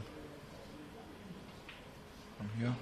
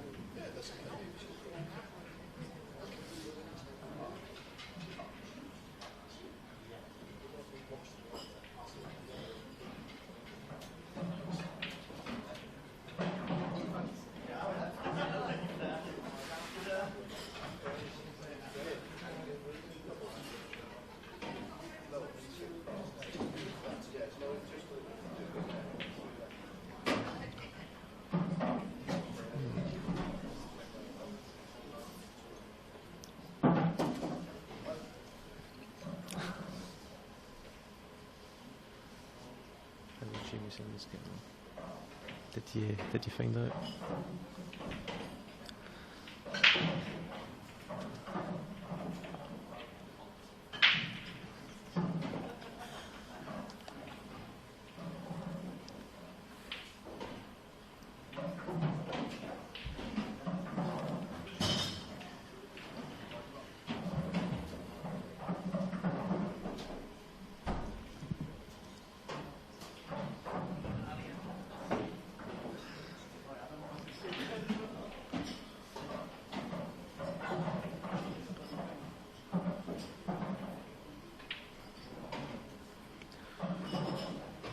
Just a little mention out to Mark Byers, his nickname A Frame.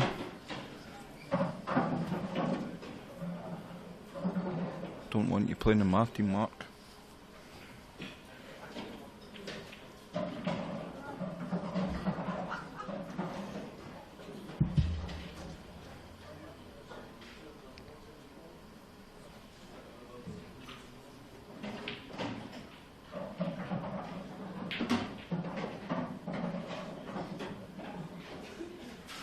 A little bit short there. Wants to leave himself the angle, the pot in the middle.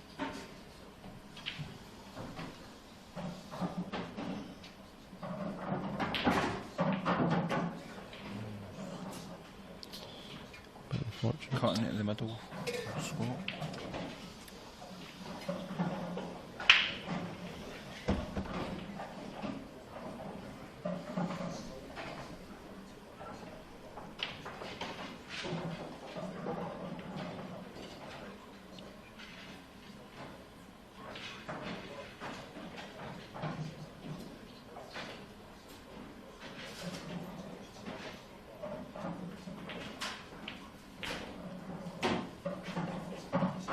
Good pot. Unlucky again.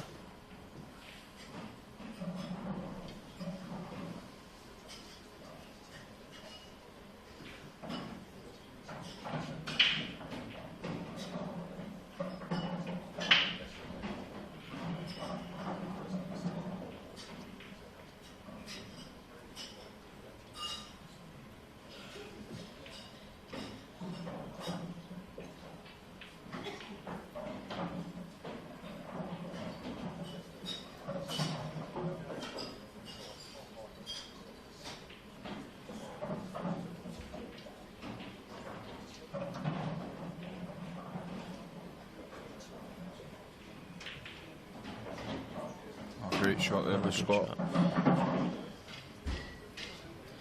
It was at the Barney Rubble. Well done, Liam. Thank you.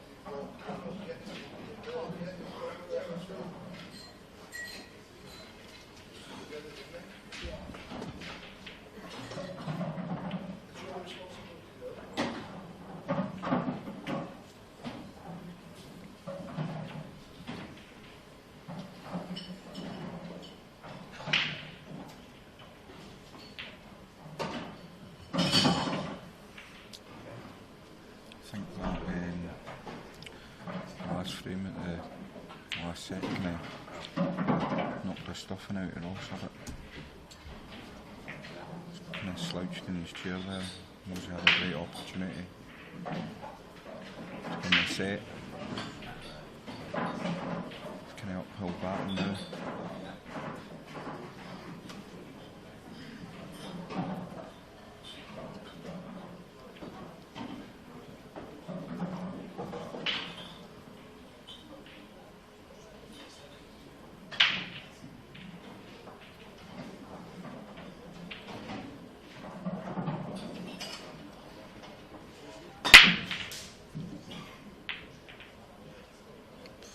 Unbelievable, nothing. That's one of my breaks.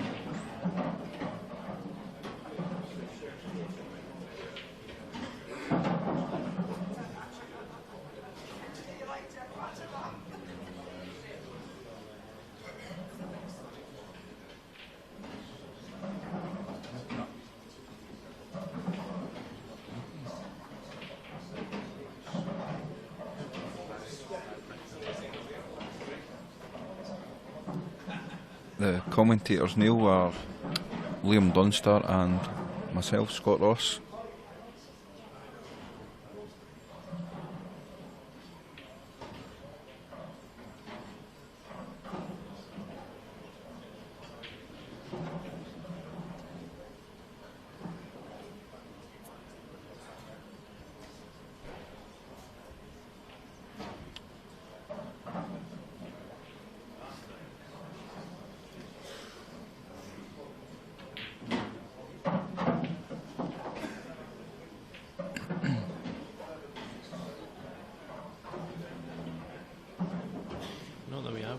Not that we would have went.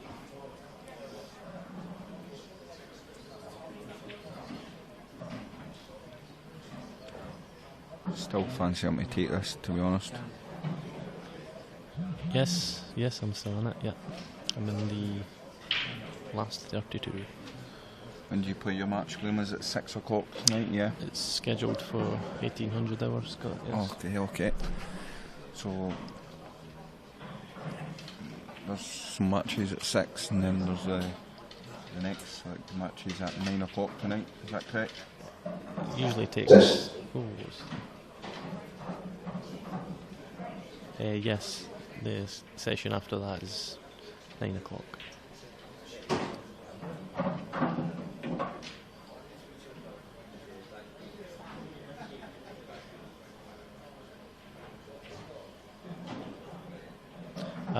Jackie, do you understand what he's saying now? I didn't think you would. As in, the Scottish are taking over, not Scots taking over. Well. Sake.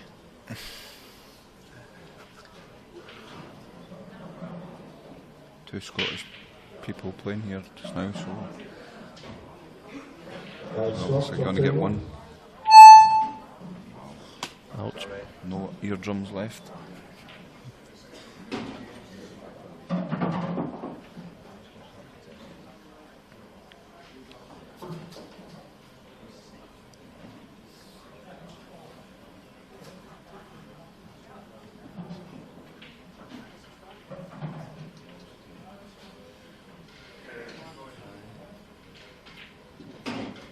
Played that well, William.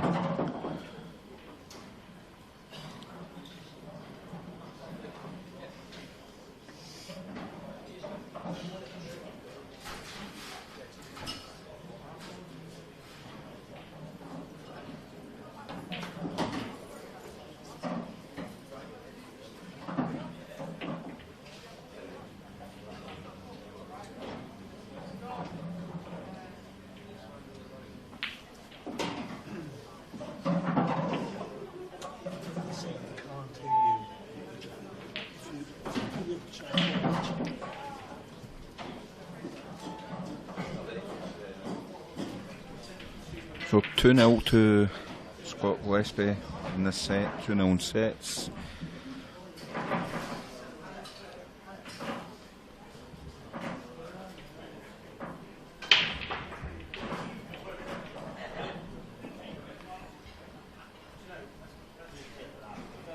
Can you see any way back for Ross here, Liam? Definitely capable, but Scott's just looking too good at the minute.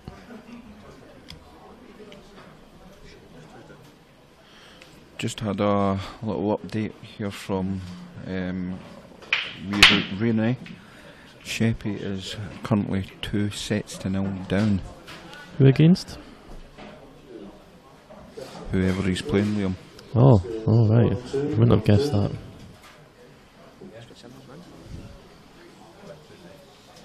Testing. Seems okay? Yeah, I think so, yeah.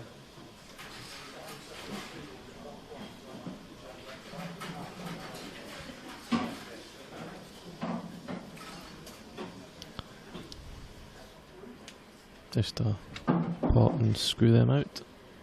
Make sure the weight comes back. So. Oh. Didn't quite get into them as well as I would want to have. Yeah, I agree, Bossman, yeah.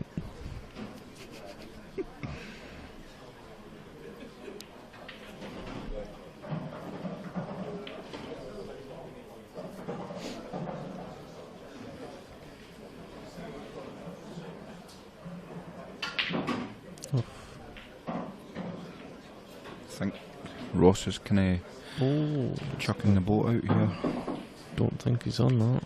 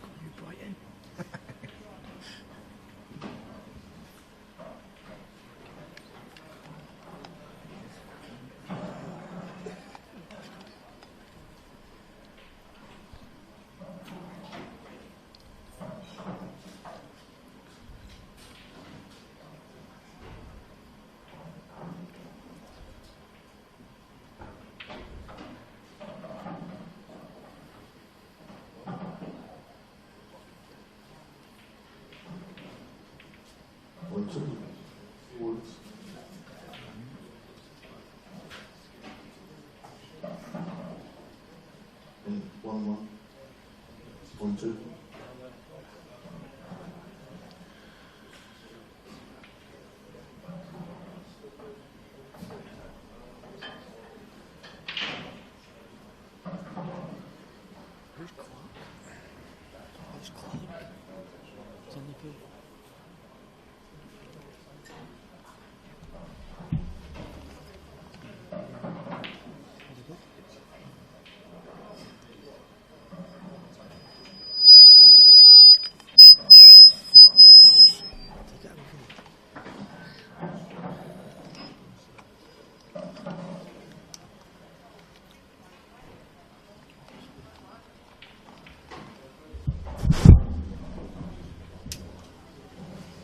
Rooney is now taking over for Bossman.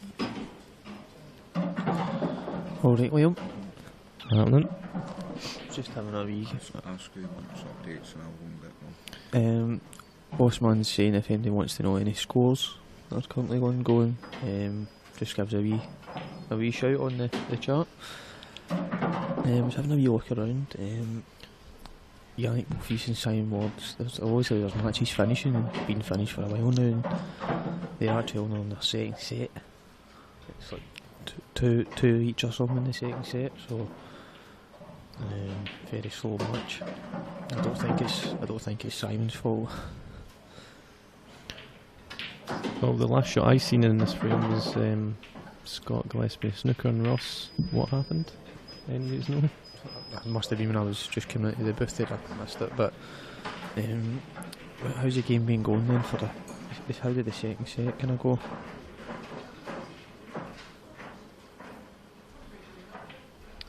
Well, second set was went all the way, and at 3 each, they both had a good chance. Scott's missed his last ball.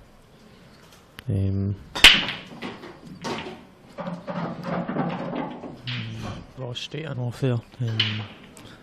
His body language doesn't. Ross had a good chance for the last frame in the second set, but didn't get it. Just looking at Ross's body language, and he's looking as if he just doesn't want to be there anymore. Shaking his head.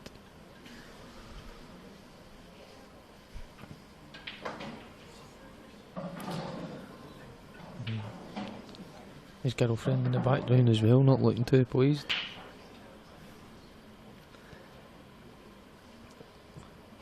Gibbsy here, he's just making sure he's going to go this the right way. It should be relatively easy for guy his standard.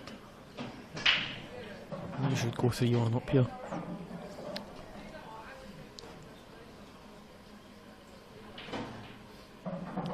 I think Corov started to update odds on the next round of betting if anybody's interested. And the price for me that jumps out is Alex O'Donoghue. It's a great bet.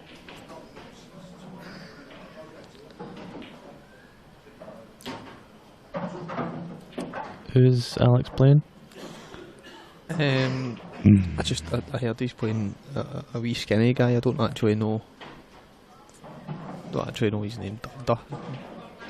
Dummer? That sounds about right. Dusser. Just get confirmation there. It's 1-0 to Yannick Boffice against Simon Ward, and it's only 1 each in the second set. So that's going to run on for quite some time.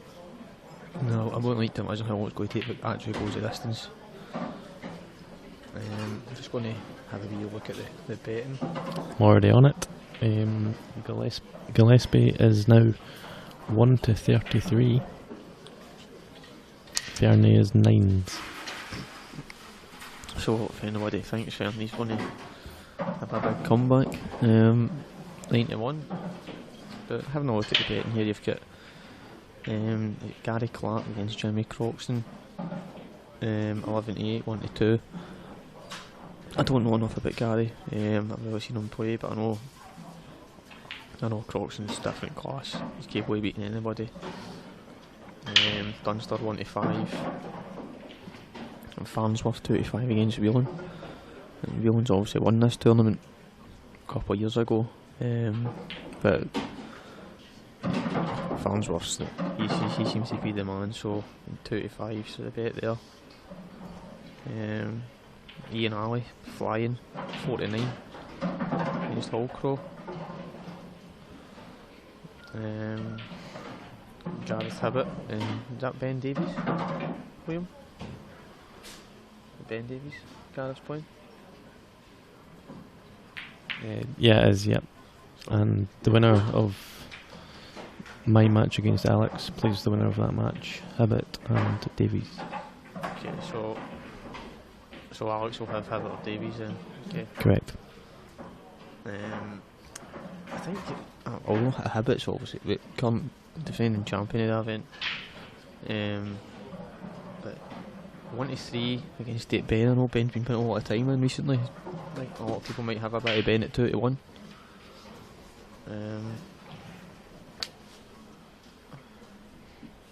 Gillespie is now 100-1 on. So if anybody fancies making a quick buck, load 100 quid in. Then you've got Hussein in Blutton. Do you know much about Hussein? Is Gareth Hibbott Andy Lucas in the room? No, I don't know. I know that he got the only bye in the last 64 did he? against Andy MacDonald, who couldn't make it. And Or has he retired? I don't actually. I don't. Sure, I seen on Facebook something along the lines of that. Gareth, we can try and find that out for you. Just now, we'll just ask our wee messenger Scott Ross if he can go and find that out. Who's next on live stream? It is now 2-1 to Ronan in sets. So Ronan McCarthy's actually took a 2-1 lead in his match. He seemed to be struggling early doors, but the next game on the stream at 4 o'clock is Hibbott against Lucas. So is that the senior event, Liam? Yeah. So get Hibbott Lucas senior event 4 o'clock. They might actually. I've just put an announcement out there that they're looking to see if they're in the room. So I think they'll be looking to maybe, if this match finishes pretty sharpish, they're going to be looking to get that on early, so that there's not going to be a big delay on the stream table. So just looking back at the betting here, again Hussein Blutton, don't know much about Hussein, but and I know Andy Blutton's playing really well. For what I've seen this week, he's playing probably the best I've seen him play. 1-3, looks like a good bet to me. Andy Lucas, Craig Marsh. I mean, Andy's in like all the events he can possibly play in this week, and I knew he was a big price at the start of the main event as well. It's 50-1. Yeah, it's actually he's playing Craig Marsh. Andy's 74. Marsh is 40-11. Marsh got to the final last year. And like, if you know your pool, you know who the two players are. You know they're both capable, but 74, 40-11. I think a decent price for Andy there. I think we'll almost still fancy Marsh to win, but a decent value there. And then you've got Smith and McAllister. Don't know Smith. Do you know Smith? Matty Smith. Oh, is it Matty Smith? Matty Smith and McAllister. I think the two are quite good pals. So sometimes they can be pretty awkward when you're playing against a big event. But I mean, John's won a couple of tournaments over the last couple of weeks. I've seen on Facebook and stuff. So probably merits he's 1-5. But for me, the super treble is Farnsworth, Ian Alley and Andy Blutton for me. And if you bet that on Coral just now, so you put 100 on it, you'll get 270 back. That's decent. I think that's a solid treble. If you want to boost it up a wee bit, and you can throw in Alex O'Donoghue as well, 3-1.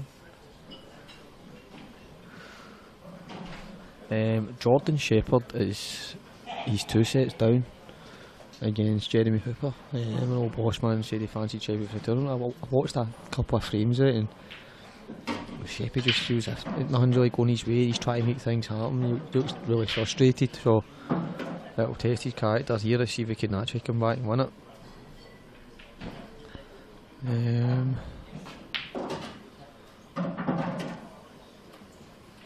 Gillespie for the match. Yep, just let me here. Yep, well done, Scott. Done definitely looked the most settled out of both and deserved his win. Fairly had a couple of chances, but I think the Gibbs really wants it this year. So we'll go and see if we can get the scores updated online for everybody that's watching, and I think they're going to be putting the Andy Lucas match on early, probably before half 3, I'd imagine, if the players are in the hall. So we'll just keep a look online to see if you can get that updated. Right, bye bye.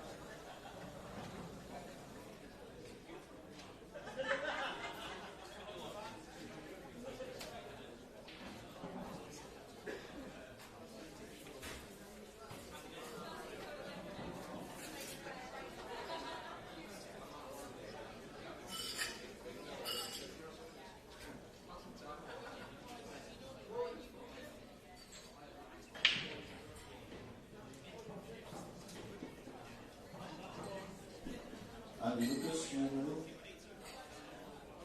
Stop.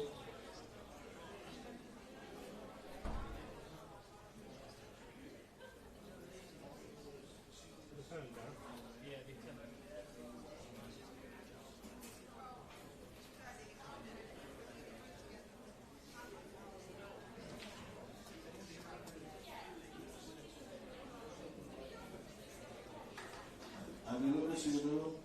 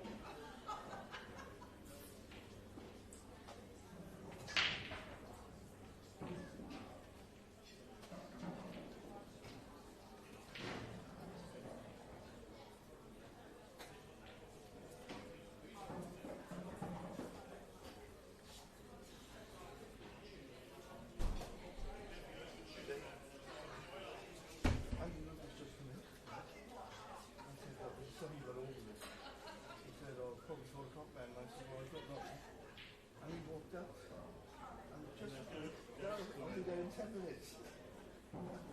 So, and I've just gone to reception for his injury. It's not in his room. Okay, yeah. Good try. We'll try that.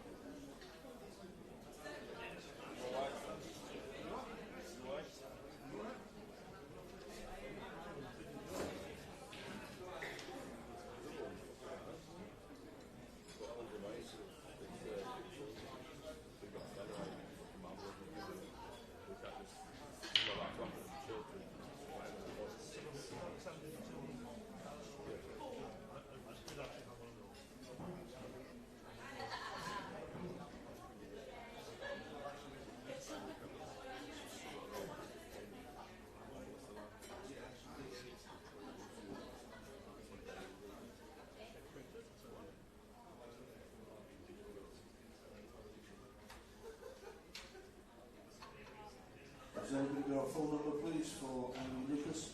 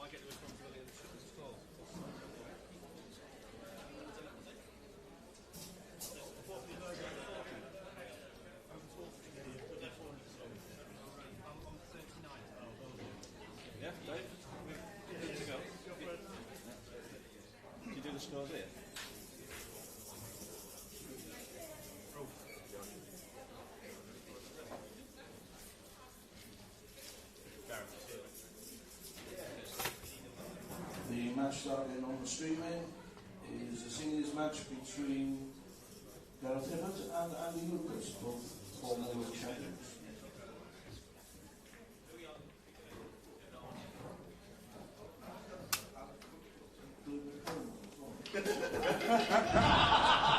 Yes, good afternoon, ladies and gentlemen. We're for a seniors match against GARETH and Andy Lucas. We're joined in the commentary by Chris Rushen. Good afternoon, Chris. Good afternoon, Chris. So, how's your week been, fellow? How's it been? I haven't had a great week. I can only get better, just get on the drink. I'll be alright. So, is this the second match of the seniors? Is it round 2 yet? Round 2, yeah. So, quiz question. How many World Championships have they had between them?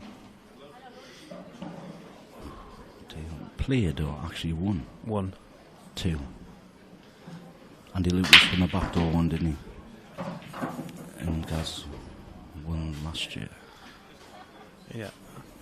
Andy Lucas has won the World Championship at those rules 3 times. Gareth won 2 world titles. Oh, has he? Yeah. Well, so you learn something every day. So that's 5. 5. My maths is not that bad. Yes, so Gaz won the lag and obviously chose to break. I don't expect this match to take too long. Yeah, they're both very good players, very methodical, and obviously been around a long time, so yeah, I think it'll be a quick and ferocious match, that's for sure. Yeah. I think the slight advantage with the table setup is going to go to Andy Lucas. He's had probably 3 more matches than Gaz. Obviously Gaz came into the main event into the round last 64, and Andy Lucas has come through. So obviously this is the seniors, but he's had a bit more table time. Yeah, Andy's obviously qualified obviously to get at the 64, hasn't he? And now obviously playing the seniors match. I don't know if Gaz got a bye as well, so Andy's had even more table time. Gaz just had 1 match, which is the last 64 this morning. Yeah. Yeah, so he's looking at reds. He's only got really 1 tricky red there, hasn't he? He's tried to... I don't know what Gaz tried to do. Did he try to spin it past there to play the red in the bottom corner? I think he did. Not sure. Yeah, I think he just tried to spin it off the side rail to kick out right and obviously play it on his bad red into the bottom left, but he's come a bit short, so he may be chosen. Unless he's going to pull some miracle shot out for Gaz. He's looking at the double, isn't he, I think? If we can get the double, the white's going to go back down towards the... I don't think the double's on, no. No, the double back left double's not on because it'll go wider, so it's going towards the red for me. He's obviously going to just push it up there and leave the white at the bottom bulk corner into the red. Obviously, Gaz will probably see more shots than me, yeah. We're just getting a good white, really. Obviously, Andy's got a few balls sort of tied up, and Gaz has just actually tied another ball up. So it was a great shot from Gaz. Although, to be fair, Andy could do a nice clever shot. He's got the yellow on the rail here. He could just play with a bit of left kick and just push it towards you, the yellow to the black. And not giving Gaz obviously the option of the red in the corner. Yeah, I think slight favourite Gaz for this frame. I think he's slightly more in control.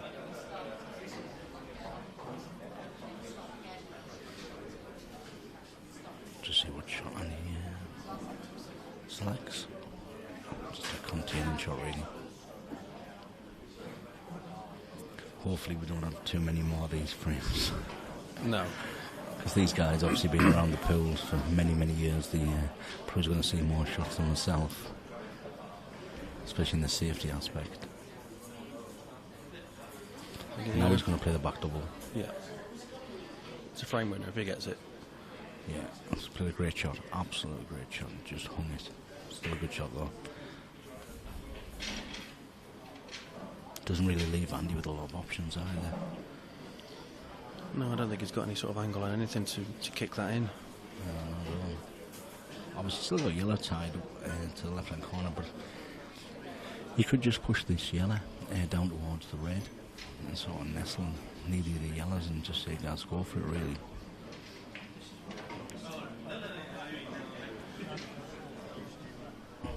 Do we know what's the next match on stream at 6? Oh, we've got a belter at 6 o'clock. Mark Farnsworth versus Jack Whelan, last 32 of the World Championships. That'll be absolutely monster, so everyone get tuned in for that. Yeah, that will be. I mean, that would have made for a fantastic final. Yeah, absolutely. Just the way the draw, obviously, with the draw being the top 16 seeds, they obviously go in order. 70 to 32 get randomly drawn into the other places, and obviously Jack being the second match. Obviously, you've got the ex-world champion, 2015, and the current world number one. Gaz just going to pop this red out. Actually, he played a really clever shot there. You know, he's doubled it up to push that red safe. Oh, he's in. Oh. One more roll. Yeah, and he has a little wry smirk on his face there. So we've had one upset in the main event at least now. Well, Clint went out. 2 then. Jordan Shepherd just got booted round the room 3-0. Yep, by Jeremy Hooper. By Jeremy Hooper, yeah. Congratulations, Jeremy. He's a fantastic scalp to get of John. Obviously, probably one of the pre-favourites. I think he got backed in from Corals from 16s down to 9-1, so obviously people lumped on the Welsh boys lumped on Jordan, and unfortunately Jordan's out of this year's tournament. I watched the match. Jordan looked very. His head was gone, wasn't it? Out of shape.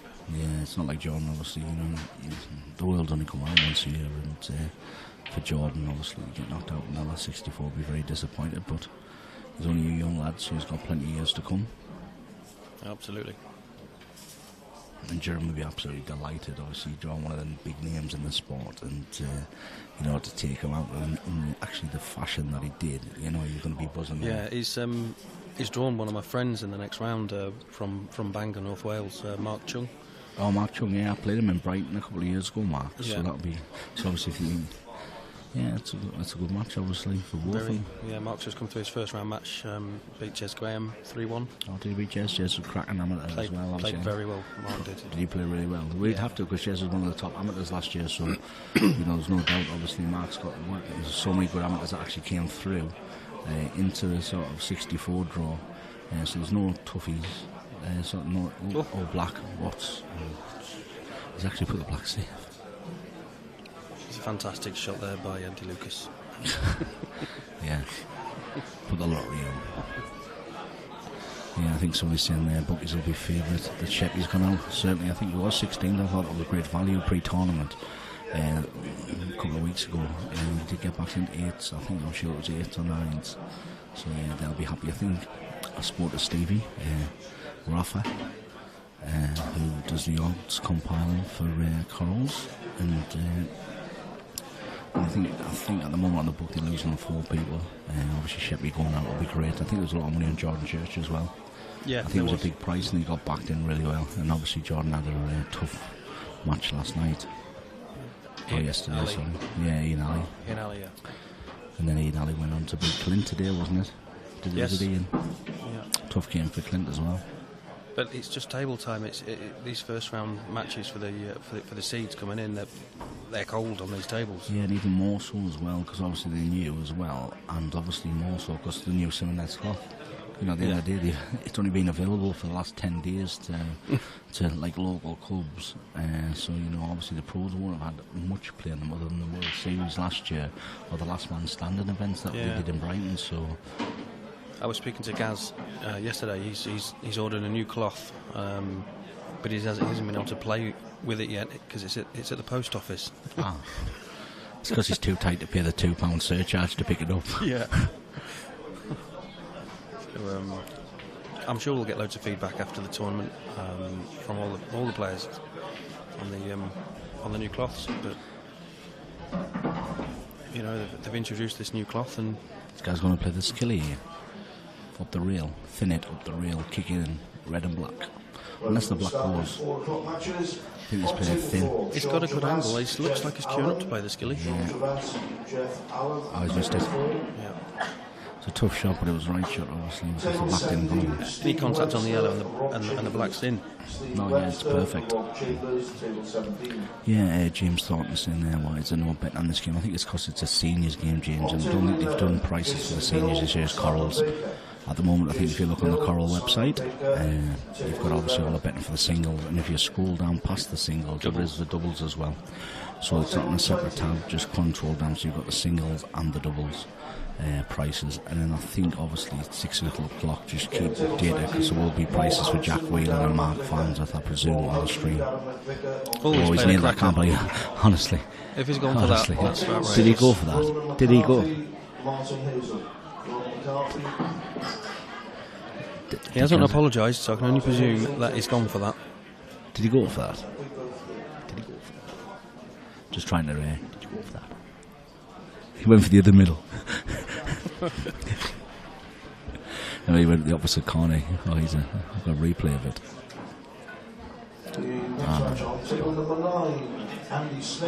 Can't believe it. Obviously, actually, he's played for the other middle to kick it across. Just seen the replay, you'll take them all day. Like. I think Gaz is auditioning for the World Trick Shot Championships now. Yeah, it's nice. Obviously, he was always in control of the frame. Yeah. Andy's breaking here. He's really got through the balls really, really nice, but unfortunately come up dry. Going back to the doubles, you're still in the doubles? Yeah, we're in the last 16. Last 16. We've got the two French guys with the Yannick Befors and in the last 16 tomorrow. Should be good. There's some great pairings out there. Obviously, anybody won that title, it's fantastic. I think obviously Gaz and Dean still left in, Sheppy and Alan. I think Jason Rimington and Greg. Jason just went out with Craig. So Batten and McAllister. Yeah, still in. Batten and McAllister beat me and Dion yesterday. 7-5. Yeah. 7-5. Yeah, it's great partnerships, and I think the biggest one next round is Corey Reese and Craig Marsh versus obviously the defending champions Dean Shields and Gaz Hibbott. So there's going to be some belt of doubles games kicking about. Yeah. It's a nice shot from Gaz. Just don't stick to that red. Oh yeah, stuck to that red. Of course, next year you won't be able to go with Mark, will you? Because it'll be two pros. Yeah, that's right. Yeah, so that's our last year. So have you got Mark's number for me? Yeah. I think everyone will be tagging that number, won't they? Any of the good amateurs kicking about there, or any amateur, obviously. There's going to be so many pros, obviously. It's raced to 64, so obviously going to have 64 pros with 64 amateurs. So I think the field is this year's quite sort of heavy regarding the renowned amateurs that are turning pros and the pros. It's going to be a lot smoother over than time. But I think obviously Dean's, I don't know if Dean played too, so he'll probably still play with Gaz as well. Yeah. And Corey doesn't play, well, it's Corey's first season on the IPA this year, so he'll probably still play with Marsh. Well, he can't be pro for at least 2 years now. Yeah. So Gaz fancies these, but just went a bit awkward there, just off the red. Still got top black, but again, see, I think the way the black's laid, I don't know if that plants off the red. So again, I think he was possibly looking if he had that yellow in the middle to be able to go into them off his last ball. It's difficult from there, and obviously he's committed now to the clearance, because obviously if he misses or plays up, then there's lots of options there for Andy to put Gaz in a lot of trouble. Yeah, he's got two options. Probably just he could nudge into this red, but then again, or nothing. So he's probably going to take the yellow in the bottom corner and try to get across. It's struck it really nice, but just been a little bit unfortunate. Now he is struggling though. Yeah, I mean, has he got the angle to pop this down the rail, screw off the cushion and into the black? It's so thin, isn't it? It's so thin. He's got to play loads of right hand side, obviously, to check it across. And then he's got to get from the bottom yellow through all them reds up to the black. That doesn't actually go. No. So, it'll be quite difficult. It's just interesting to see how he hit the cushion, just probably about 3 inches from the pocket. So, and his opportunity, and his chance.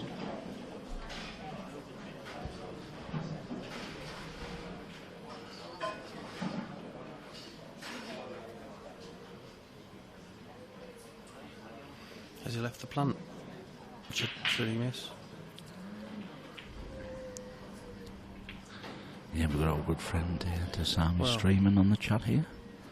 Has he missed that? Has he left it? Yeah, it looks like he's left an edge. If not, he can definitely put a bit of side on it.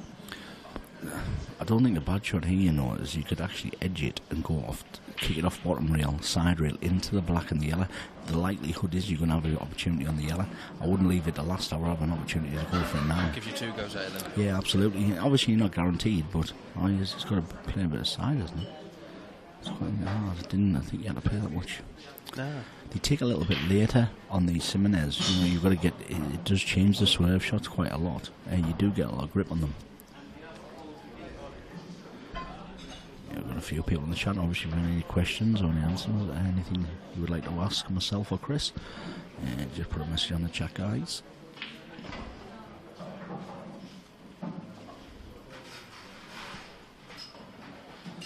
My good mucker Gavin Robertson just brought us a latte, the 50th of the day. Who? Dion. Just stood there. Luco.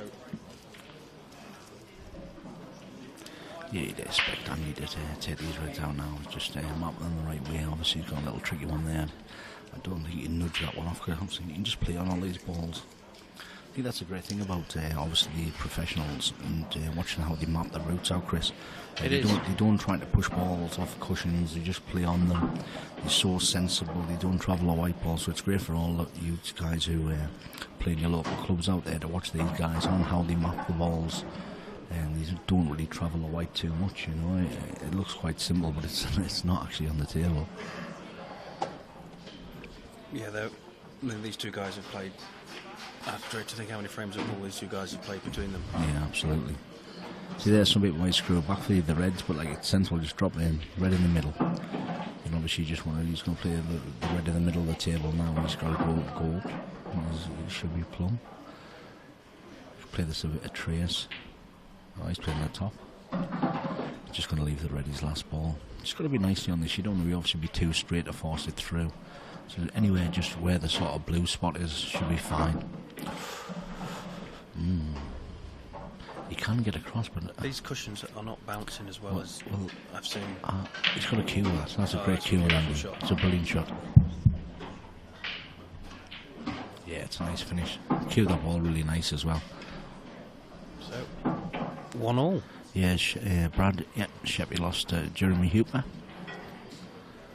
3-0.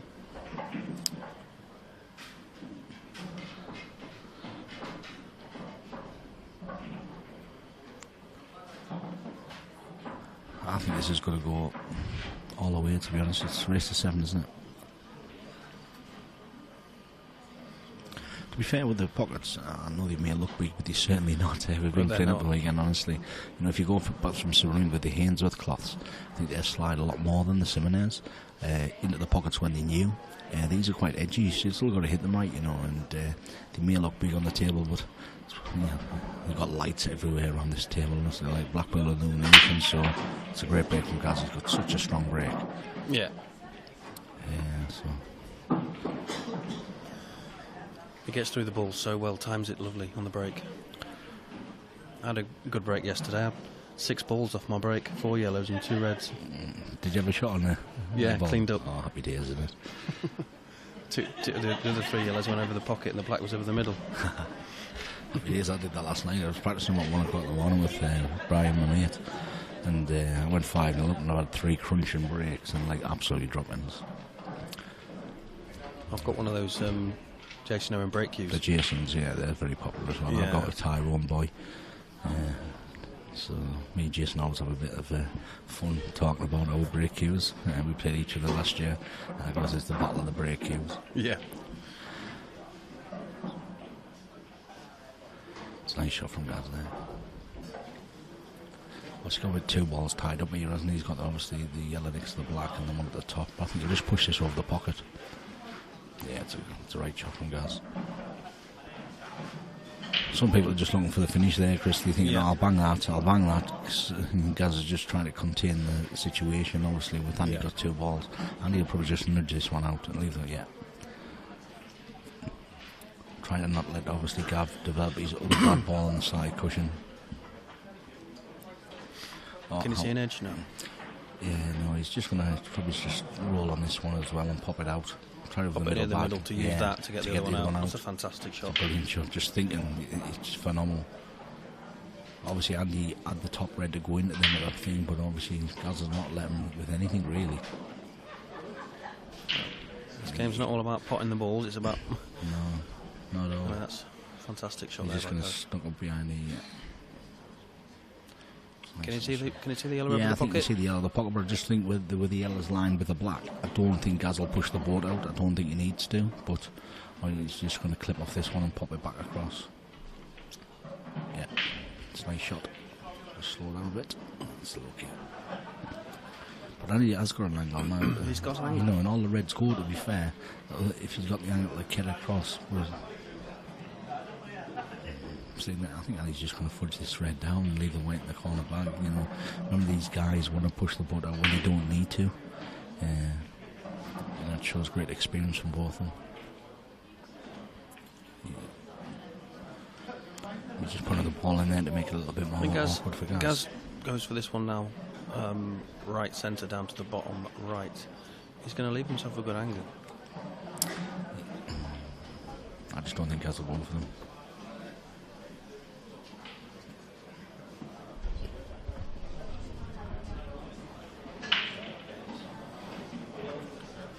Just look at someone's Kantian.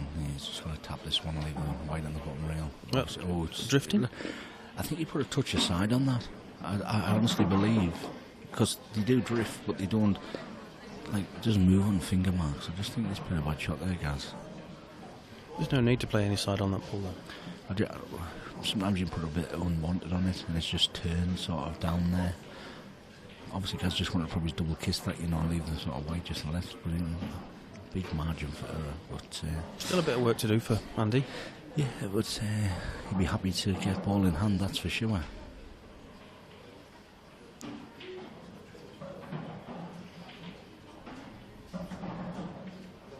To be fair, the whole ball really.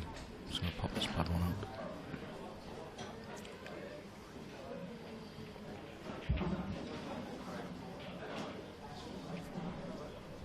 Yeah, he's played a good shot there. He's got every ball out now. Yeah, and all them three, obviously, red just link each other into the corner, if not the top. That's what you would expect. A couple of clever shots from Andy, yeah.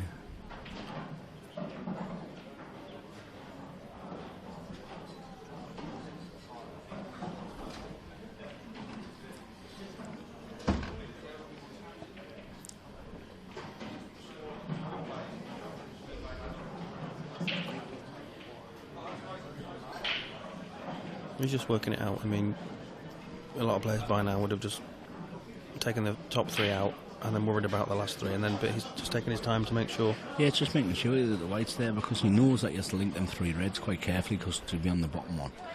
So you don't want to be rushing these kind of finishes, especially playing the world champion, current world champion, sorry. So, he wants to make sure these frames are big, to go 2-1 up. Because you don't get the huge amount of opportunities off Gaz. So when they are there, you've certainly got to take them. So take this one at the top, take the one in the middle. Drop down. Yeah, just drop down probably from where the red is, probably drop down another maybe inch diagonally to leave the red in the corner and leave the red in the corner and the black's a big pocket in the middle. You can use the yellow as a stopper as well, because that's about perfect where the white needs to be. Yeah, if I was Andy, I'd probably just leave a bit of an angle. I would just leave it sort of just past where the red is, because he can easily just stun that in across, leave the red in the corner like he's looking there. I wouldn't try to be too close.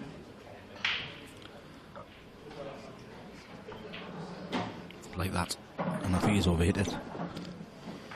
Looks okay. Oh, does it? He's just going to screw it back onto the side rail. I thought he'd just overdone that, but he's perfect. Yeah. Yeah, it's just going to play the black in the middle, isn't he? To pick off the yellow. Yeah. Camera 3 shows us that.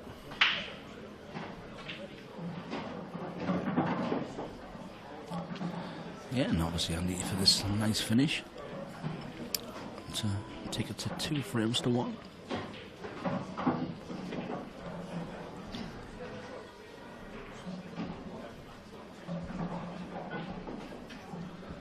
Some guys, obviously still hard to predict a winner for the tournament. Obviously, I know we're in the seniors game now, but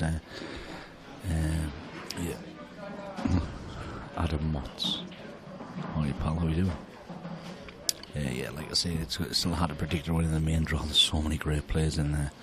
Obviously, we're now getting down to the last 32, but I think a few more games still left on. I think Simon Ward is over there playing Yannick.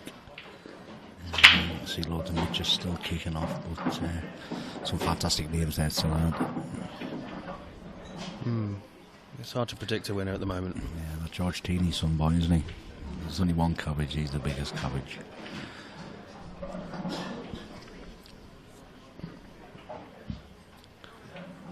I think Farnsworth's the favourite, with Gaz second favourite currently. Yeah. Which obviously your world number one and your world champion should be, really. 1 and 2. Yeah, absolutely. They deserve to be there. Totally. How did Mark do in his first round match? He won 3 sets to 1. He played a good Toby Bolt's good player. He played really well, felt confident, he said. So obviously he's back on that 6 on the stream against Jack, and that's going to be a monster game. Yeah, I mean, yeah, absolutely. I mean, Jack's obviously trying to get into the scene in China at the moment, isn't he? Yeah, He's just been right. open played. Yeah. I watched a couple of his games. Yeah, I did as well. Looked like he was enjoying himself. But he's a quality player. Plays the game so attacking. Yeah. Breaks monster as well. That's the big thing for Joe. Obviously, for Jackie beat Mark, to be honest with you, up Scotland for the Grander Man at the Dunbuck. So well, he's gone for that. Has he seen he got a kick? But I don't think he did, you know.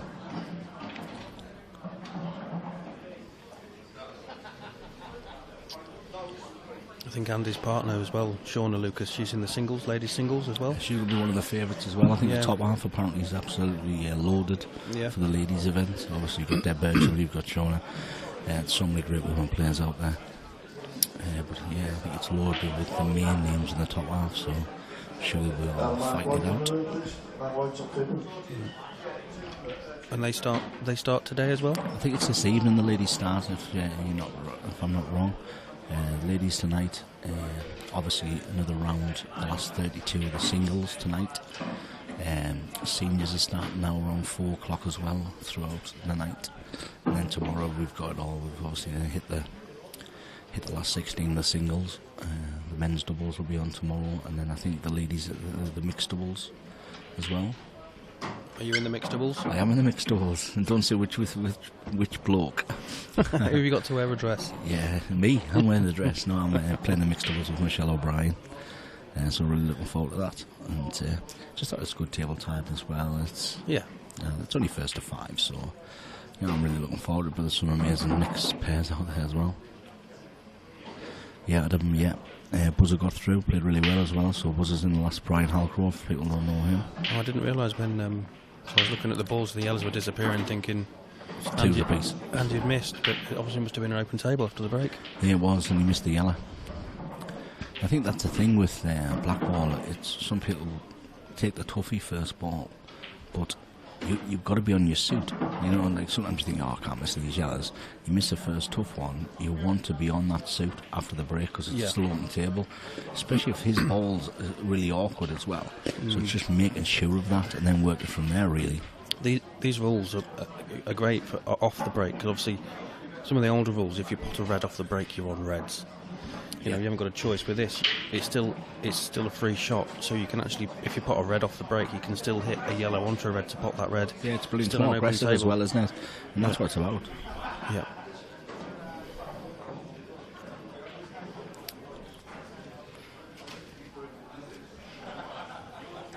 Donna Evans has just brought some in the commentary box. I hope it's not thrush.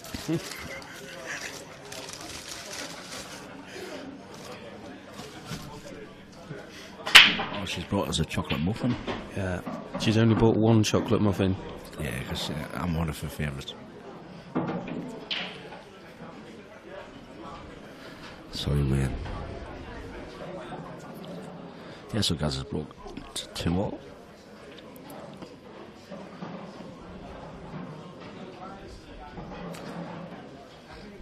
Is he just going to fudge up, or is he going to go for reds? I think he's going to take reds out, hasn't he? Yeah, he's got no real shot on the yellows other than the top pocket. He'll go for reds. I mean, he's got a pattern there, hasn't he, on the top right to get on the one on the left, so he's just going to pop this one first and just come down the table. Still quite awkward, like, to be fair. They're really awkward. Gaz is looking, obviously, we can play the red to plant the red, yellow, red. So the bottom red on the left hand side into the yellow in the middle of the table, so I think that's what Gaz has looked. And obviously the two balls to the top right lengthen themselves. So I might be just stunning down here to play that shot.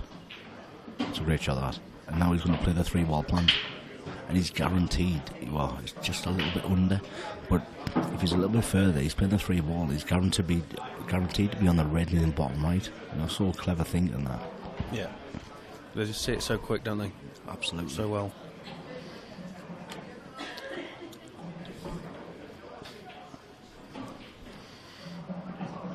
Yeah, Scott, it's a well-known fact that Gaz is a very, very good snooker player also.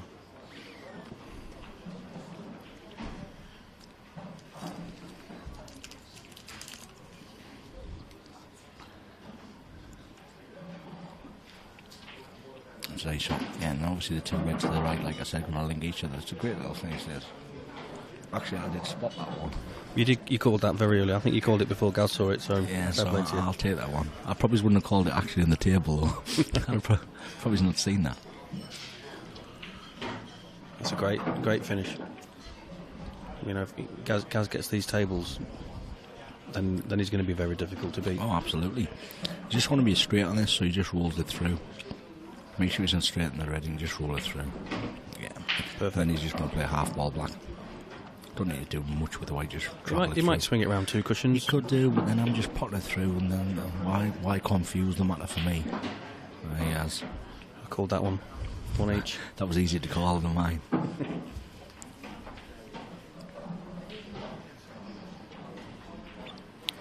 It was a nice finish from Gav, really nice finish to take a 3-2 lead.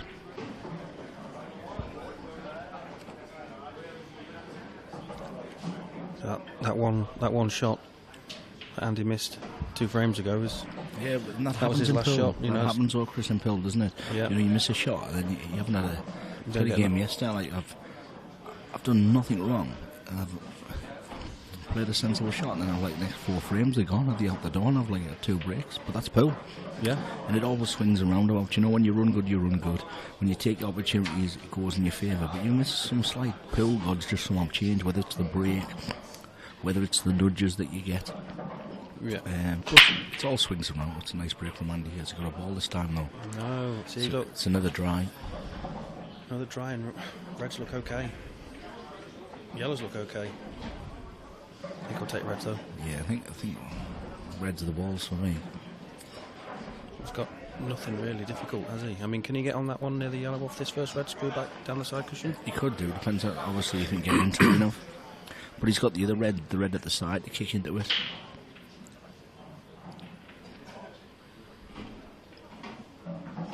No, he's too straight on it to do what I said.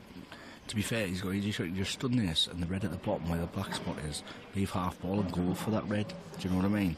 You could go into that red. So put the red where he's looking into the corner right. Could play the yellow onto the red as well, but you don't know whether the yellow's going to see. So I'm just stunning this and playing on the bottom red. Yeah, and now play the bottom red up for the other two. Because this red on the right hand side is his last ball again. So is he just going to, that's what he's looking at now for that red. And you can widen the angle to go 2 cushions, so you're guaranteed, even if you under hit it off the 2, you've still got a shot. Yeah. So I think that's what he's going to play. So you seem to be in the know, Chris. What are the chances of getting any TV coverage on this on mainstream TV? Yeah, I think it'll happen. It's got to.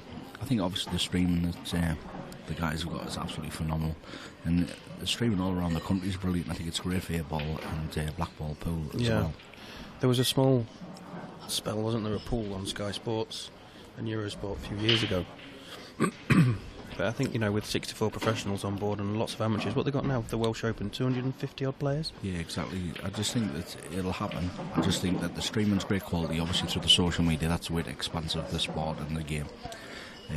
Obviously, hopefully with Corals obviously being merged with Ladbrokes this year, the back end of last year, that hasn't went through, but it will be hopefully for next year with more events, more prestigious events, along to alongside the maybe the Worlds or Masters, Champion of Champions. I think it's taken a step by step, and I think we're going in the right direction. Obviously, I love the blue cloth. I think it's great for the image of the game. It looks really good. It's sharp. It's good for the players because you can see every shot clearly.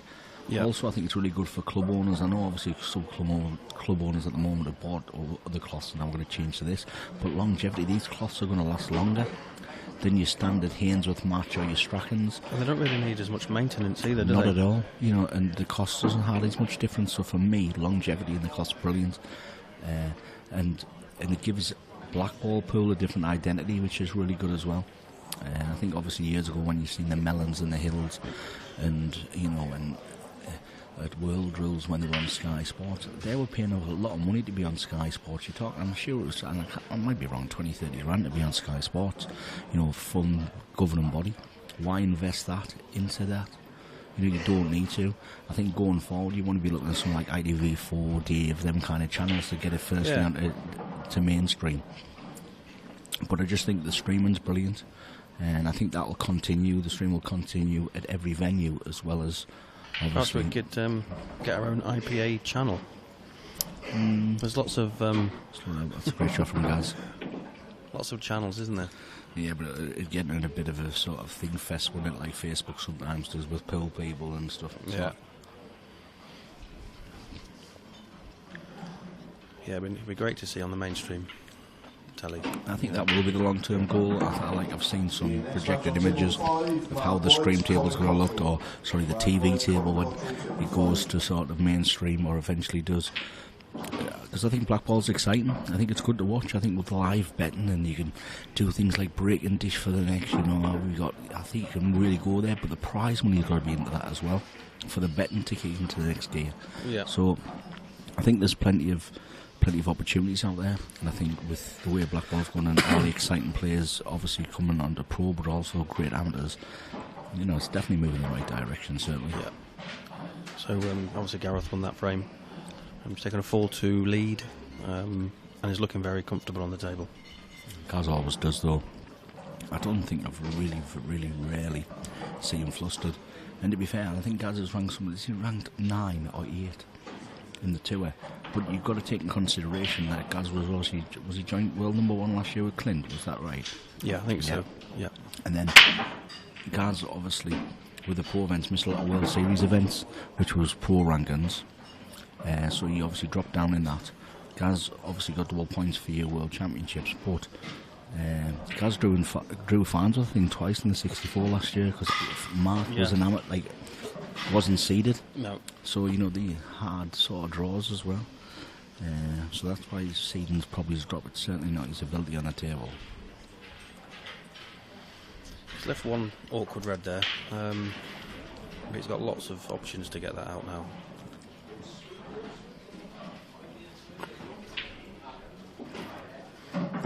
So will he be trying to get it out now from the centre of those 3 reds, just to come down a bit trace aside? And yeah, he could do, but I'll probably only want to leave 1 or 2 reds in the middle of the table to try to take the middle one out. Can you get the one in the middle and go into it? You're just not guaranteed.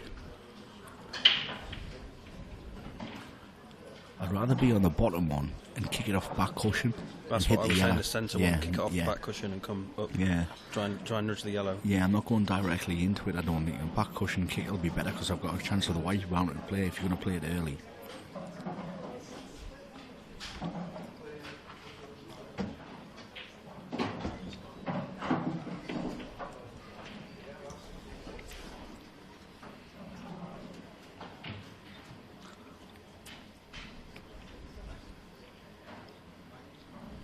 Who's going to try now? Yeah. Ooh, it's been a bit unfortunate there, because see how he's cleared the 2 reds in the middle of the table to leave 2 reds up there. So quite cleverly had loads of options to be on another red, but he's been quite unfortunate. Yeah. He hasn't got a shot on now. He's looking at the treble, isn't he? But I don't think he'll check off the second rail good enough. And there's nothing safe, is there, really? I mean, well, he could come off 2 cushions and try and put the white on top of the yellow, and leave nothing. But I don't know if can he bend this round and play the red in the top? Because hence, if he even hits it, he might cover the top ball, and that he doesn't like it. So he's going to look at that. This will be a phenomenal shot, this, because he's got to check it. Oh my word! So close, that. Such a tough shot.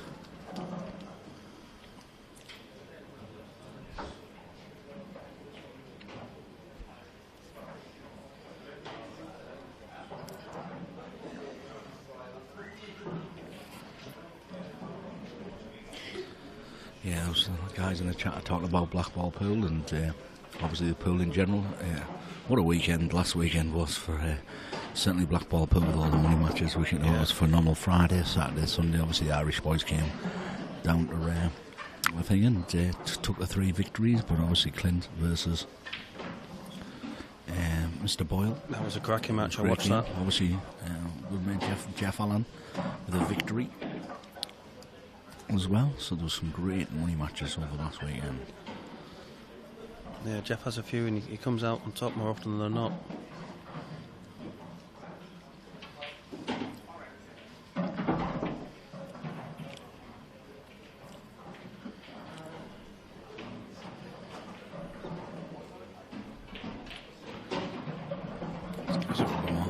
Big frame for Andy Lucas. He doesn't want to go 3 behind. Yeah, if he just drops this in, is he going to just cannon into the yellow? I think he has to, doesn't he? Because of the angle he had. It's lovely. He's just going to come around on the side of the left-hand side here, whether he plays 2 cushions or just stuns it across. Yeah, 2 cushion. Just hold up a bit. Oh, is he just hold? No, I think you can hold for that, no problem at all. If not, obviously you can go around 2. Yeah. Slightly awkward. Yeah, but you expect Andy to nail this, no problem whatsoever. Yep, and we have it back to 4-3 now, and I think it's Andy's break as well, so race to 7. It's going to be a very, very close match. I predicted probably minimum of 12 frames, so... Enjoying your muffin? Yeah, the muffin's brilliant. Thanks for your muffin, Donna Evans. It's beautiful chocolate. Lovely.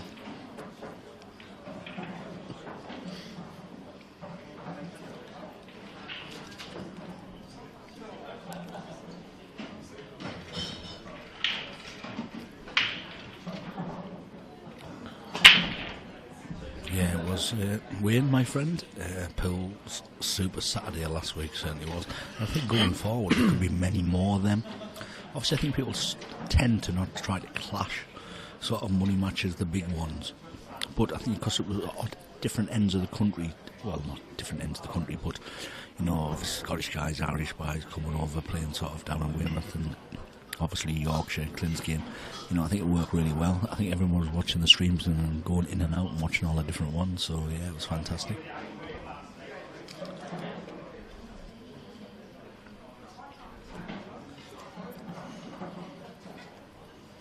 So Andy's come up dry again. I think that's his 3rd dry break. And that's harsh at this level as well, you know.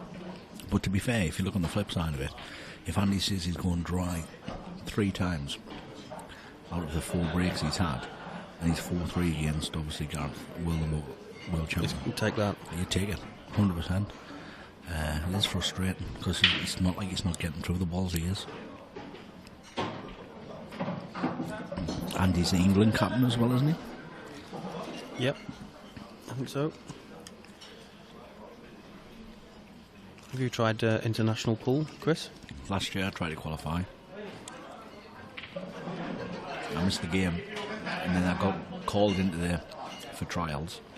So I landed 1 point from the region, and then I got the message from the old England manager, Paul Thompson, was it?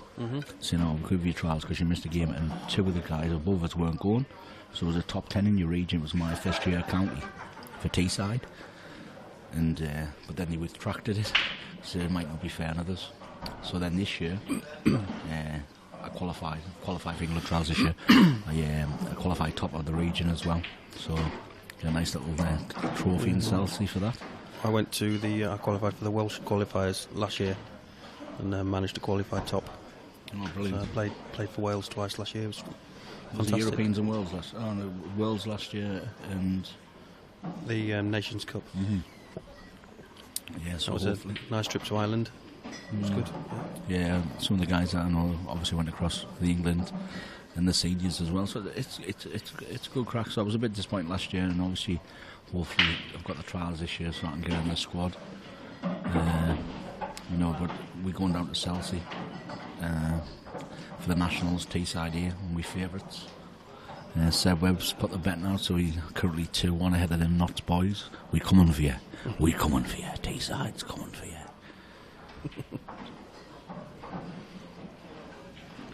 We beat them in the final at Scarborough for the Super 7, just gone in November, the boys. Oh, yeah. So it was a nice win for us.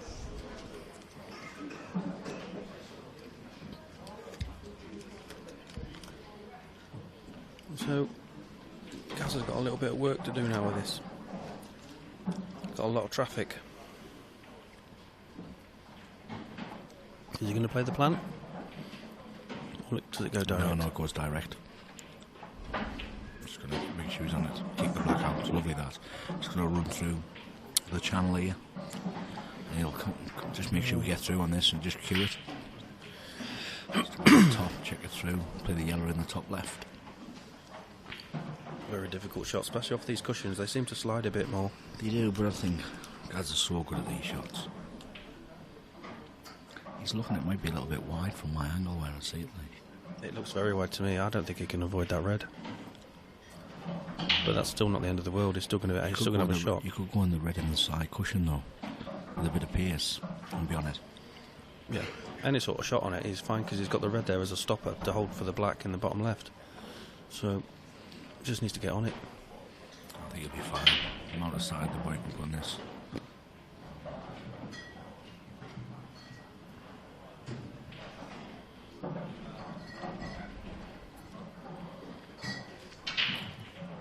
Yeah, somebody's asking for the other senior scores, guys. If you just go on Q Score, you can see the updates. They're generally live. They're obviously updated the senior matches. I think there's a few going on and still a few. Last 64 games to the main event.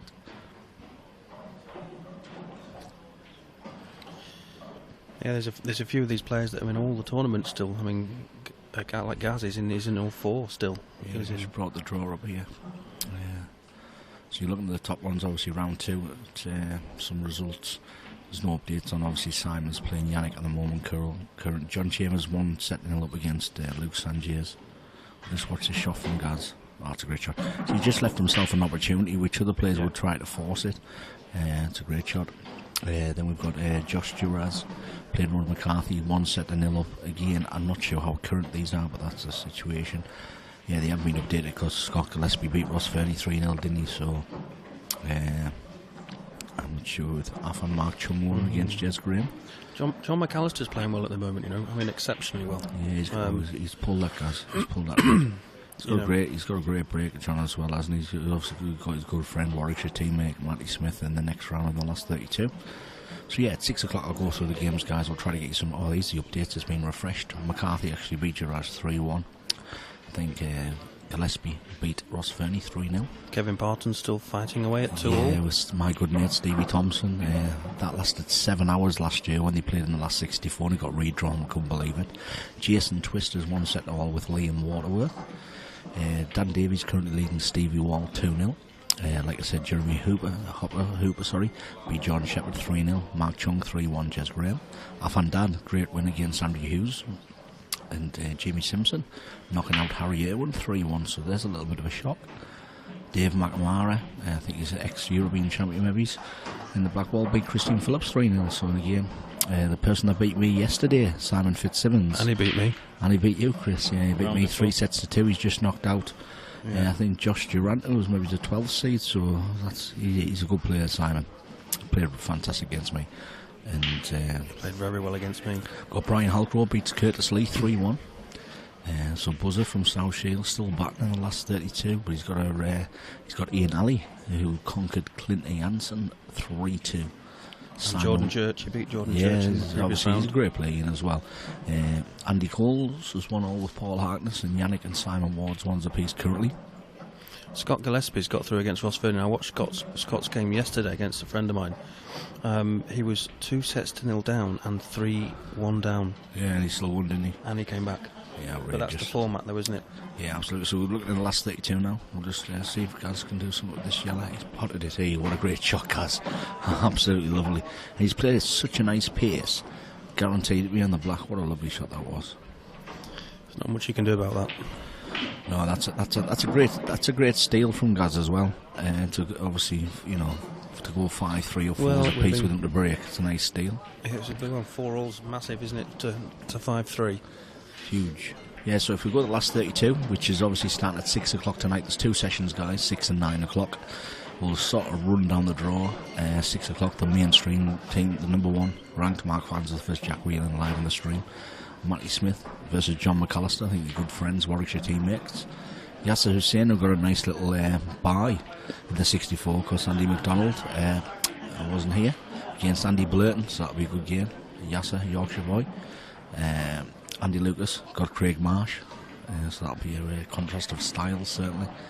And Gareth versus Ben Davies. I know Ben's playing fantastic at the moment. And Liam Dunster v Alex O'Donoghue. Gary Clark, Irish boy, playing Jimmy Croxton. And buzzer, Brian Alcourt, Ian Ali. John Chambers, Jimmy Carney, 32. A few matches we're still waiting, obviously the outcome guys. Affandad, Jamie Simmons, so you know, 2 probably games that people do know, but obviously the seeds have fallen there. Simon Fitzsimmons versus Dave McNamara. And Ronan McCarthy versus Scott Gillespie. Oh, that's a big one. That's a 9 o'clock game, that's a big one. A big game. Yeah, certainly.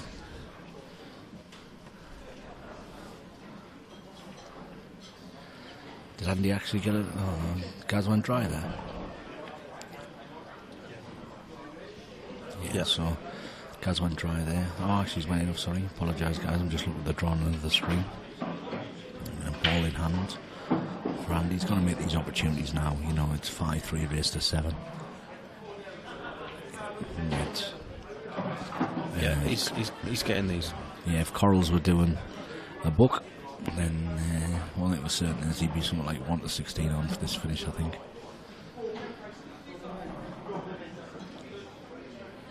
We've also got the, what else is going on today? We've got the doubles, seniors. I don't know what the seniors draw is like. Obviously, Gaz and Andy's a tough second round poke.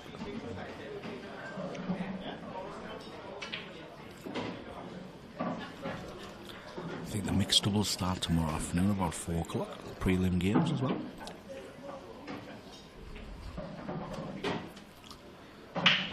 Sorry, 2 o'clock the mixed doubles for anybody interested.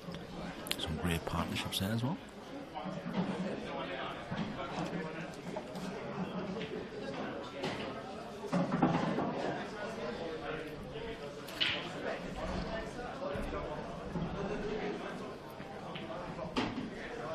You would expect Andy to take these out, and he's took them out really nice. Just mapped them really well.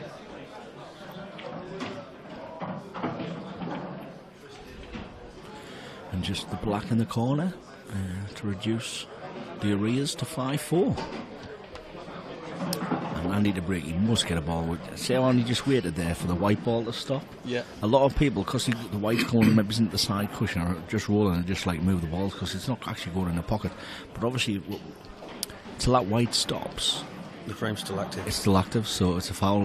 Melvin, where's he at? He was just behind us a minute ago. He called it on me in the World Series final against Collar Jones to go to Gibraltar, and it's going to the side cushion. And I mean, like, I'm getting beat 3-1. I've took a monster finish out and 3 finish to it's race to 6 to go 4-3 up. Yeah, absolutely queuing really well.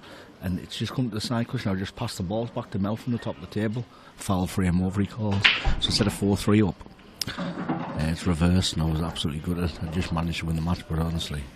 So now even in practice, You won't do it again? No, not ever do it again. We had it yesterday on the TV table, Greg Batten. Yeah, I've seen it. Caught the white. Yeah, I don't do that in practice either. I think it's sometimes getting in bad habits, you know what I mean? Yeah. I think Greg didn't know about it apparently, which I still find strange because it's one of the rules that gets brought up all the time in blackball. I think it's ridiculous. I missed it, Andy. You know, if he's left this yellow down here near the red, then that yellow definitely goes for me. And that's Sayonara. 6-4.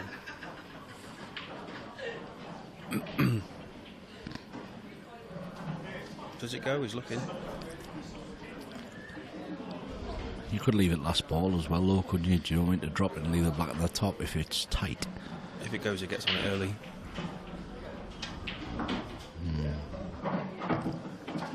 If it doesn't, he's got an angle to clip it out here though, and obviously be a choice of yellows. It does look tight. I think it goes off the jaw. Chris is pretending to be a meerkat now, popping his head up over the TV screen as if this ball goes. Yeah, I'm in line with it, but I still can't see it. Some beautiful carbon fibre corner pockets.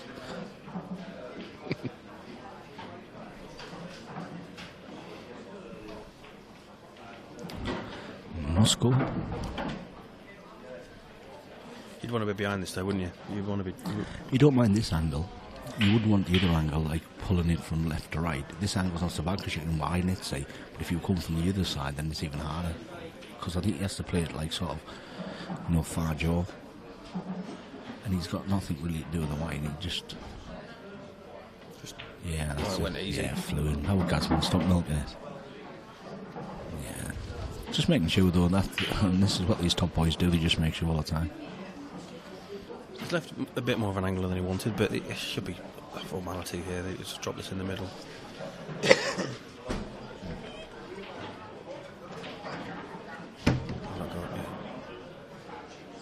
Just to do nothing.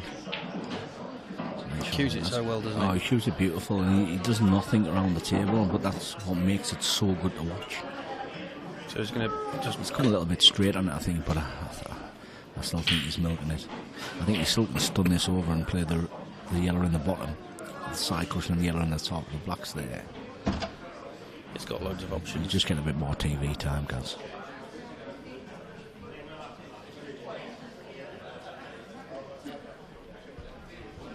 Yes, the Welsh lad is Chris Russian, that's for sure. Darren McCarthy in the room, please. Yeah, you're right. Obviously, the bottom half of the draw is opening up. Mr. Taggart, Rearbone, one of the top seeds left. Top half is absolute carnage. That's right, Mr. Naggington, it is me. Oh, damn, you guys is just absolutely at a mare there.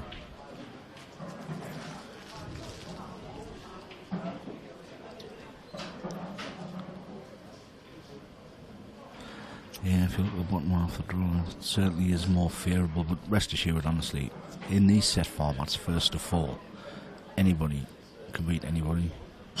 Yes, Marcus, Jack Whelan and Mark Farnsworth will be on the stream at 6 o'clock. So everyone will follow that up. Presumably for Rafa. So yeah, that'll be a great game, and hopefully if Rafa's listening in, he can get the betting up for that match, and I'm sure some of the Derby boys, Scottish boys, will be back in Jack. GMD, Michael plays World Rules, pal, and I think he's more concentrated in Chinese. It was tough queuing for Gaz, that though. You know, it was a shot before that's cost him it. This is a big steal, this, if Andy can get this off Gaz. I can't believe he hasn't taken those out. Yeah, totally agree, Peter. When Gallows is on his own game, it's effortless. It is. It's so effortless as well. It's just a pleasure to watch. Some people, you know, don't appreciate that about watching the pool, and you know, I love watching games and seeing how, you know, he does it. And you know, young players or amateurs out there in the clubs watch Gaz's game. It's, you know, they would learn a lot by it. He's played that well. But, I mean, he's not. Yeah, we're going to have a bit of a tiptoe nudge up here, because is he going to have a go at it? Is he going to try to, like, he hasn't got the angle, to be fair. He's going to go 2 cushions, clip it back in the yellow, 2 cushions, bottom side, clip it into the yellow. That's just fudging me. He's just going to, Andy Lucas is so good at this as well, though. You know, he's just going to keep this down to Gaz, like. Has he left it? Has he left the yellow at the bottom? As guys, I'm looking at that now. Can he bend it? Nah, I'm not convinced. My friend from South Wales, Paul Williamson, is watching. How are you, Paul? You okay? He comes to the international matches with us. I played in the B1s with him in Bridlington last year. Very good player. There's so many, especially county levels. There's some great players out there. It took out a finish to beat Scotland, the final frame decider, and decided it was a great idea to jump on the table. Oh dear. The committee didn't find it very funny at all. Not very favourable at all. No. Yeah, Peter, like before, Mark Farnsworth versus Jack Whelan will be on at 6 o'clock. Just try to sort of bend it and straighten up, but He's been quite fortunate there to leave that on that red. yeah, he's hampered, but does a red go across it? Unless it's touching.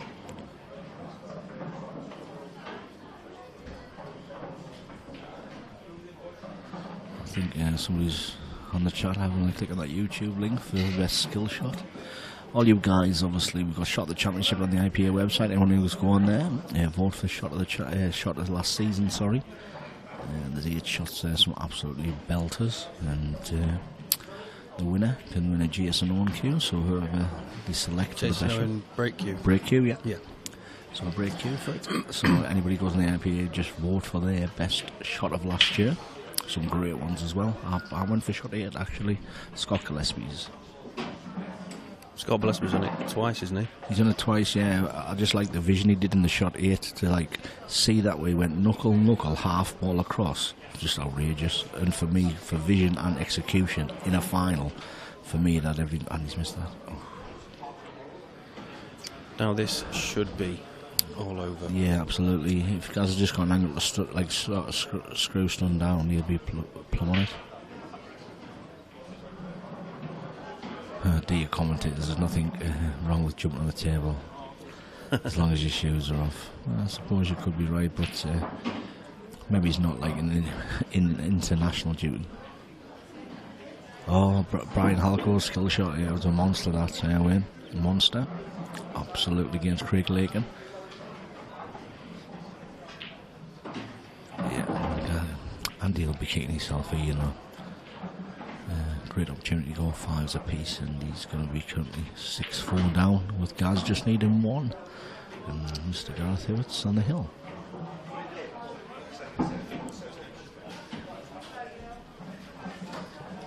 Andy's definitely had his chances. Yeah, obviously he hasn't broke very well, you know, and obviously that's affected, but there's some great chance there to go 5s apiece, you know, and you can't miss these opportunities at this level. Is there any score updates? Have we got any further score updates? Right, see who's still playing over there. Well, I think Simon Ward's going to be playing for a while because he's playing Yannick. Let's see, any other matches still on? Is the chairman still playing?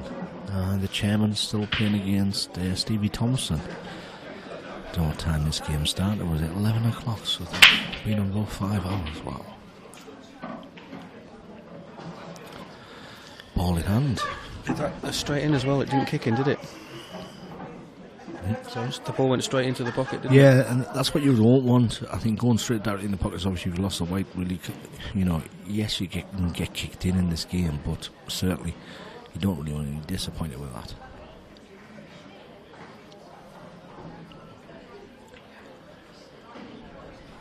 Marcus doubled it off the shot 6. Paul Williamson, do you agree with me? Shot 8, pal? I just think the vision was outrageous. I think there's so many good shots, mine. You know, McAllister's. You know, so many good shots, but like a lot of them you can actually see. And I think I remember the Gillespie's because he was playing Ginge, and actually I think it was in Scotland as well, mine. So, and I think in all that there must have been something like 50 to 80 people around that stream table, all huddled in watching the match. The Scots like up for it. I was at a semi-final maybe, and the vision to see it was unreal. Andy MacDonald's shot, he did go for that. He was trying to, someone's saying that it was just a fluke, but he didn't. He went to knock the balls out of the way. It was a cocked hat, yes, but the balls are in the way for the natural angle, so he's moved them out of the way after striking. It was a great shot. And Andy's obviously a great shot maker as well, so he definitely will have went for that, Andy. But I think that's the only way you could do it, if you know what I mean. I didn't see the shots Scott did. Slow down just a bit. Yeah, just drop this in, leaving the black in the middle. And yeah, see Andy Lucas, this black in his centre left pocket to make it 6-5. And it's his break. And it's Andy's break. Now this is what you don't want them horrible dry breaks. Yeah, Daniel Lessus, rare shot indeed. Yeah, just creative. And I personally didn't see it. Probably about 3 or 4 people in that crowd or players would have seen it. You know, there was a lot of IPA professionals around. So yeah, it was monster. So Andy needs this one to take it to a decider. But again, that last frame when Andy's had a snippet, he could see this was fine margins about Poole. You know, he could be 6-5 up, literally on chances, could be 6-4 and not playing or breaking exceptional, just playing it sensible. He's moved the cue ball right over, that's his first cut break. Cut break, and he's got a ball. What about the black? No. Oh no, he's alright. Yellow balls. Yeah. Just one bad ball, which was quite a straightforward double, or would you try and kick it out? I mean, if you kick it out, you might. Obviously, you've got a chance of potting the black here for the red. You just want to make sure of a ball first. Let's get a ball. Let's get one on the table. And you know, reds aren't. Reds are not. The two reds. I don't like the two reds linking at the bottom. So yeah, yellows for me. Just make sure this yellow in the middle, and then see what comes out of it. To be fair, then if you clear the other yellow, you do have the double, but you don't want to be leaving the double to save a match, do you?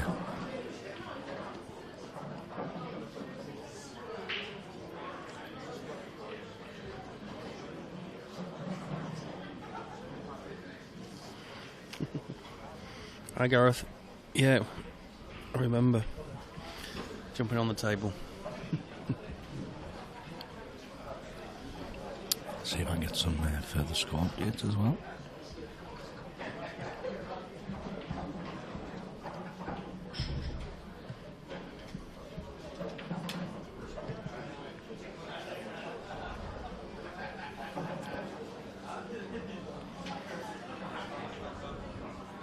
Afternoon. Did Simon win that? Is it Simon Ward? Simon Ward? Did he win? He's still playing. I think he's still playing versus Yannick. He's still playing, yeah. It was when I looked once at all, I think. I'm just going to look for the updates now. Yeah, it's 1-1. And that's the current updates we've got on Yannick versus, I think there's only 2 games left now, isn't it? I don't know. Kev Barton 2-all with Stevie Thompson. Jason Twist 1-all with Liam Waterworth. Andy Cole's 1-all with Harkness. And Yannick before 1-all with Simon Ward.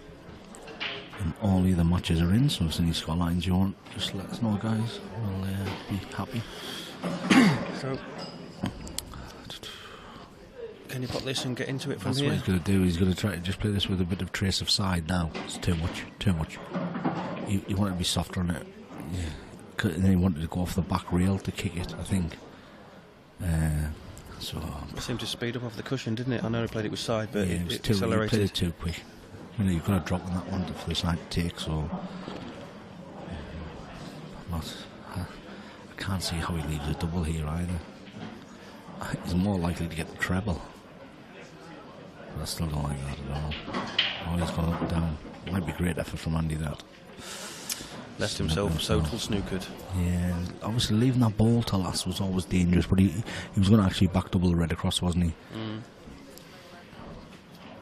I think Gareth will be thinking that he's going to get a chance. Well, Andy's obviously got back cushion with a bit of side, hasn't he? And I think you've just got to get into it and get in play, hit the red, and hope maybe a yellow goes side. Touch the black. See, but it's a foul, obviously. Gazel's going to probably stay ball in hand, but you know, even if at that speed, you know, I know you had to get into it, but the red was always going to still be safe. So even if he hit it and left the red safe, Gaz had loads of balls to play away. You've got to go for it. I think you've got to play the natural just saying, right, I need a bit of luck and pace it out. For it. Yeah. And then that's me anyway. Obviously every player is different, but I'm thinking I need to get on play. I might push the yellow safe, but I could fluke the red. Yeah. You know, but you stick it in there against a good player, they're going to keep you absolutely under it. Yeah. Yeah, Jake. The website, it's qscore.com. Have a look and just click on the World Pool Championships. There's loads of scoring from events around the world. Or go on the IPA and go live scoring for World Championships. Click through, it'll go straight to qscore.com, and you can get live updates on scores, draws from the men's doubles, the men's singles, the mix, the ladies. This game has pulled in a fairly big crowd for a Thursday afternoon. Yeah, well, two very well respected players, isn't it? You know, with Mr. Hibbott and Andy. Do we know how many viewers we've got on the stream? Not sure. hopefully we know boring and rigid with our commentary. I'm sure there'll be quite a few. There's quite a few people in the chat. So we've got 962 viewers. Yeah, it's not bad for a seniors game for the oldies, is it? Around 1,000 viewers, so yeah, it's quite good for a relaxing Thursday afternoon here in sunny and beautiful Bradford. It's raining outside. Oh, is it? I'll say it was sunny when I came out. Rain. You've been in this room for 3 days, though. Yeah, possibly. Because I've just drop this in now. It's got insurance as well. We know where that ball safe on the cushion. I mean, like for me, he's $1 million to not win this frame. To be fair, he's just going to drop this in. Nope. No, it's in because he hit knee jaw. See, so like when you hit knee jaw at that speed, it took it and he played it with a trace. Yeah, so this is going to be one black away. We'll get ready for the from handshake. Gaz to get to the third round of the men's World Championship Seniors. It was a great match and prevailing over Andy Lucas, 7 frames to 5. Congratulations to Gaz and commiseration to Andy. And obviously tune in live for the next game. I'm not sure, I think it is at 6 o'clock. 6 o'clock. Mark Farnsworth versus Jack Whelan, unless he squeeze another game in. Thanks for your time, Chris. Thanks to you all, Chris. No worries, mate. And I'll catch you up. Cheers.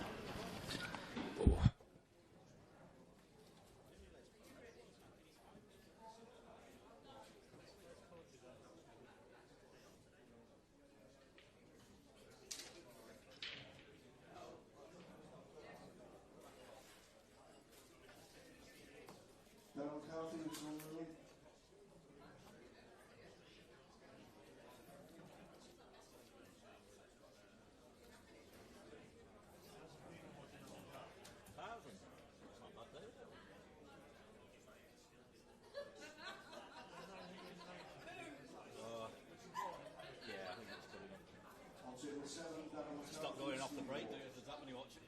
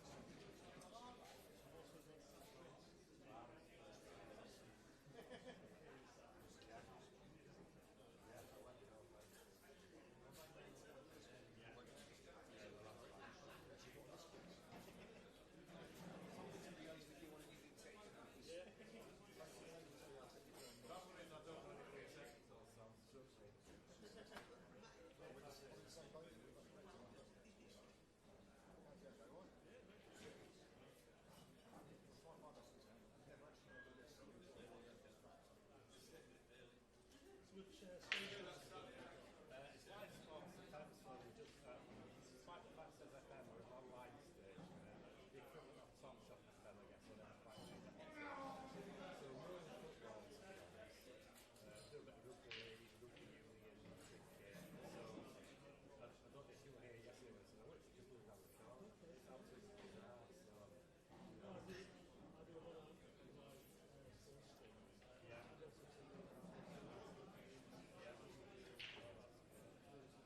Yeah, so you I've got my own company. Yeah. We work with doing stuff for us. Yeah, it was almost one of my friends and colleagues, Meg Alexander,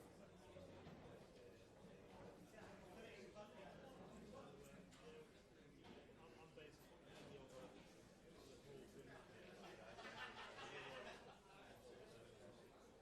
We did a couple of weeks ago when my colleague went over and shared North Devon, 618 youth or something like that, and he missed his last trip. Is it bad? It's not bad. Yeah, so it was sort of in between sort of two stages.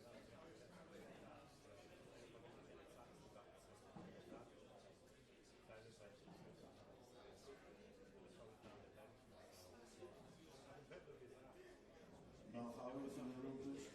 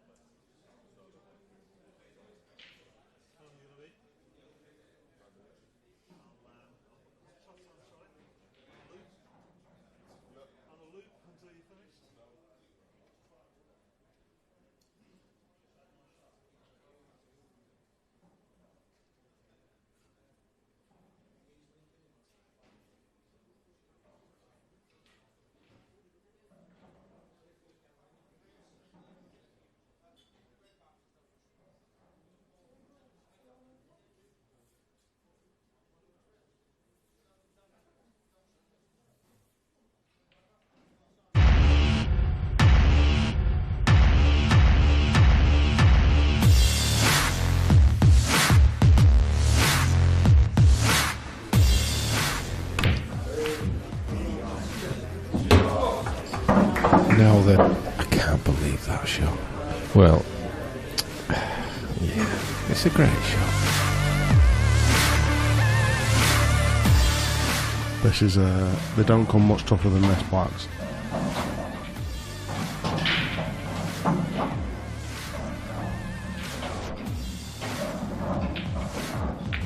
Oh, what a shot! Wow. What a shot! That is an incredible. Those two balls to finish, absolutely incredible. Brilliant. He's got hold of it too much. Oh, you know what's coming in, don't you? Cocked out. Cocked out.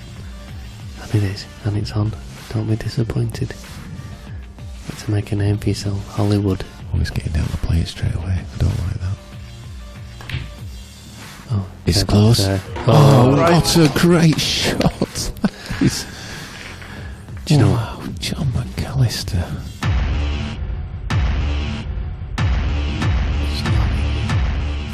He's gone for the skill shot. I can't believe it. Oh, great shot, John McAllister. Oh, she's tapping his, banging his cue on the floor in appreciation. Wow, what a shot that was.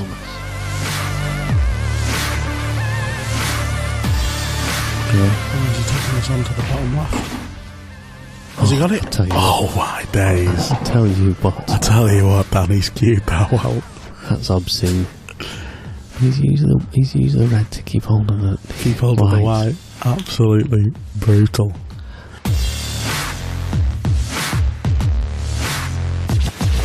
Clip that yellow fin. I generally believe that's a shot, and that'll be playing to the crowd as well, even though you want the treble. There we go. This is a shot to stay in the match. It's close. Oh, what a shot, Mark Farnsworth. What a shot that was. Got the crowd up on their feet.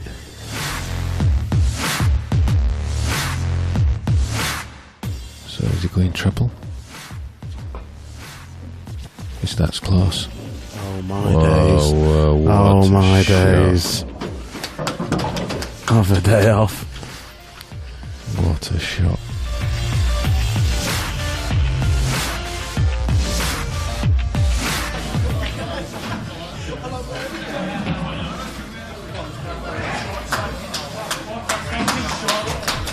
Wow. If you've played that, that's absolutely unbelievable. You see what he did there?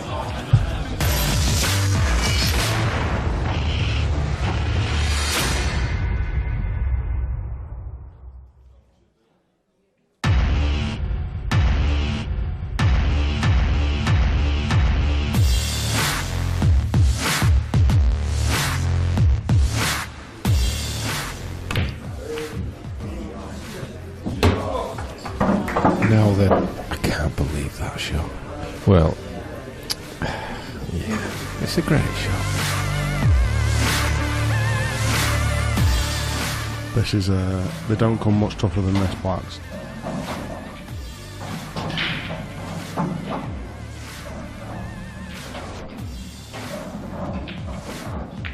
Oh, what a shot! Wow. What a shot! That is an incredible. Those two balls to finish, absolutely incredible. Brilliant. He's got hold of it too much. Oh, you know what's coming in, don't you? Cocked out. Cocked out. And it is, and it's on. Don't be disappointed. Got to make a name for yourself, Hollywood. Always getting down the plate straight away. I don't like that. Oh, it's close. Oh, what a great shot!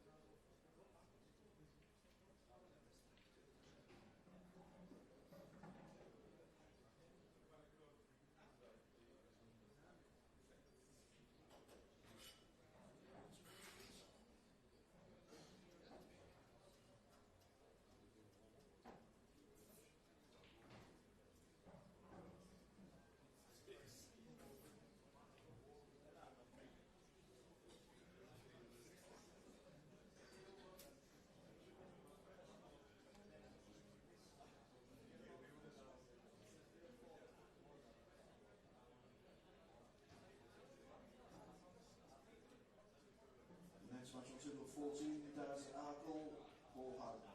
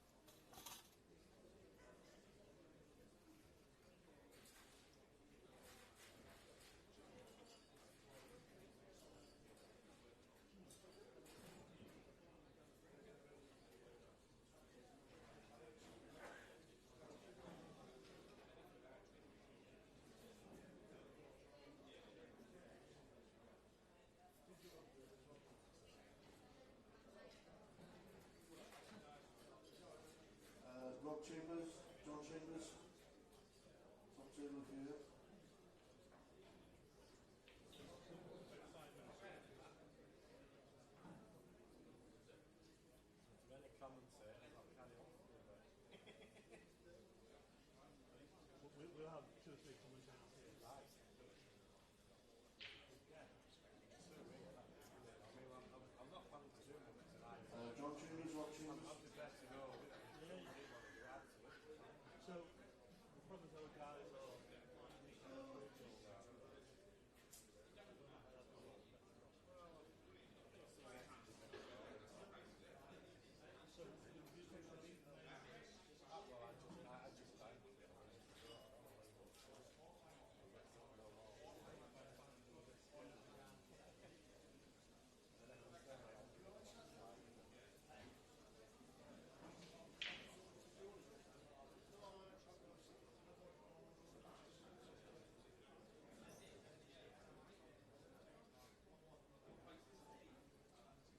The next match, very shortly on the streaming table, is Mark Farnsworth, Jack Wheeler.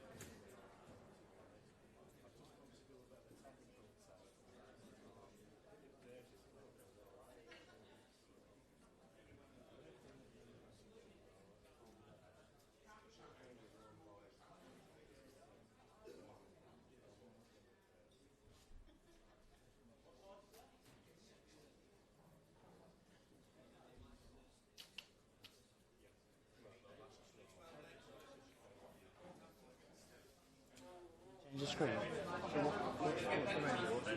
You want to see that one on there. Right, good evening everybody. I'm your commentator for this match, John Chambers. And I'm on my own at the minute. Table number 2, Matthew Smith, John McAllister. That's Matthew Smith, John McAllister, table 2. This is going to be a great match. Mark Farnsworth, the number 1, against former world champion Jack Whelan, who's in good form. Table 5, Andy Lucas, Craig Marsh. Andy Lucas, Craig Marsh on 5.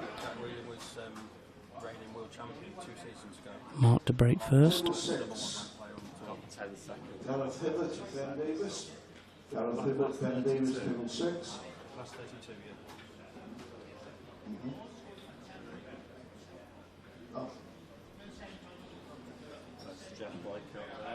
On table 10, William Dunster, Alex O'Donoghue. William Dunster, Alex O'Donoghue on 10. On table number 1, Gary Clark, Jimmy Coxman. Not the start that Mark had wanted. Dry break. Brian Alco and Ian Ali. Brian Alco, Ian Ali, table 3.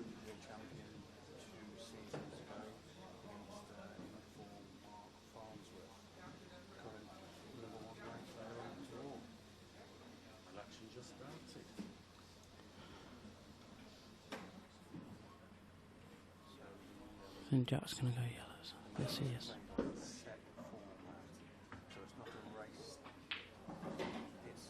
That's a good strong pop. I think he's found the gap for the yellow top right, off the cushion and off the yellow. And it gives him a chance to go for the clearance.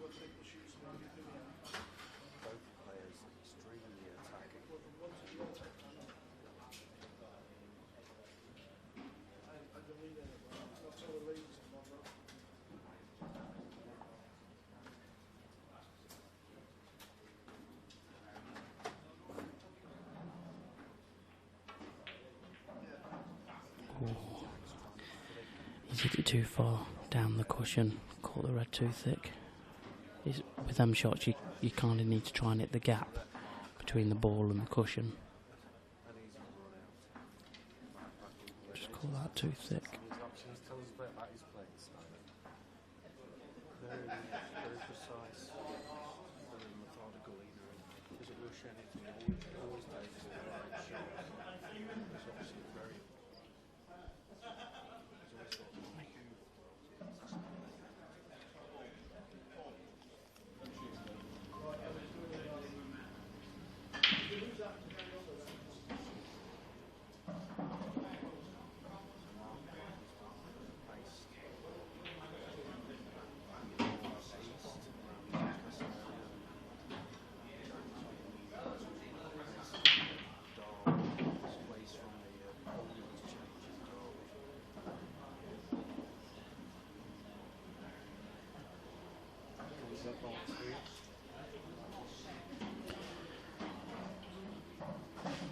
Mark's just having a look.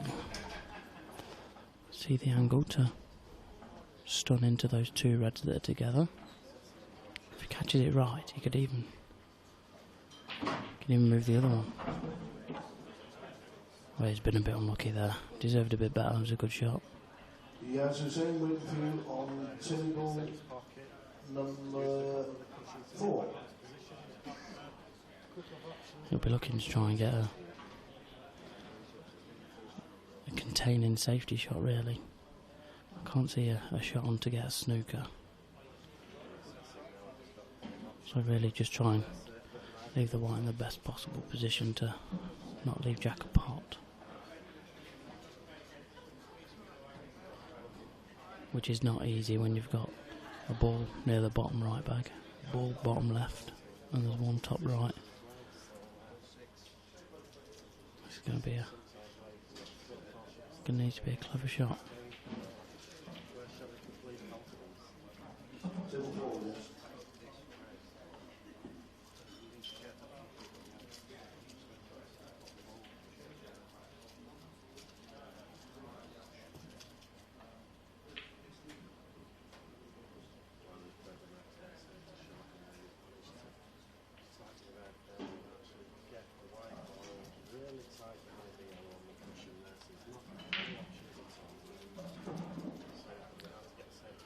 Mark's just played a really good shot there.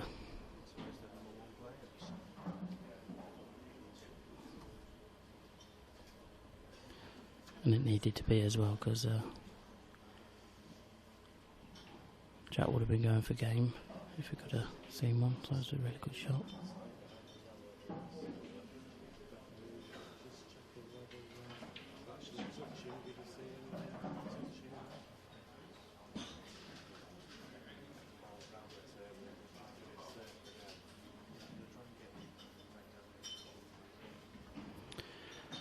Looks shorter pace.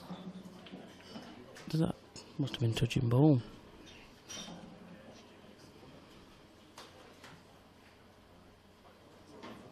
He was looking to get him behind that yellow. Although it's still a good shot. Obviously he was trying to get the snooker back.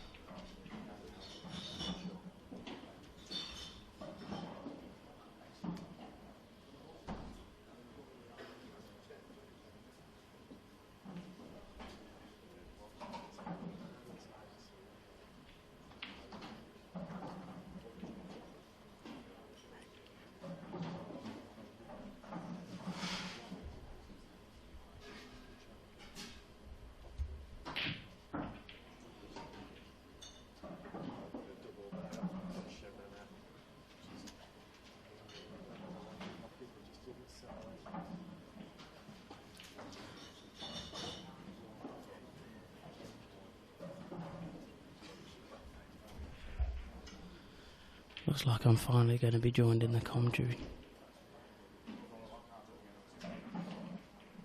They've finally turned up, instead of me sitting there doing it on my own.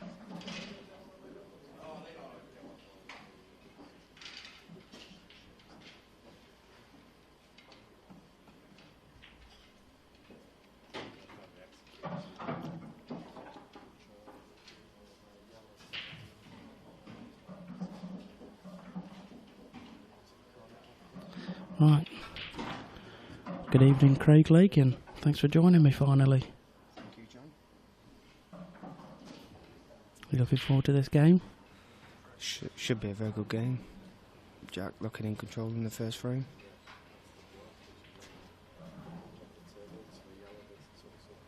On the yellow into the top right corner.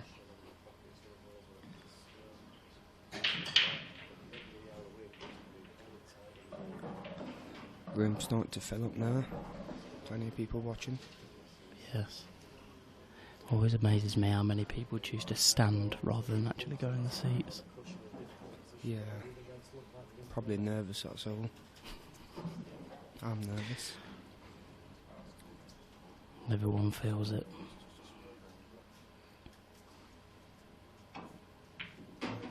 That's a good shot, that. I'm not sure if he's on the yellow, it's going to be tight. It looks like he's on it from his body language. I think he is on it. How's the tournament going for yourself, John? It's going pretty well so far. I'm into the last 32. Good stuff. Yeah, played okay. Room for improvement. As always. And I'm never happy, as you know. Good shot by Jack. That's a very good shot. Cannon onto the red near the black spot. And it should be a routine finish. Yeah. Just a little stun shot. You enjoying this week? It's not gone to plan, but I'm really happy with the way I played at the event because I came in playing poor, so it's a positive out the negatives. Yeah. But no, it's not gone to plan. I've had tough draws, but I'll be back next year. That's good to know, mate. Fingers crossed yourself or Jack can have a good run for the Derby boys. I'm from Burton-on-Trent, mate.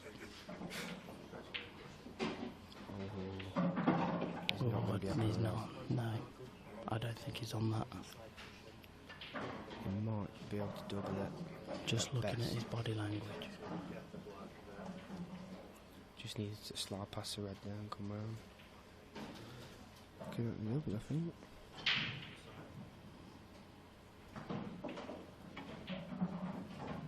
Yeah. Nowhere near. I don't think he could see enough to double it. I expect Farnsworth to clear these up now Yeah. for the opening frame, set themselves in. He'll be relieved as well. Yeah, definitely. Jack, on the other hand, will be disappointed not to pinch this first one. Yeah, be kicking himself. Yeah. But it's a long race. Do you like the format? Personally, myself, yeah. I think it's, even though it's quite long anyway, but it's short with the sets, best of 7. Yeah. So I like that myself. I've heard a few people moaning. Some people like it. You're not going to please everyone, are you? No, you're not. I was never really a big sets person, but I understand why they're played, and it makes every frame important. Yeah, definitely. So basically, more exciting frames within a match. Yeah. And if you're the player behind and chasing, you're always in it. So I think it works. Been a lot of close matches, even if some people have won 3-0. Yeah, like it could have been a coin toss still because how the racks run out. Yeah. It could have been just 12-9 on frames in 3 sets. Decider in each, so. Opening frame to Mark Farnsworth. Yep.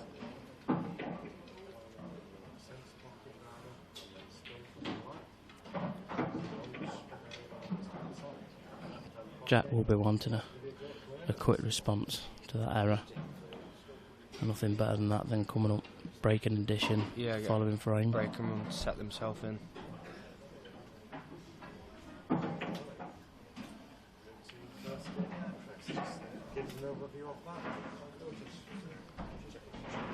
I think the break will be a key thing in this match because everyone knows Mark struggles with his break. As much of a great player he struggles a lot with his break. Jack's renowned for having a very good break, so I think it'll be key. Either way, it's going to be an interesting battle. How'd you find the new cloths and cushions? I'm a big fan of them. As a player, liking to move the white around a lot. I think it's a lot easier on these cloths. So it's a plus for me. Same again, I've heard a few people moaning. Some people like them, but myself, I like them. Yeah, I like them as well. And I think the only reason why people will probably moan is because they're not used to it.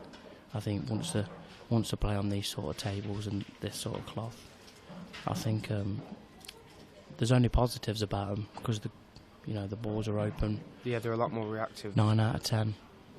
You just stroke them home, they go nicely down the rails. You can move the white a lot easier as well. Yeah. You don't need to be belting balls around to manoeuvre it. You can just,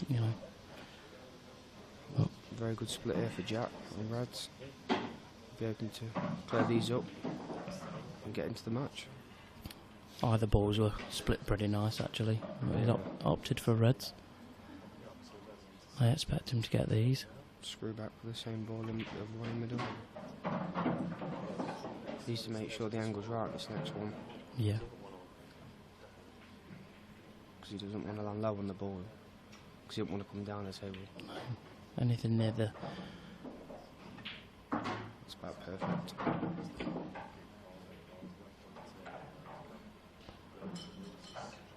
I don't think that's gone far enough, to be honest with you, Craig. Yeah. You might have to come off the side. Stun it off the left-hand side cushion. No, Can he squeeze it past the yellow? You can just run it for a few inches. Oh yeah, it was a lot straighter than I thought it was. I thought it was a bit more angle than that.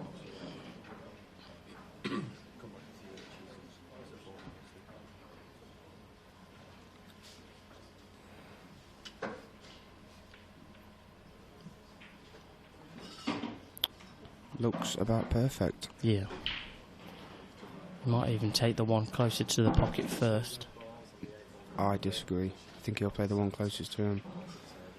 Be easier to get on the ball near the bag for the black. It's a good shot. Perfect angle to run off the side rail with a better side. Run down the right hand side. Anywhere near the right middle pocket. Yep. Looks about perfect. Good shot. Yeah, it's a good shot. 1-0. That will set him down now after that error in the first frame. That's what I was saying about his break. If he's catching his break right, he's going to be very hard to beat. Yes. One frame more. Rather quick time.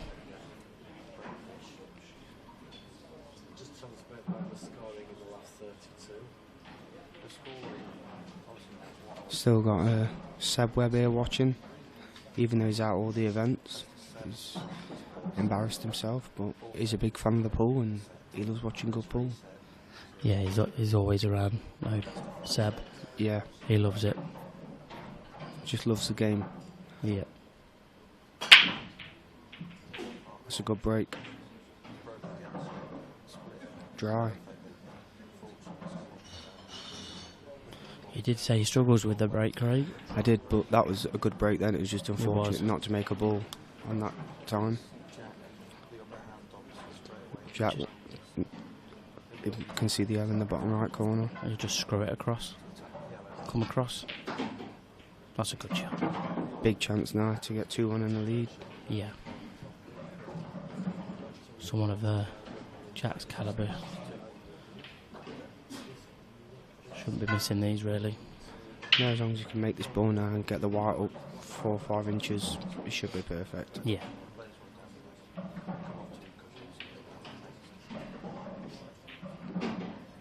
Has he played for the ball over the back? He's played for the one in the middle first. Probably a sensible shot instead of trying to force it. Looking to drop this in for the yellow in the top right bag, I think. Looks, he's had a little bit of an heavy contact there. It's a little bit awkward. Yeah, it didn't go through. Just need to go another inch or two. Yeah, he had a bit of a bad contact there. I think he might have to stun back to play the yellow in the bottom right corner now. He could even take the bottom left first. It must be straight then. Oh, he's perfect. What do we know? Yeah, it's hard sitting far away from the table. Yeah, it's a lot harder watching it on a screen than it is watching it next to the table. Correct. That looks just about perfect. Just done this in the bottom right for the ball in the bottom left and black in middle. That's all she sang.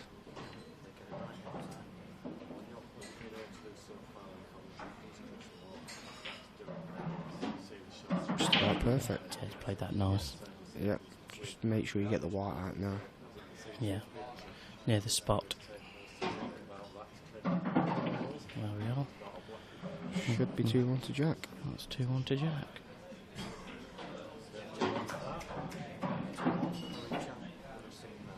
If you can get a big break now to get that 3-1 lead, it'll put the pressure on Mark. Yeah. You feel with Jack's break, you feel like he's always got a chance. Definitely, yeah. But like you know, with these formats now, like Mark's under the pressure now with Jack breaking for 3-1. Yeah. And it's a set over in the space of what, 10 minutes? Yeah. That's how quick it happens.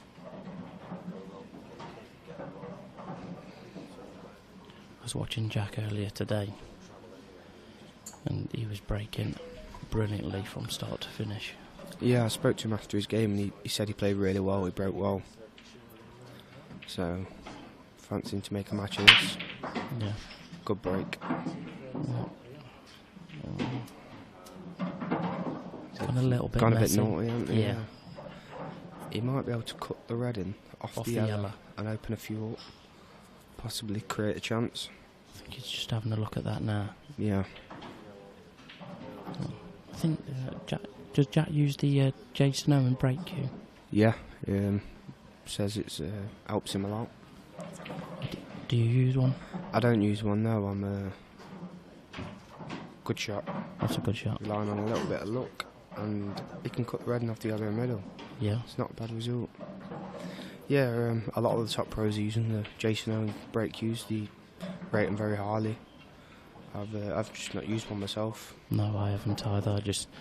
I use mine for just my cue, my playing cue for everything really. Yeah, I'm exactly the same.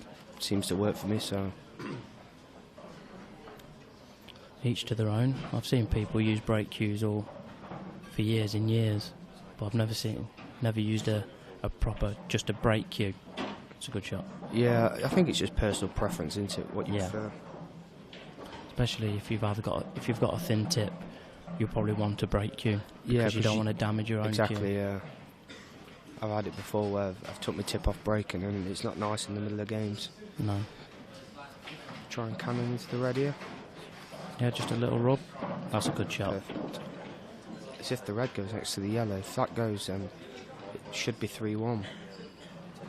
It's hard to tell from there, but if not, he could take the one bottom right and just run onto the red. I don't think it goes. He's looking at possibly trying to screw out into the yellow from here. No, I think if he just pots the red bottom right and just roll round off the bottom rail and into the red. No, that angle's not on. I think it is. Oh, just clip the red. Yeah, I was right, thank you.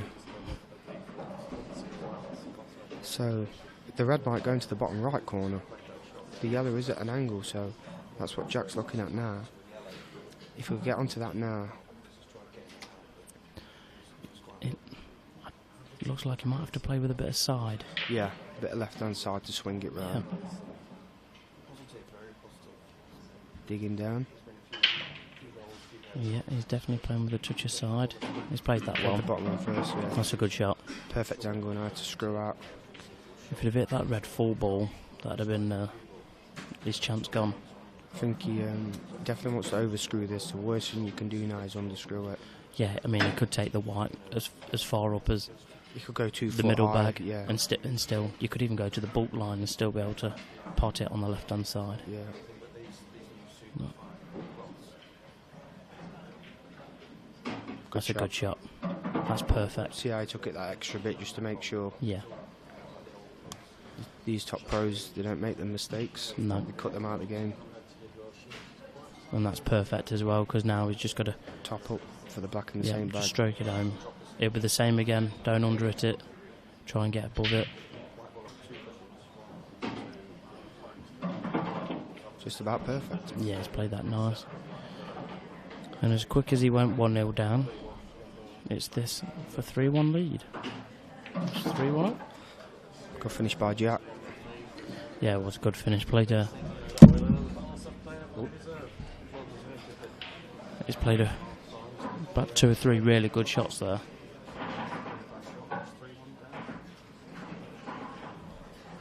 I've had a message sent through from one of the fans of the game, and they just wanted a shout out for the Bannums.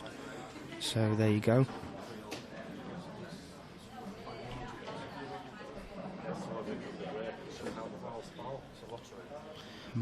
Mark will be looking for a quick reply now with 3-1.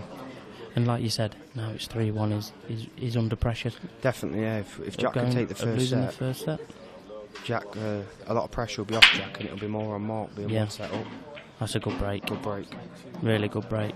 See, Mark Farns has gone for a breaking cue now. First time I've seen him use one. Yeah. What breaking cue is he using? Just a different cue, or is he? Just looks like possibly a snooker cue, bigger tip. Yeah. I think this break deserved a bit better, to be honest. Yeah, he hit him very well. He's quite unfortunate what they've landed. He's got a yellow in the middle. He could, if he tops it through, I think he has got a bit of an angle, and he could just run into the yellow.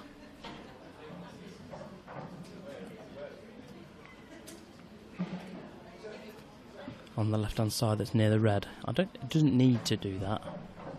Is he playing a plant here? Yellow onto red? Fat plant, it's a massive chance. Wow. It's made the finish a lot easier now. Yeah. Good shot. I didn't spot the plant myself, to be honest. No, I didn't. I was looking at the yellows. Yep. It's a lot easier when you're at the table. Although, we've never missed sitting here. I've never missed in this box.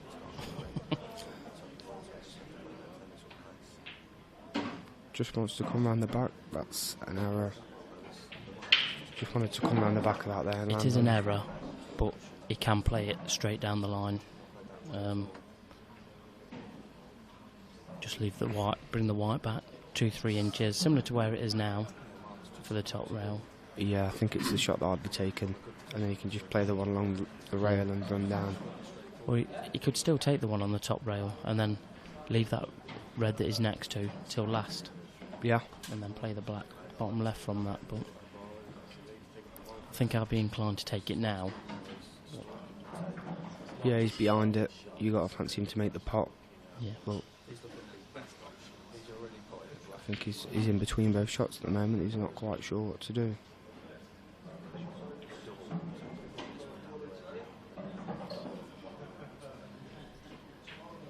That's a good shot. Very good pot. And I think he's on the red into the middle bag.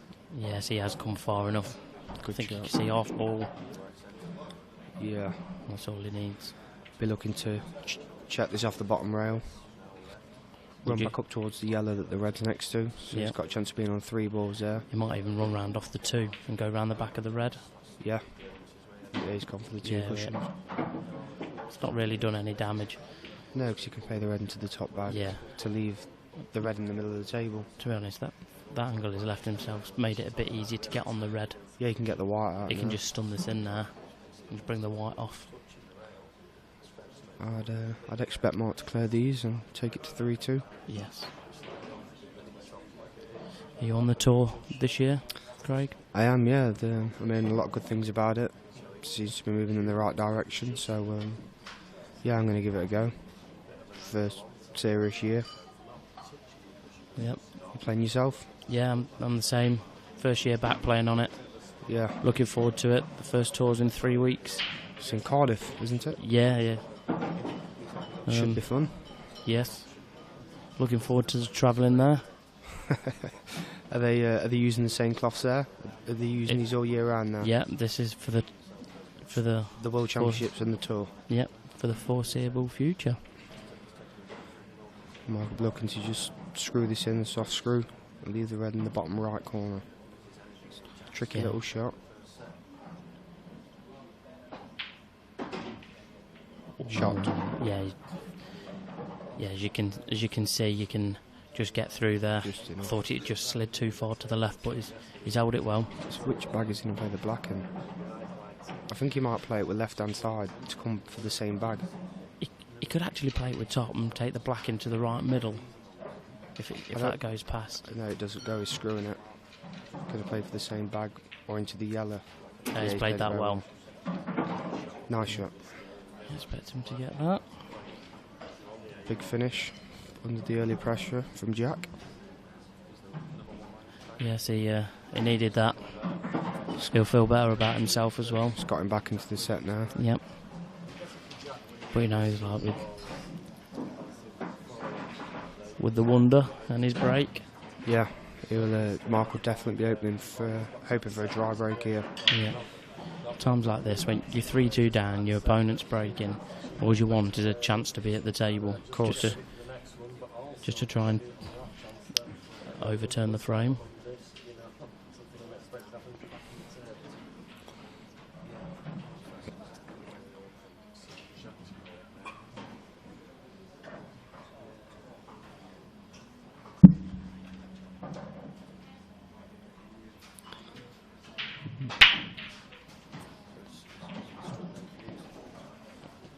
Looks dry.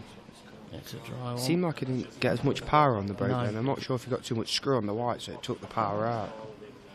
Yeah, he didn't. It didn't look like he hit it. They didn't explode like they normally do. No. Yeah. Maybe trying to control the white a little bit too much, making sure he screws it straight up. Yeah. It's a possibility. But Mark will be happy. He's got his chance. This is the chance they'll be wanting. And he'll have the break in the deciding frame for the set. You take the red, middle of the table to the left, and then play the red in off the yellow into the middle.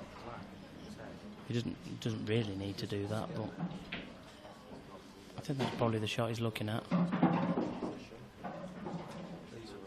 I don't think he'll move the yellow.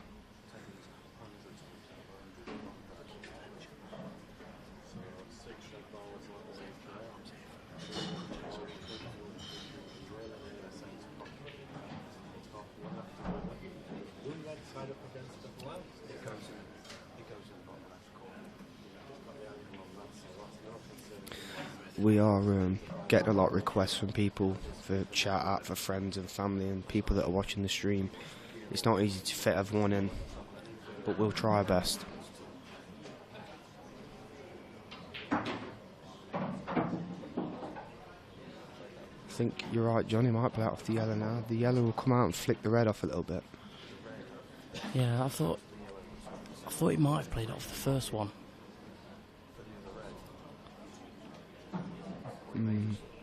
But yeah, it did.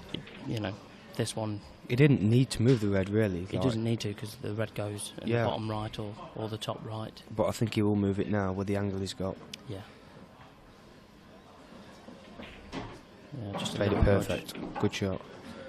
Little soft screw back into the yellow now. I was just about to say, would you play that? Do you think he's got the angle to do that? Yeah, he can just. Or do you think he's going too close to the red? No. He could play the red in the bottom right bag and screw into the yellow. Oh. That's the shot I'd be playing. Sorry, I thought you meant the one into the left middle. I know what you thought, John. That's worrying. It's just a little soft screw into the yellow. Leave himself on two reds. To the middle and the bottom. Yep. He's just got to make sure on the position now, and he plays the ball in the middle bag. Yeah. Because he's not going to be able to hold the white as well as he wanted. No. So he's going up the table a little bit, but I think he was okay. I think he was hoping to pop the yellow and play the red to the left bottom, then middle, then bottom. He could still play that. I think he can run round the back of the yellow on the baulk line. Yeah. And come round. Yeah, that's the shot I'd be playing, I think.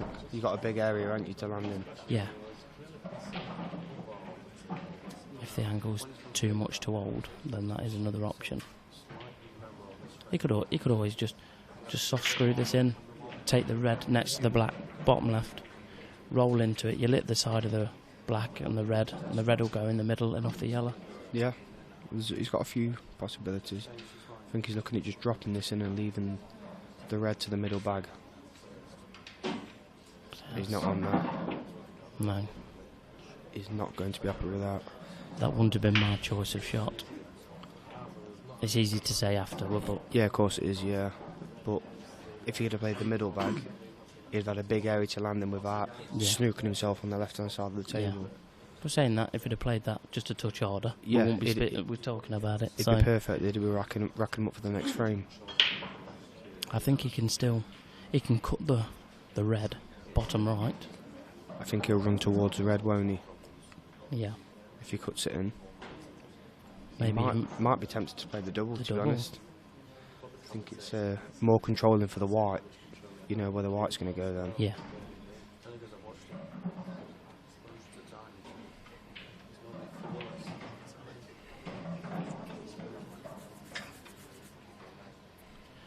This is quite a big moment in the match already. Definitely. Jack will be sat in his chair praying for a miss.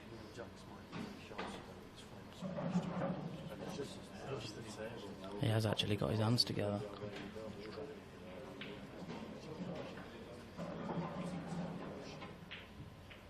It's a great pot by Mark. That has got the generous flick. He'll be very happy with that.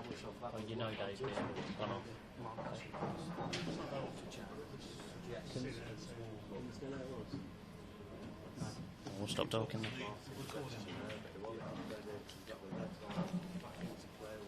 So yeah, he played the cut. He got a generous cannon off the red and the yellow to land.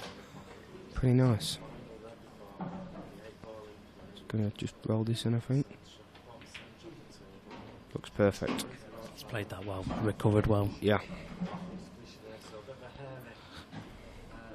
For a short few minutes, Jack would have thought he had a good chance coming back. Yeah, definitely. Where he left it, I thought he was coming back to the table as well, but he's recovered well. Yeah, he played a great shot, showing his class. That's why he's the number one. Yep. Right, we've got a decider first set. Such a massive difference winning this first set than going one down. Yeah. And Jack hasn't been back to the table from being 3-1 up. Yeah. All he's done is dry broke and all of a sudden 3 up. But that's how quick this game can change. Yeah, with the format, a few breaks and that's it. Set over. It's fast and exciting.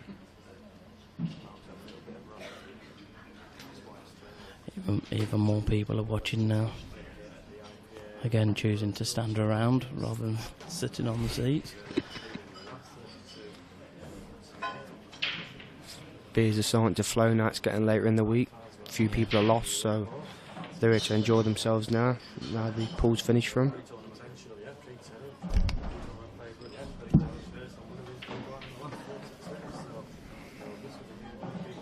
Right, so here goes. Mark Farnsworth breaking for the set.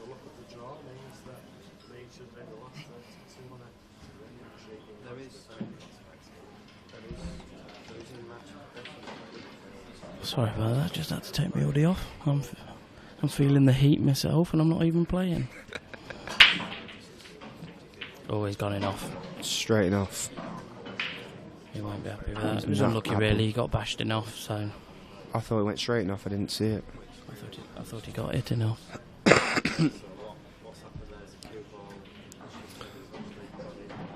Jackson will be looking to clear yellows up here, I think.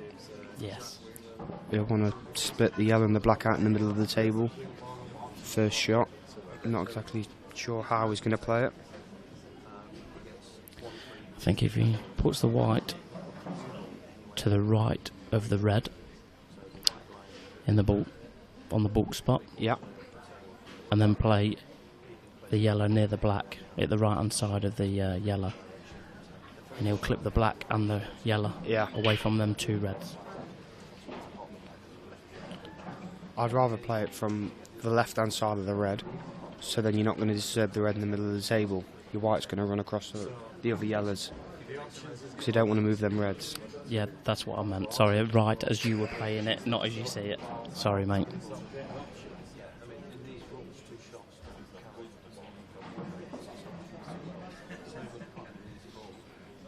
I don't think he's I'm not sure if he's playing this split here. Is he? I think he is. I think he is, yeah. That's where I said, yeah, they're right inside. That's where the I red. was saying it as well, mate. You wasn't thinking from the way people was watching it, that's all, John. No, I was thinking as a player. Sorry, mate. Yeah, this is one of John's first times in the box, so he's a little bit nervous, sorry. It's because I'm normally still in these events, so... Well, you are, so... Jack will be open for a nice split here. Cannon the yellow. It's played that exactly how I suggested. And it's come out pretty well. Yeah, I'll be happy with that. Play the yellow over the bag and screw across for the yellow just off the rail. Yep.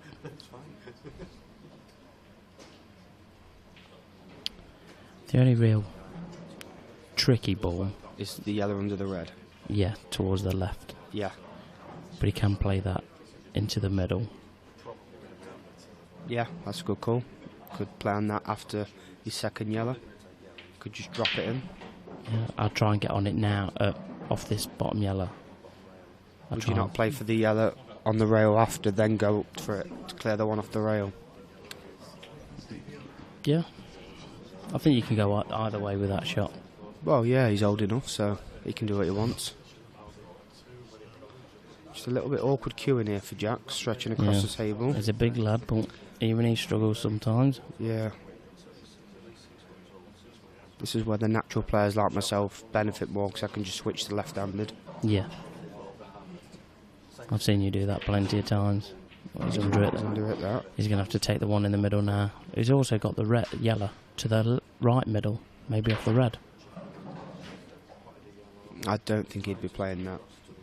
He's only got to make the pot here, and he should be clearing them up. He's looking at it, mate. He's having a look. What I didn't look at then, it was still open table. I didn't even look at reds as a finish. No, I didn't. If you look at the reds now, depends whether the reds might have been the better colour. Come to think of it, from where the white was. Well, he's cleared the bottom left pocket now, so that helps. Yeah. Yep. Jack will be kicking himself after that, because he could have overran that by 2 foot. This is what I mean, players underwritten shots like that. Normally these top pros don't do it.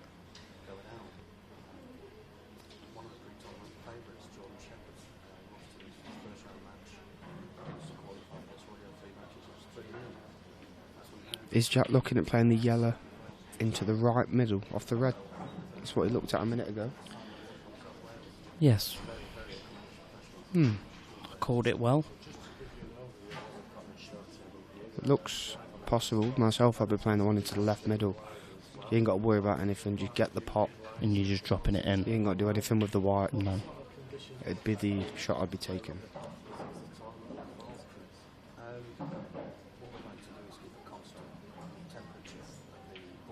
That's a good shot. Nice shot. He's played that well. Yep. Take the yellow into the top left. Screw down anywhere near the blue spot. It'll be on 3 balls. Yeah, you've got choices then. Yeah. This game's all about areas. Giving yourself opportunities. Correct. It's not always about the one ball, although sometimes it is, but situations like this, you play a percentage, you play the area. Give yourself a choice. He'll be taking the bottom yellow now to the bottom right pocket. Do you think he'll come down for the ball on the rail now? And then possibly screw up between the gap of the red and the yellow? The red and the black, sorry. Yeah. But he could play down here and then stun through the gap. Yeah, that's not... He could also play the yellow bottom left now. I don't think he'd be taking that shot on. He's only got a... It's only a straight rolling. He's not got to do anything daft with the white. I mean, yeah, it's a tougher pot, but... He's screwing this back now. So he's going to leave the yellow on the rail for his last ball. If he can stun this in the left middle. If he's straight on that, he'll screw straight back. He's straight on it. We'll play the ball in the right middle then. You think? He might do.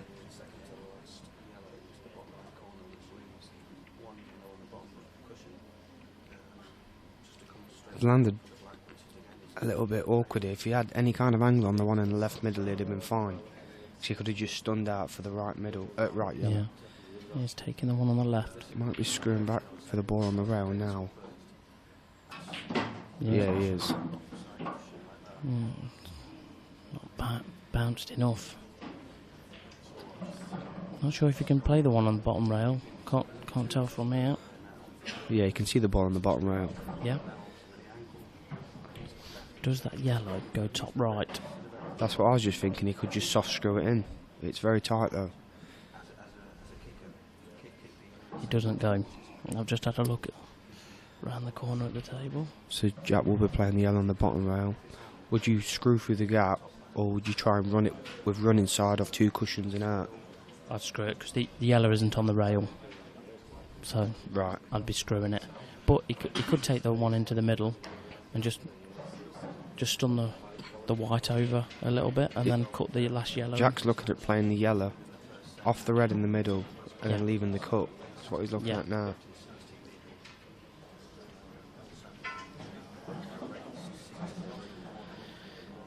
Where do you get your ideas from, Craig?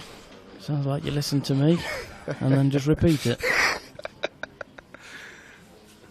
Unbelievable.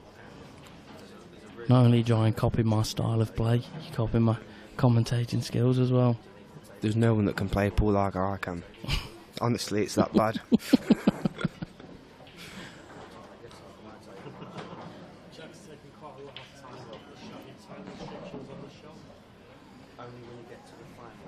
Jack needs to be very careful here. It's such a big frame in this match, like we said. Here goes. Yeah, it's a big shot.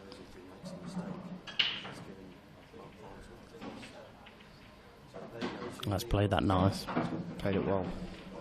And because the yellow isn't on the cushion, it is an easier shot to play.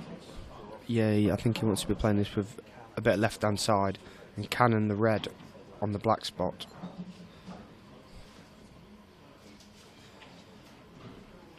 Even if he gets too much side and flicks off it half ball, he's going to have some kind of shot. That's what he's looking at now. Yeah.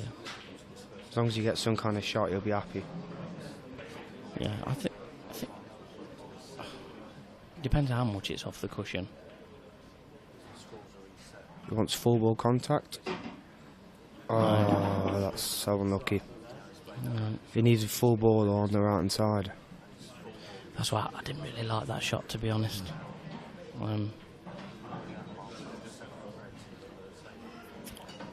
So for that reason, because if you didn't get the full ball contact, you weren't going to be on the black. Well, as long as you hit full ball, or even the right hand side, he'd have flicked off it and gone the other side. He'd have had some form of shot on it. The only way it could go wrong was it in the left hand side and obviously flicking behind the red. Yeah. But he can still make the shot. It's a tough shot, but it's makeable.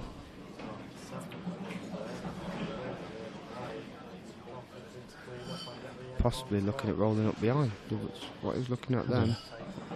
I wouldn't play that shot, I don't think. Not where Mark's reds are. I think he's trying to pot it. Looks like he's trying to pot it bottom right. This will be a hell of a shot to win the first set as well. Yeah, it would hurt Mark Farnsworth massively after him snooking himself. Yeah. You know how it feels when you see someone does this against you. You think, yes, I'm back in it. Yeah, and then you're in bits. And then your head's on the floor rolling about. Because they've made the pot. Wondering what's happening in the world. Venue is really filling up now. You can't really see it straight ahead, but to the sides it's a packed ass. They've drawn the crowd in. Yeah. If Jack can swag this in the bottom right, the place is going to go up.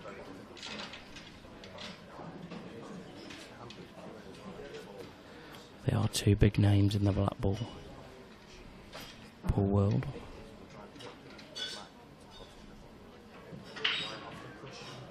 It's not a bad result, that ain't. Jack will definitely take that. Yeah, he'll be frustrated and annoyed with himself. Of course he will, yeah. He'll be kicking himself, but where it's gone, the black's awkward, and he's got to make Mark pay a good shot. Yeah. So, whereas if it was in the open, it would just dollars. Yeah. Who do you play next then, John? Who's your next opponent? Jimmy Corning. Ah, your old teammate. My old England teammate. Ah, should be a good game. Yeah, I hope so. Hope I played better than I have been. I think the deeper you go in the tournament, the better you'll perform. You'll up your game. Yeah, I'm hoping that's the case, and not the other way around. And end up. Yeah, there's a lot of players that do peak too early and play really well first match, and it can go wrong for them. Yeah, I don't feel like I've peaked at all. I feel like I've underperformed to what I'm capable of, so it's a good sign. I'm still here, I'm playing. Mark's played the snooker. I'm not sure if I like that shot, to be honest. No, I don't. You're giving Jack a free hit here. It's a chance to fluke the ball. Yeah, like he could have took a pot on then, and even if he missed it, it wouldn't have left him much. Yeah, I'm not a big fan of that sort of shot, only because if Jack flukes it, he'll be thinking, well, why didn't I just go for it? Yeah. When he can perfectly clear up himself. Here it goes. Oh, I was going to be close. It's going back to the same place. That's unbelievable scenes, Jeff. Wow. I think he's going to be in trouble though after these next couple of shots. Them two reds at the top right. He could play in tight behind them. Myself, I'd be going for them. I'd still go for it. I'm one of them players, if I get the chance, I'll always go and try and take my chance. I'd be going for it as well, but judging what Mark played last time, I don't think he's going to go. I think he's just going to try and get it in as tight as possible. It's hard though, with whether he wanted the white higher up, so he could play the red into the cushion. Yeah. And leave the white behind the red. Now it's a lot harder. He can just play out the left of the red. Yeah, go off the cushion and in behind the red. Yeah. Oh no, he's perfect. Ignore me. But again, he's going to leave Jack another chance to fluke it here. Yeah. He's got the bottom rail. It's only one cushion escape again. Wow. Close that is. And that's the problem with keep giving snookers. Yep. I don't. You keep snookering your opponent, you're giving him the chance to fluke it. That's the problem. Exactly. You got to feel for Mark because he's done nothing wrong. But I actually don't know, Craig. I'm the same as you. I think. Like I said, I'd always take my chance if I get it. If you miss it, you can only kick yourself then. Yep. Well, that's Jack with a fluke to win the first set. Massive that black to take the first set now. There's a lot of pressure on Mark in the second now. Yep. If Jack can get a 2-0 lead, he's looking very good to take this match down. Yep. Jack's just popped out for a little break.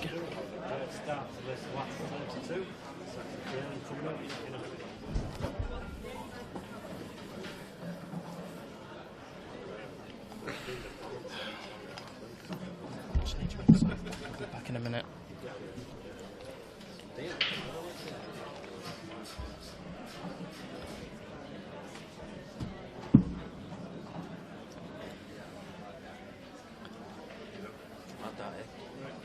The problem is when you keep snookering your opponent. That's what I said. I'm more on live radio, right? Yeah. I'm trying to explain what's going on. It's like when you give them chances like that can happen.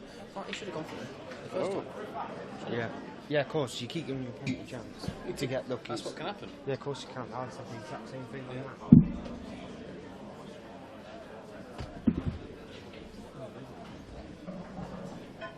that. Dave, can we not do it through Ustream?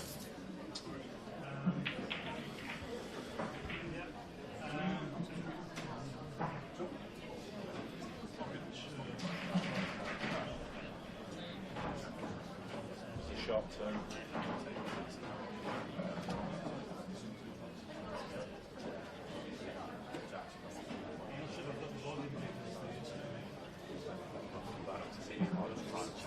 The IPA, I think, championships on Jonathan's Field.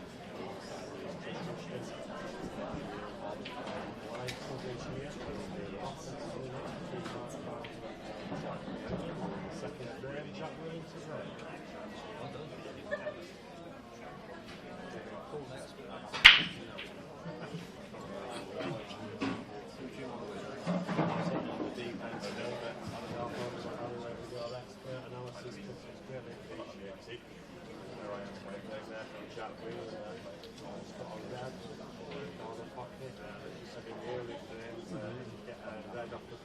hold the balls in play, and I'll be actually dropping to you.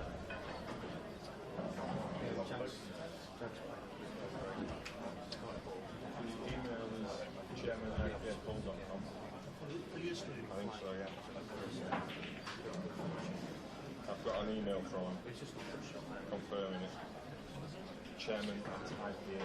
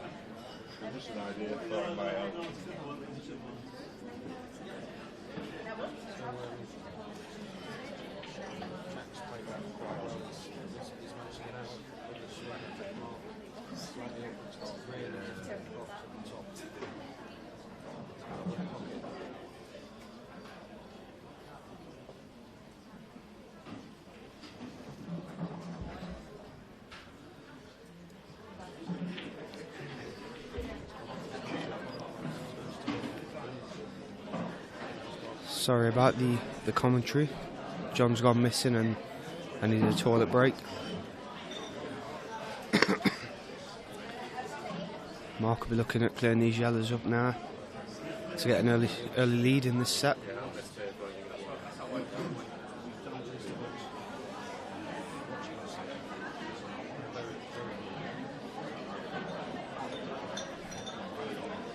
I think he might drop this in for the ball in middle.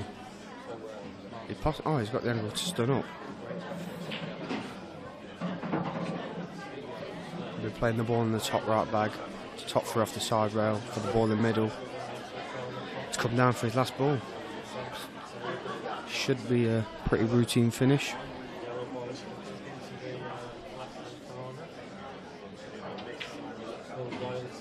Played for the yellow now. He doesn't want to be straight here. Depends with his angle. If he is straight, he'll be screwing back off the side rail and back out to the rough of the blue spot.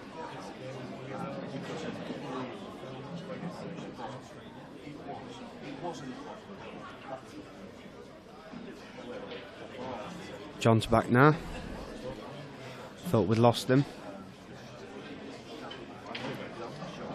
Just wants to make sure he gets up the table. He's played that very well. Looking like a 1-0 lead to Mark early. I'd like to welcome John Chambers back into the commentary box. Thank you, Craig. Thought you'd lost you for a minute. No, I just had to go and get a quick drink. Getting a bit dry doing all this talking. Yeah, I'm normally good at talking crap, so I'm fine. Yeah, probably the truest thing you've said. Good finish by Mark. Since I've ever met you. Oh, that's 1-0. It's a good start. Important for Mark to have a good start. And he's got it. Yeah. We also have the women's event starting tonight. So, plenty of women around. If you're at a loose end, get yourself up here. They're all yours, Craig. I'm alright, thanks. Kev's on live streaming on his Facebook because the school's on there, so you need to say if you want to watch it. Go to Kev Barton's. Oh, Kev Barton. We are having problems with the stream at the moment, so if you'd like to go onto Kev Barton's Facebook, he's Facebook live in it for the time being, until we can sort this error out. Sorry for the inconvenience. It's a dry break. Another dry break for Mark.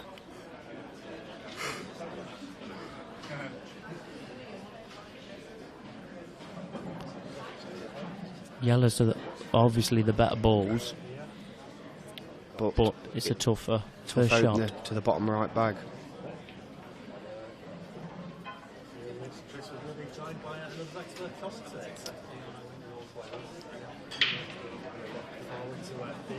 Especially where the white is. He's going for reds. Yep. We've also got the local radio station here. They're doing some live commentary for that, so that's good. Paul live on radio. It's going berserk. It's absolutely happening everywhere. Oh.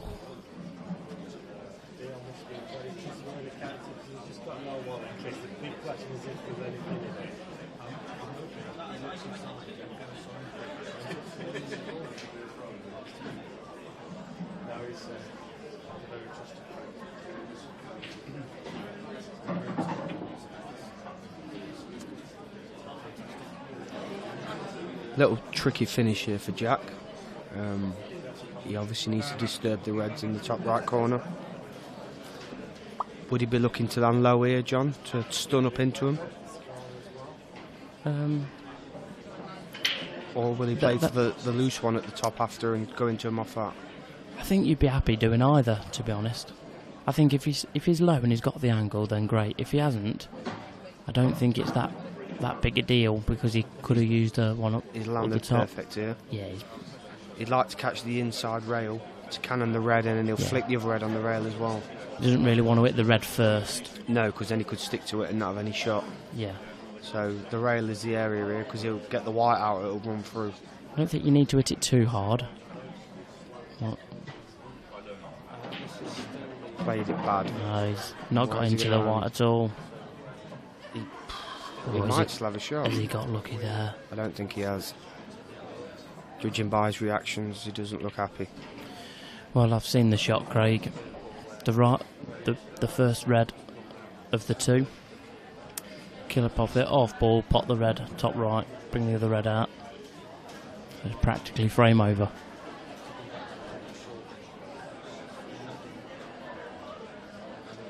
Flicking off the red off ball and running the loose one in the top bag. Yeah. It's a big ask, but it's definitely a possibility. He's not going to get... I don't think he'll get a good safety shot from here. Look at them yellers. Just waiting to be potted. So he's got to do something. I can't see another shot on. I think he's looking at that now. It's just making sure he lands on the red he's playing off for his next shot. Yeah, but it's not a case of you just get down and whack it. You know, you play it in such a way that you will be on the next ball. It doesn't help that the middle bag to the left's going to be covered. Yeah. So he's either going to have to hit this really hard or really soft. So he can take the red that is going to whip first. Bottom right bag. Played your shot. Yeah, it's a tough shot. He had to hit it thinner than that. But like you say, his next shot was always going to be tough. Yeah. Marking for 2-0. Not a routine finish, but I'd expect him to make him. If he's got the angle now, he could top this yeller in the left middle and come down and can this bad one. Yes. See how he plays it. Nope. No. Gone completely against what we've said again. Awful shot selection, Mark. There's 100 ways you'll go around him. I'd expect him to make him.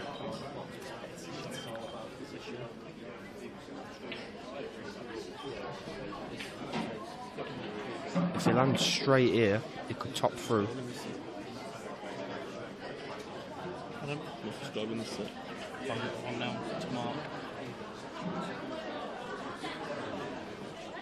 Depends what kind of angle he's got on this yeller now.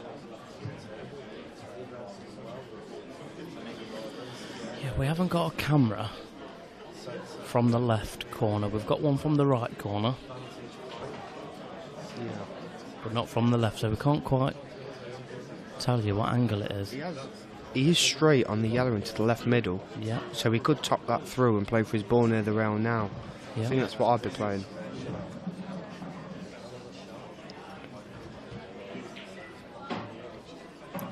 That's perfect. Yep, it looks bang on. He's just got to roll this in. He might even scrub and take the yellow at the top. Does that go anywhere? Does that go top left? Yes, it does. If it goes top left, he can just screw this in just gently, land on the yellow to the right middle. Yeah. And then play for the other middle again, and then the yellow in the top bag. That's what I'd be doing. Not like I would.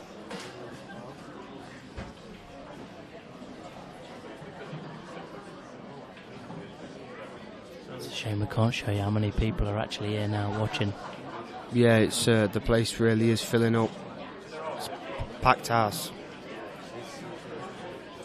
There's a lot of spectators as well, a lot of people that come to just watch the pool. So that's good. Yes. Shows the game's growing and going in the right direction. Definitely, mate, and that's what we all want. Correct.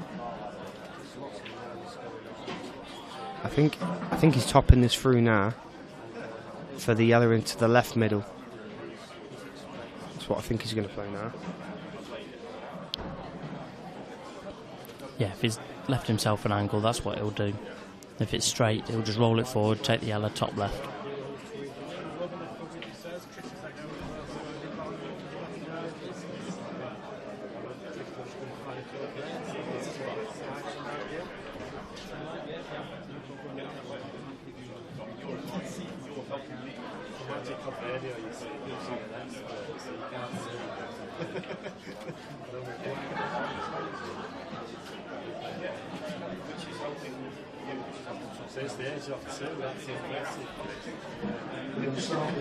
So he's looking at topping this through for the yellow in the opposite middle.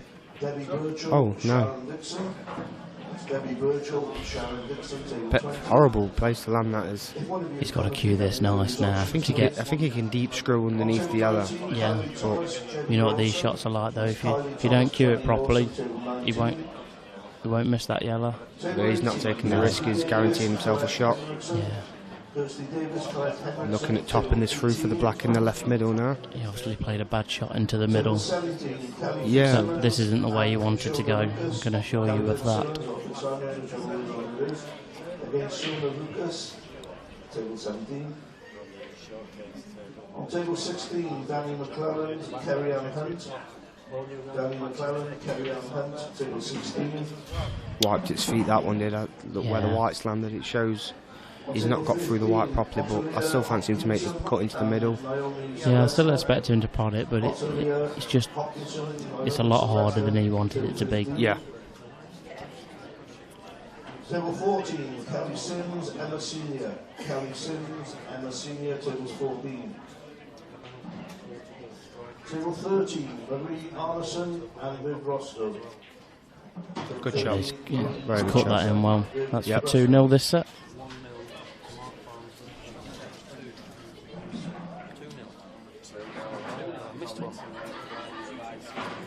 Yeah, so Jack will be open for a big break now to hopefully get himself back in this set. Table 9, Amber Cullen, Mandy Boone. Amber Cullen, Mandy Boone, table 9. Table number 8, Lisa Reynolds, Adrienne Flitcroft Hurst. That's Lisa Reynolds, Adrienne Flitcroft Hurst. And on table 7, Rachel Sherrod and Nikki Freeman. That's Rachel Sherrod and Nikki Freeman, table number 7. Oh, very unfortunate kiss there for Jack. That's very unfortunate. It was a dry break anyway, but it looked like a very good break until he got kicked in off. Well, these are gone, aren't they? Yeah, I'd expect Mark to clear the yellows up now and to take a 3-0 lead. Yeah. Getting himself right back into this match. Look at that split though, Craig. You'd be happy with both. Of course you would, yeah, definitely. So, I think he's playing the plant here, yellow onto the yellow over the bag in the corner. Yep. Doesn't really change anything. The yellows are still It's probably a better easier. thing it not going in. Yeah. Because you could play like a 3-ball plant now and leave them near the bag still. Yeah. Whereas if it dropped, it could have been a little bit awkward. I think he'll be playing the 3-ball plant now. Can't see much going wrong from here. No, not really. Little soft screw after for the ball in middle. They're still drop-ins really, Craig, aren't they? Yeah, of course you are. No, especially someone as good as Mark. Yeah. Looks in prime position now after playing the plant. Yeah. And as you can see, both them yellows go over the bottom right bag. Yeah. If they don't block each other.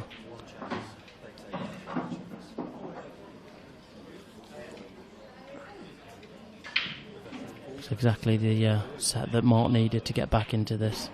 Yeah, that's what he was looking for. Yeah. I think he'll be looking to pop this now and play the top yellow first with a bit of siding, come back over.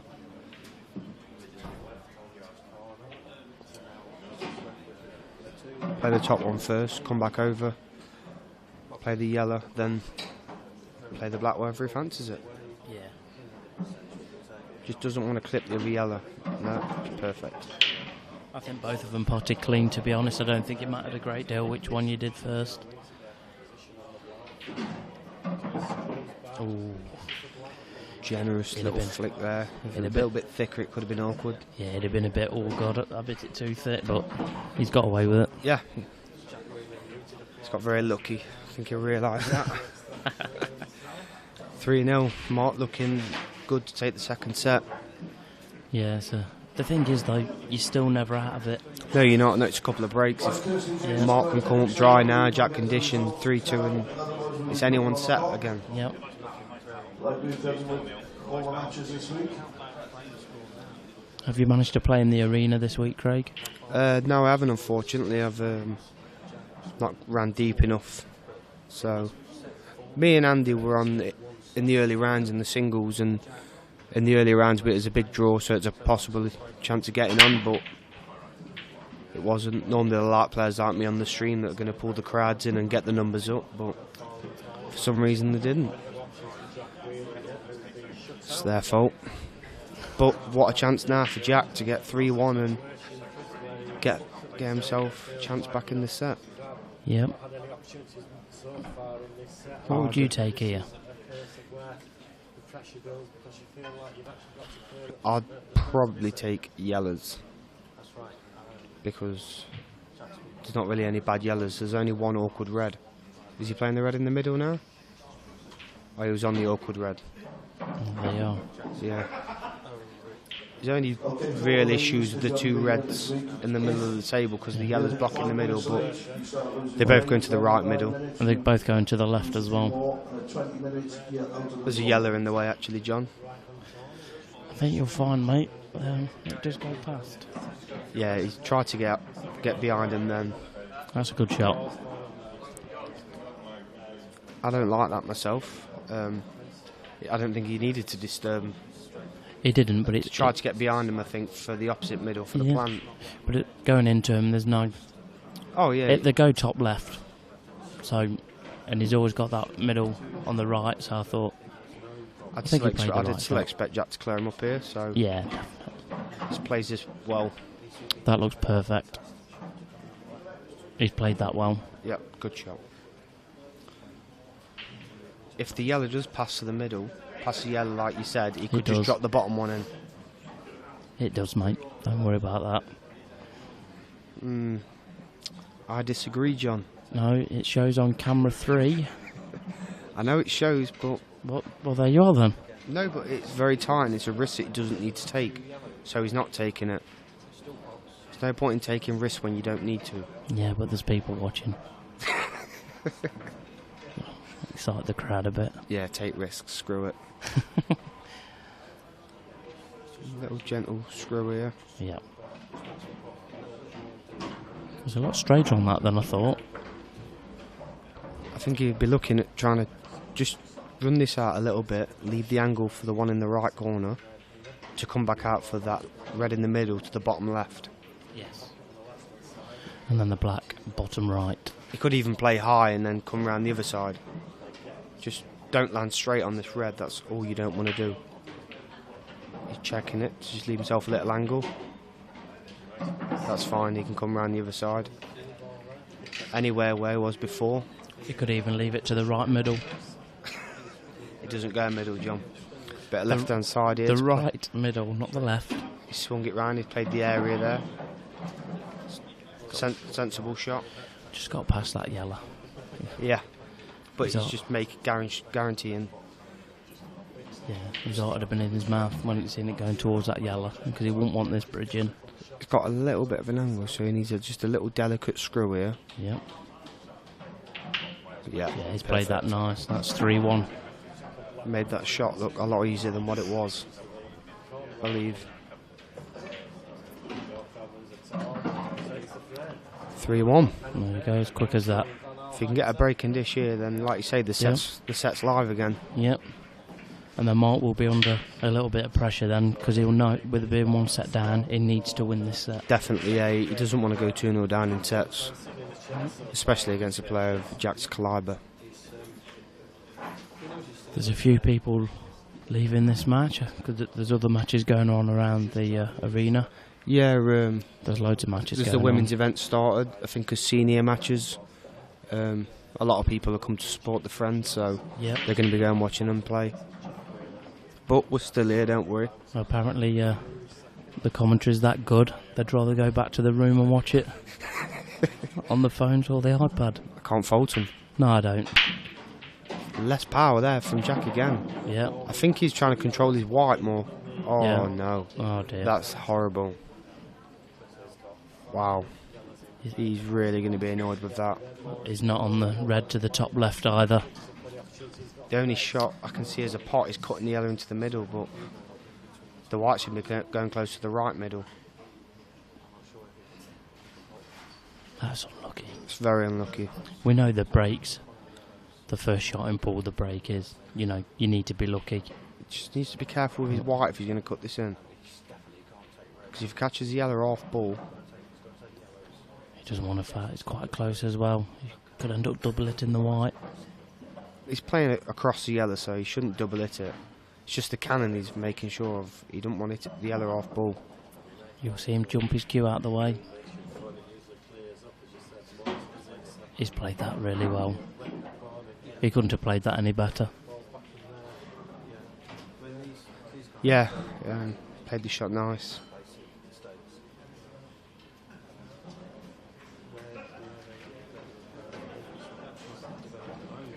So he's got a bit of work to do here. It's not easy, but he'd be happy with a chance. Side, kiss. Oh, it's a bit unfortunate. If he can screw back into the rail, into the yellow, he's going to have a very good chance here. I think he can, you know. He's got the angle. Especially with this cloth. He just doesn't want to hit the yellow first, because then it's just going to stick to the rail. He wants to get inside I think he it. can go cushion first. Yeah, that's a shot. Cushion first. That was the problem with hitting the yellow first. Yeah.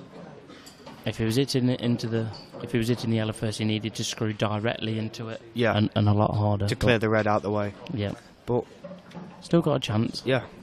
And when you first looked at that break, you didn't think he'd have this chance, so. Definitely not, no. If he can cut this in, as long as he can miss the black and come back over. Would you be looking to leave the white top end of the table? I'd be go in and out twice. Just run it across, just miss the black. Oh, it looks like it drifted a little bit. Yeah, I think it's rolled. It looked in when he hit it. Yeah. The yellow obviously went into the middle. But Yeah. Mark's got a lot of work to do. I think he's going to be snooking him now. First shot at the bottom of the table.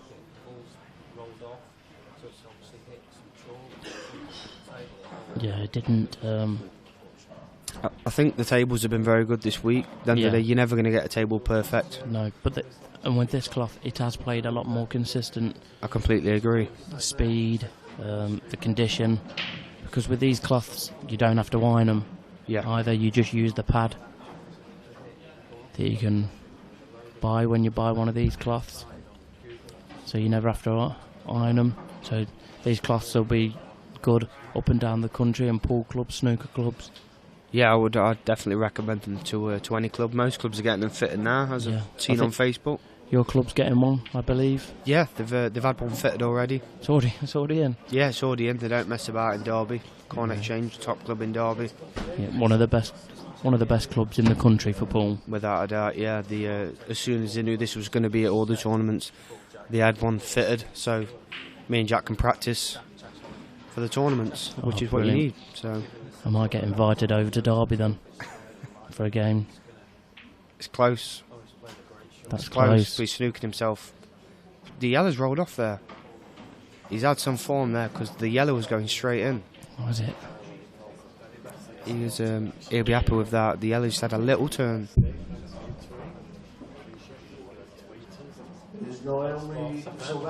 Jack looking good favourite, you have to say, to take this frame now. Yeah. Because even so hard for Mark to get a snooker from here, with having opposite corners covered.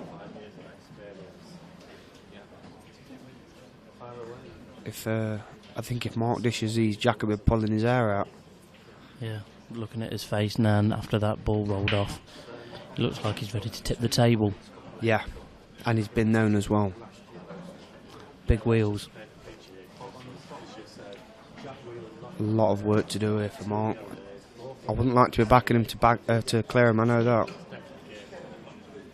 But he's a class act, and it's one of them you won't be surprised if he did get him. Oh, that's true, mate. The thing is, with this potential clearance, with that ball being near the top left, he can pot that and bring his bad red out. He's playing the skill shot. That's a good shot. Well, I might as well not bother carrying on what I was going to say. Then he's got an opportunity to play a skill shot to move the other yellow. Yeah. He's played a very good shot there, Marcos. Yeah. Do you think he'll go for it or try and play a snooker? Well, at least now he can pop the ball into the middle and he could possibly get a snooker off the ball on the bottom rail. But before that, he couldn't really get a snooker because he had both balls on opposite sides of the tables. It was hard to get one.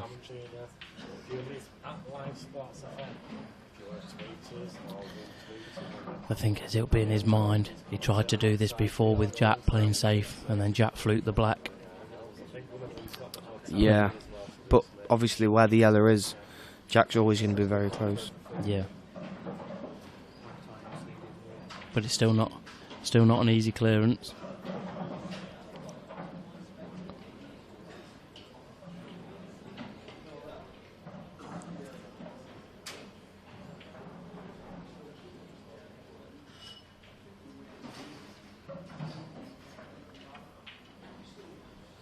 Mark's played a good shot there. That's a very good shot. I think myself, I probably played the snooker.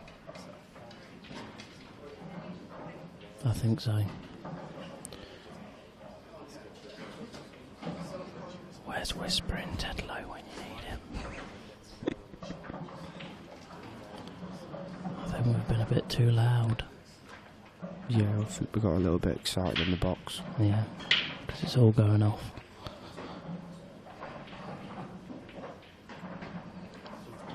If he's going to go for him, he needs to make sure he gets his cannon right.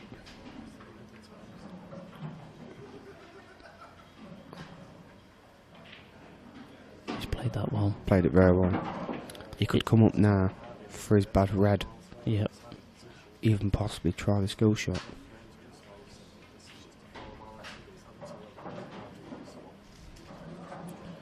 Yeah, do you think he'll try and aim towards the yellow?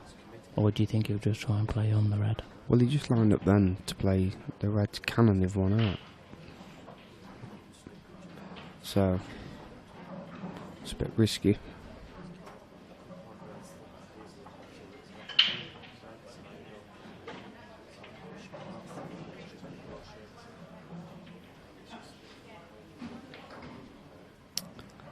So yeah, we'll see what shot Mark plays.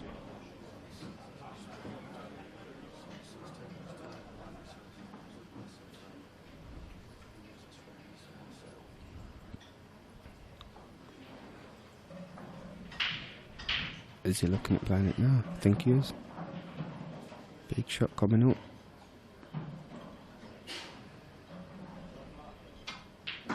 Played it very well. That's a great shot. Massive shot there from Mark. That's a brilliant shot. If you'd have seen where these balls were about 3 minutes ago, you'd been thinking no chance. Now his favourite for the frame. Yeah, definitely. He might be tempted to play the double here if he's not going to double kiss it. He's looking at playing the double now.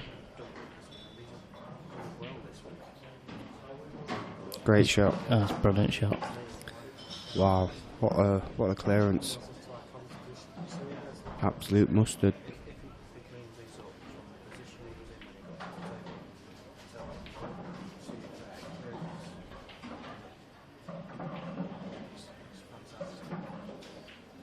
Just wants to run up. That looks fine. Just a little bit of side. Yeah, not quite as wide as I think he would have liked.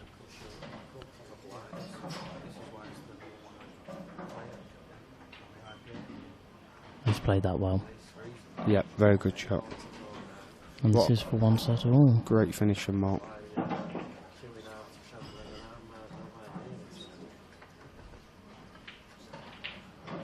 Brilliant clearance.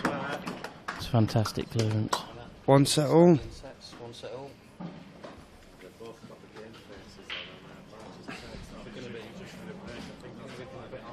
I've had enough. It's just with that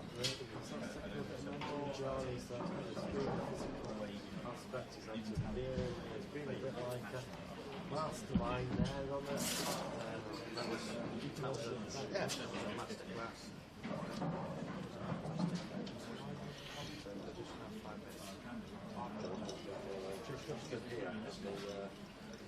World Championships.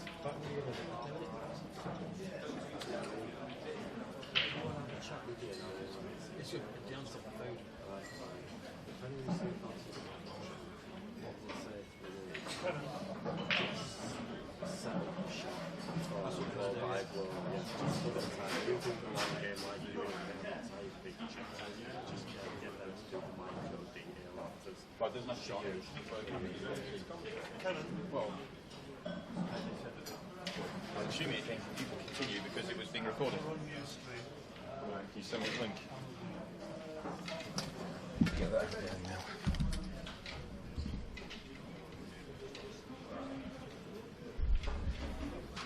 Do I need to embed it? I don't need to embed it, do I? I'm going to send them straight to there at the moment. Yes, I'll put the link. Yeah. Whoever that is. They're just asking who's the stream for the 9 o'clock. He's just called you, but then he's seen you sit down. Right, I just need to get this Ustream link on, then I'll be straight up. I've told him, me and Jimmy, but... Are you on Ustream? I told him.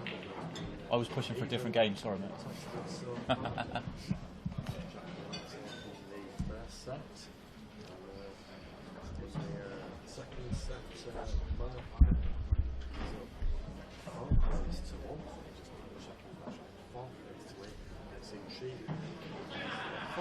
New friend requests. Yes, because you're Facebook living it. Right. Do I have to accept them before they can? No, don't think so.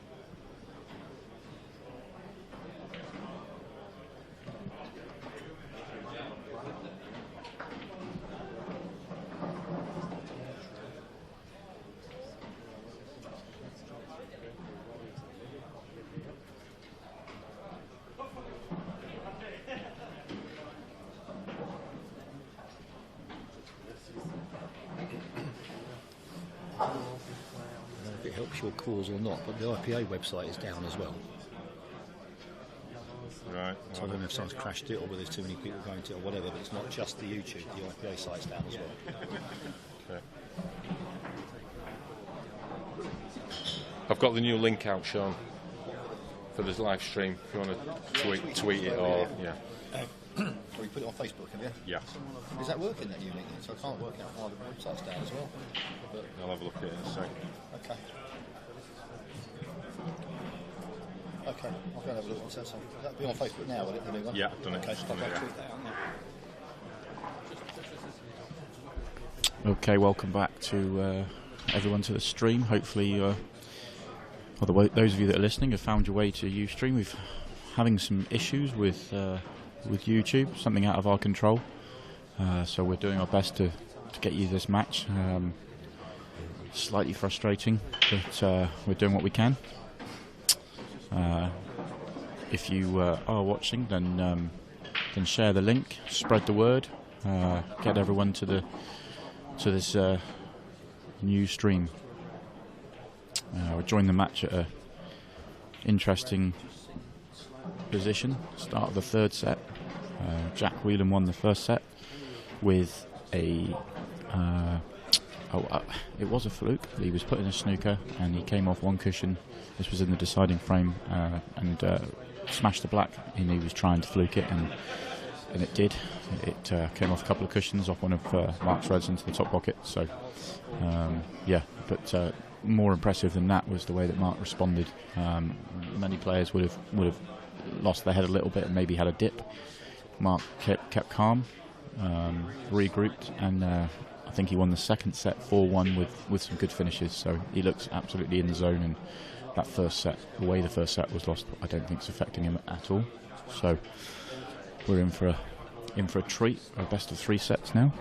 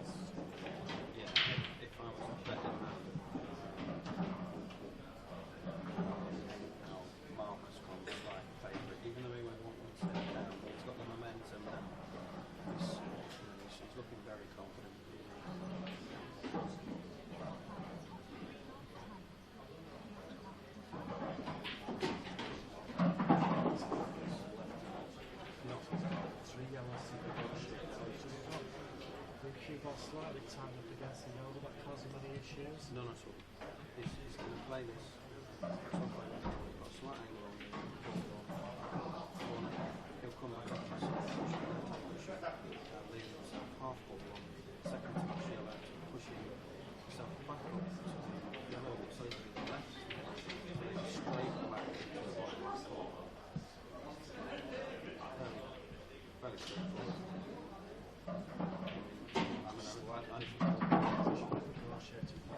So he's now going to try and place, he could go up and counter into the red, which he got a position on the yellow, or be trying to do more. And breathe, Kev. How frustrating. Yeah. Can't go wrong. So it looks like he's playing a shot between the two reds. He's playing It's a well-controlled shot from Mark. He's got the gap, so just drop this yellow in, and the black's there for him. So right corner. So welcome to those of you who are it's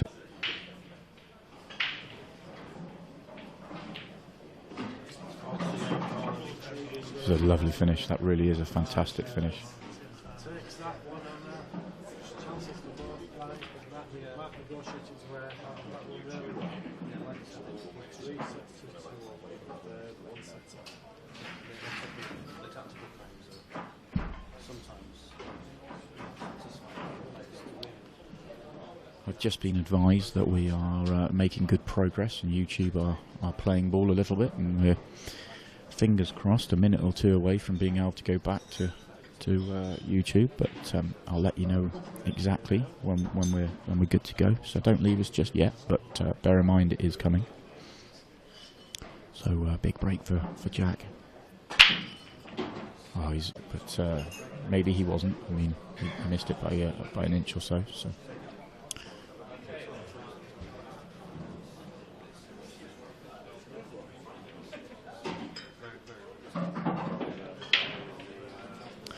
It was difficult to tell from here. If he's doesn't want to be too thin on this. This red to the right middle. He may have to play this with just some check side just to kill the white off the cushion and bring it back a little bit straighter. Yeah, well played. And now it's just a simple roll through. So they were all there, and he's made very light work of it, considering the pressure he's under.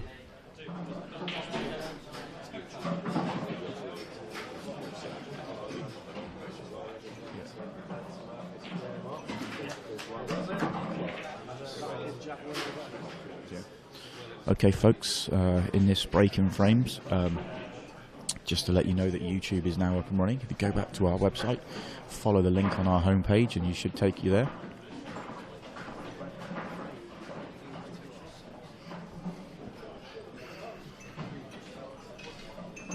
Now, last break, Mark gets the break in the deciding frame in this set, and the last break he had, he hit fantastically, and if he hits them that well again, he'll be very unfortunate not to make a ball.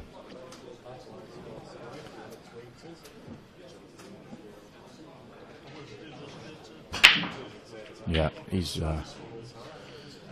those two breaks, he's breaking as well as I've ever seen him break, but again, that's incredibly unlucky to come up dry after back-to-back monster hits, really.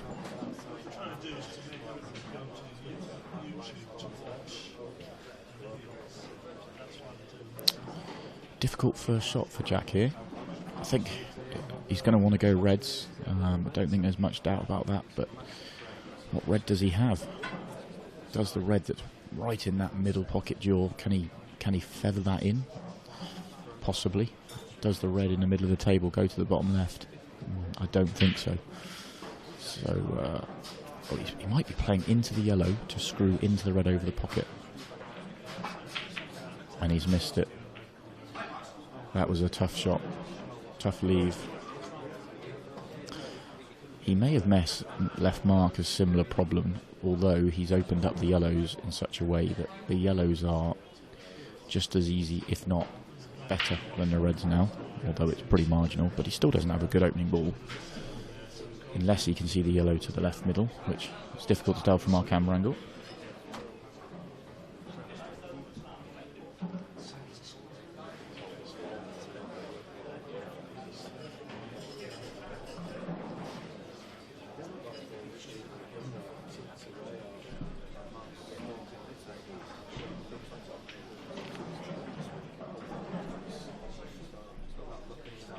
We could see the red, that helped. So these are the sort of finishes that Mark is just relentless with, really.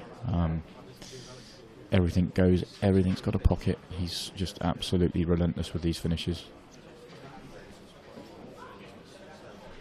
Obviously at 3-3 and at 1-1 and 3-3 there's a lot of pressure on this frame, but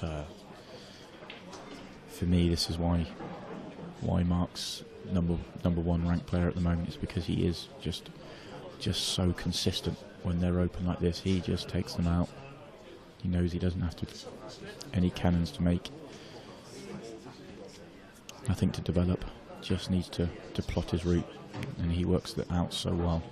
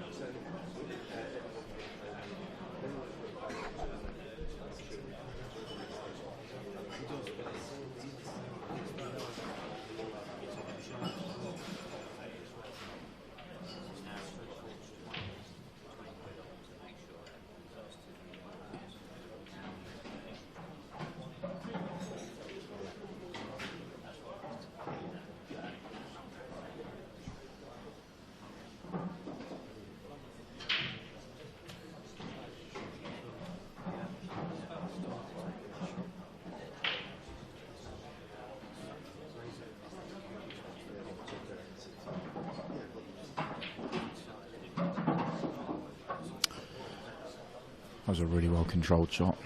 Had to raise the butt of the cue to get through that gap of the yellows. Didn't really the cannons the yellow at all. He's got could have a real problem. He's probably gone maybe a roll or two too far. He wanted to be straight on this ball to the right middle. So it's difficult to say from the current angle we're watching it from whether he can just drop it in and still be okay. Maybe is he going to cannon the yellow or the black? Difficult to tell. Looks from my angle like he's going to cannon the yellow, so if he does that, it's just a case of which ball is he going to leave himself afterwards. Should have a choice of 3 unless that happens.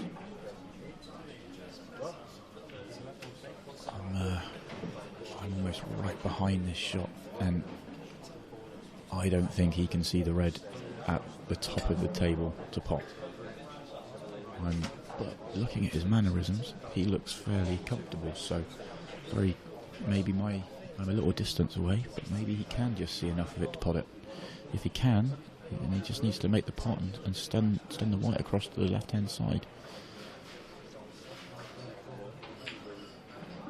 He could see enough, he's played that lovely, so I need to go to Specsavers and get my eyes tested, but Mark's still in perfect position. In fact, he's probably wouldn't pick it up with his hand and put it too much better than this. Drop the red in the middle and leave himself the red on the right hand side, the higher one of the 2 at the bottom, the one in the middle of the 3 if you like, and just a natural angle, just a gentle stun across to the left hand side and leave yourself straight on it to the same pocket, and the black goes to the left middle. So work that out lovely.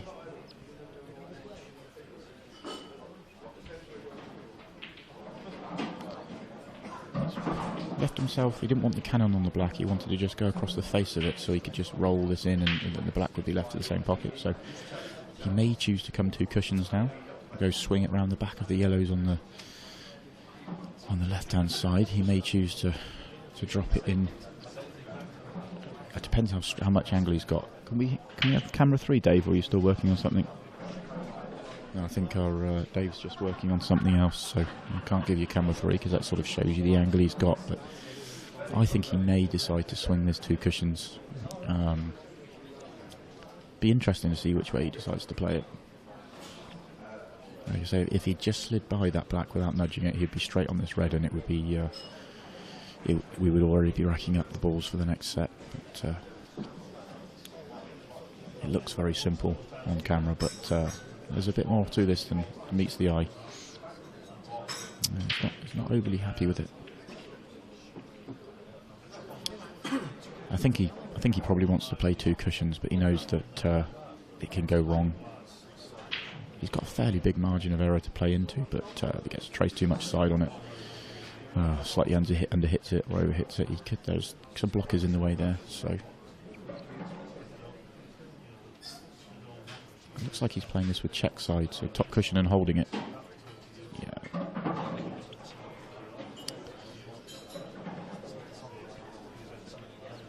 So one good pot to the top right for the 3rd set and to take the lead for the first time in the match.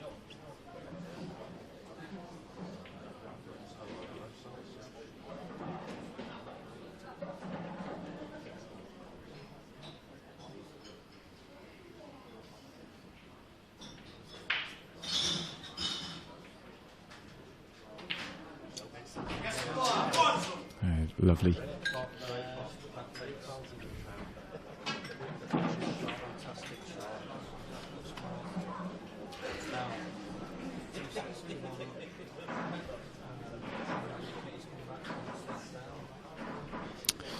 Jack will be a little bit frustrated that he wasn't able to take that chance. He would have been sat in his chair at the beginning of that frame hoping for a Mark to break dry, which he did, but unfortunately didn't leave him an easy opening ball, and he nearly managed to play a very creative shot, but it didn't quite happen. So it's now Jack with his back against the wall.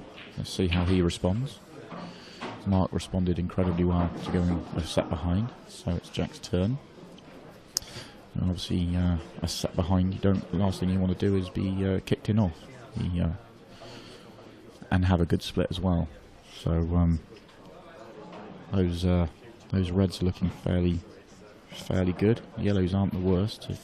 As he's got a free shot, he could develop the couple of awkward yellows, or the one awkward yellow at the bottom. So that's how he sees it. But I'd imagine reds.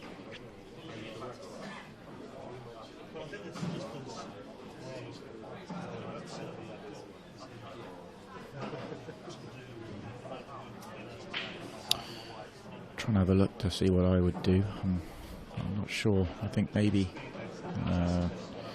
this is why I like commentating and like watching these guys, is because I think this is where you can learn a lot. But maybe the red nearest the black, just play it onto the yellow almost to catch that yellow half ball, and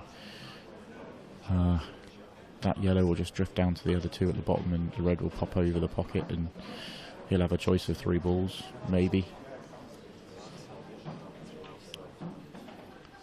I think he wants to move the yellow that's below the black just to make sure that, you know, that the bottom left is the obvious pocket for the black. It does go in all the others, but just to make his dish easier.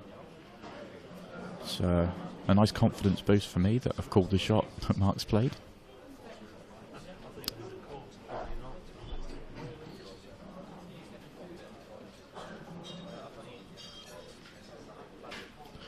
So really is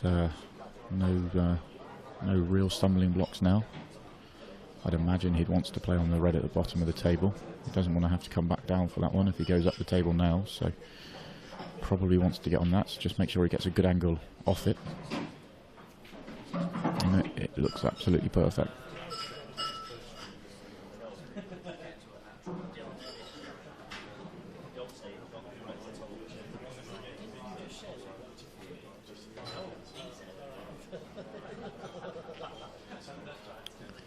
He may just screw back past the red that's above the red he's got to play now, second from the bottom of the table, so maybe to try and, if he's got enough angle, just to play it into the same pocket. He was absolutely straight on it, so he had to come on and off the cushion. He would absolutely love this if the natural angle of this was just to cannon the gap of those 2 yellows. If that's the natural angle, he'd be very happy, because he'd quite like to be on the red below the middle pocket after this red at the bottom of the table.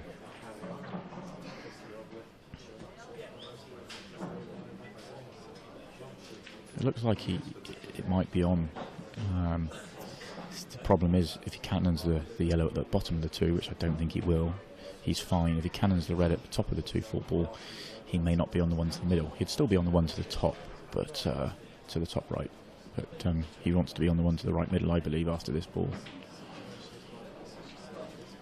Maybe he's giving it an extra second thought just to make sure. And he probably thinks that cannon isn't what he wants, so he's going a different way.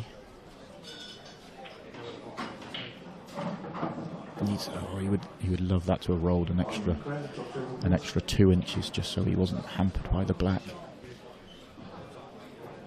I think he really wanted 2 more rolls on that ball.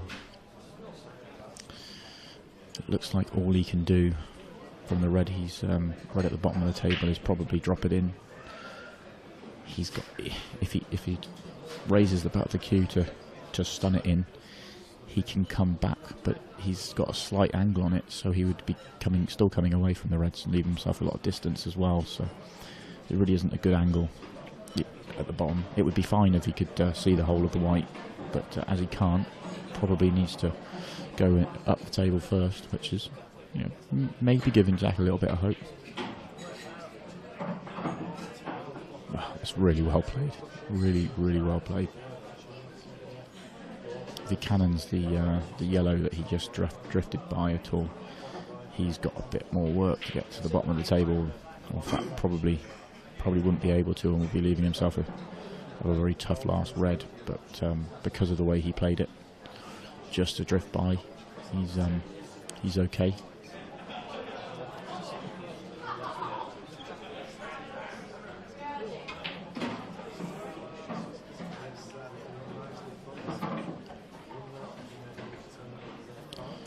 So this will be an interesting one to see which way he plays this.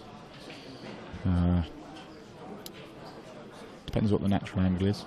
He may choose to use the top cushion, but there's obviously 3 big yellows there that looks like he'll be cannoning the sort of lone yellow. If he thinks he's hitting the gap, then he'll probably do that, but if not, he could probably, especially with this grippy cloth, just screw it. It's a nice flick. He's just raised his hand to say he was obviously wasn't expecting to cannon the yellow, but he's flicked the yellow and flicked the black, and it's come out okay, so no problems.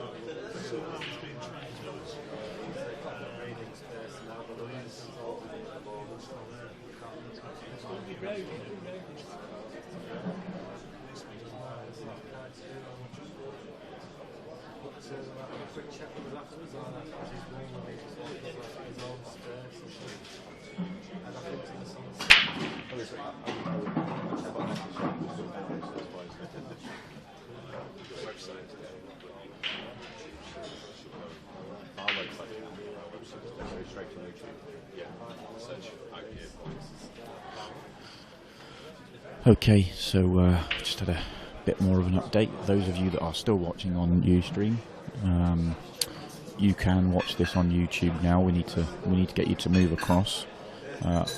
Just to add to the complications, I think our website, the IPA website, is struggling. So go directly to YouTube and search IPA Paul and get to it that way.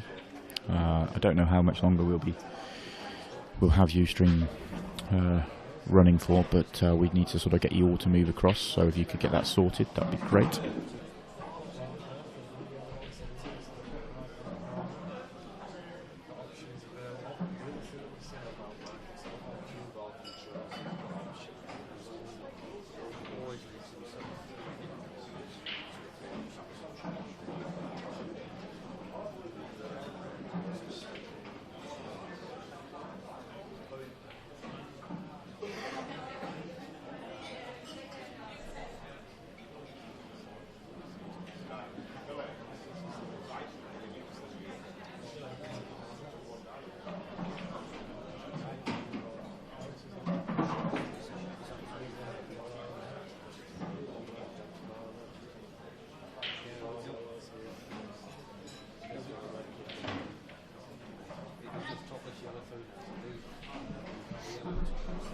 Okay, so another good chance for Mark.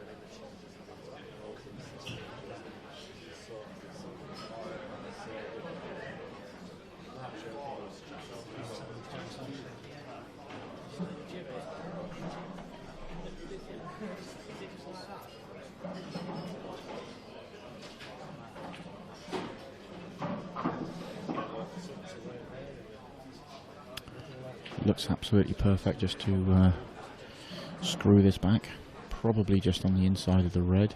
Doesn't really want to cannon it because he wants to finish just above it, but if he did cannon it, it wouldn't be the worst, but he wants to just come inside it, I believe.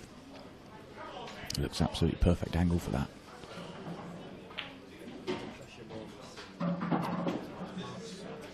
And now this sort of simple job of just rolling the next two in.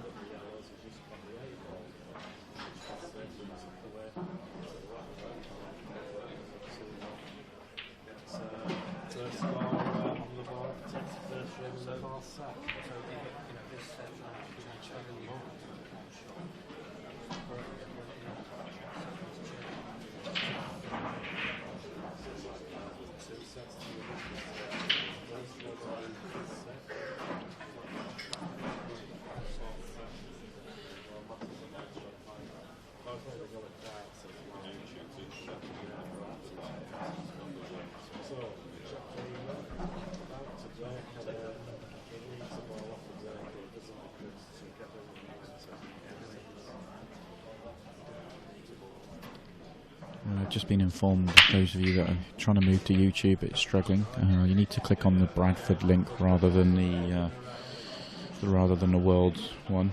The Bradford links, the Worlds one's not working. Not sure why, but hopefully that makes sense to you. I'm not too sure what that means, but.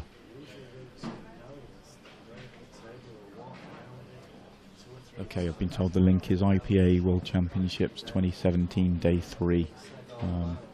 Should just be up there saying live, currently live, so jump onto YouTube and let's get transferred across.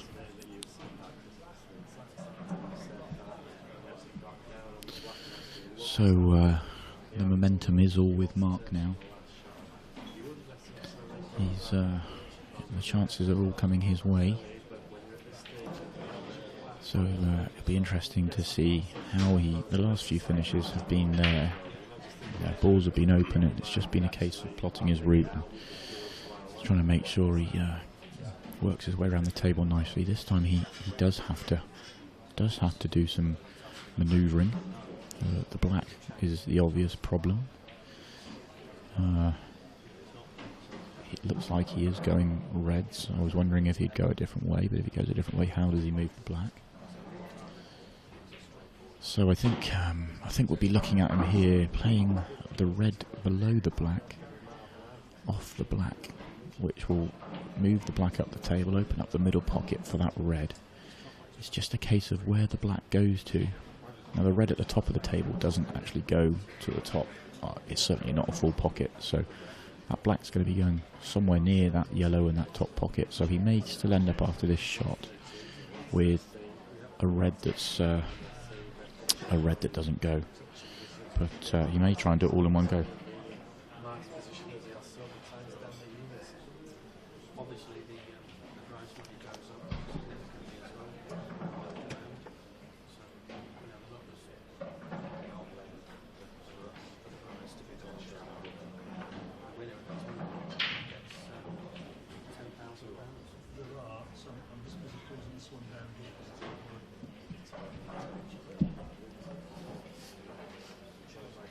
I've been told there are, when you go on to YouTube, there are currently two live streams, and one of them does and one of them doesn't work. Try them both because one of them does work. We're currently trying to close down the one that doesn't to make it a bit more obvious.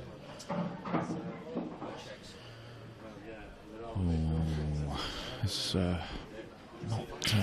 not worked out overly well. He was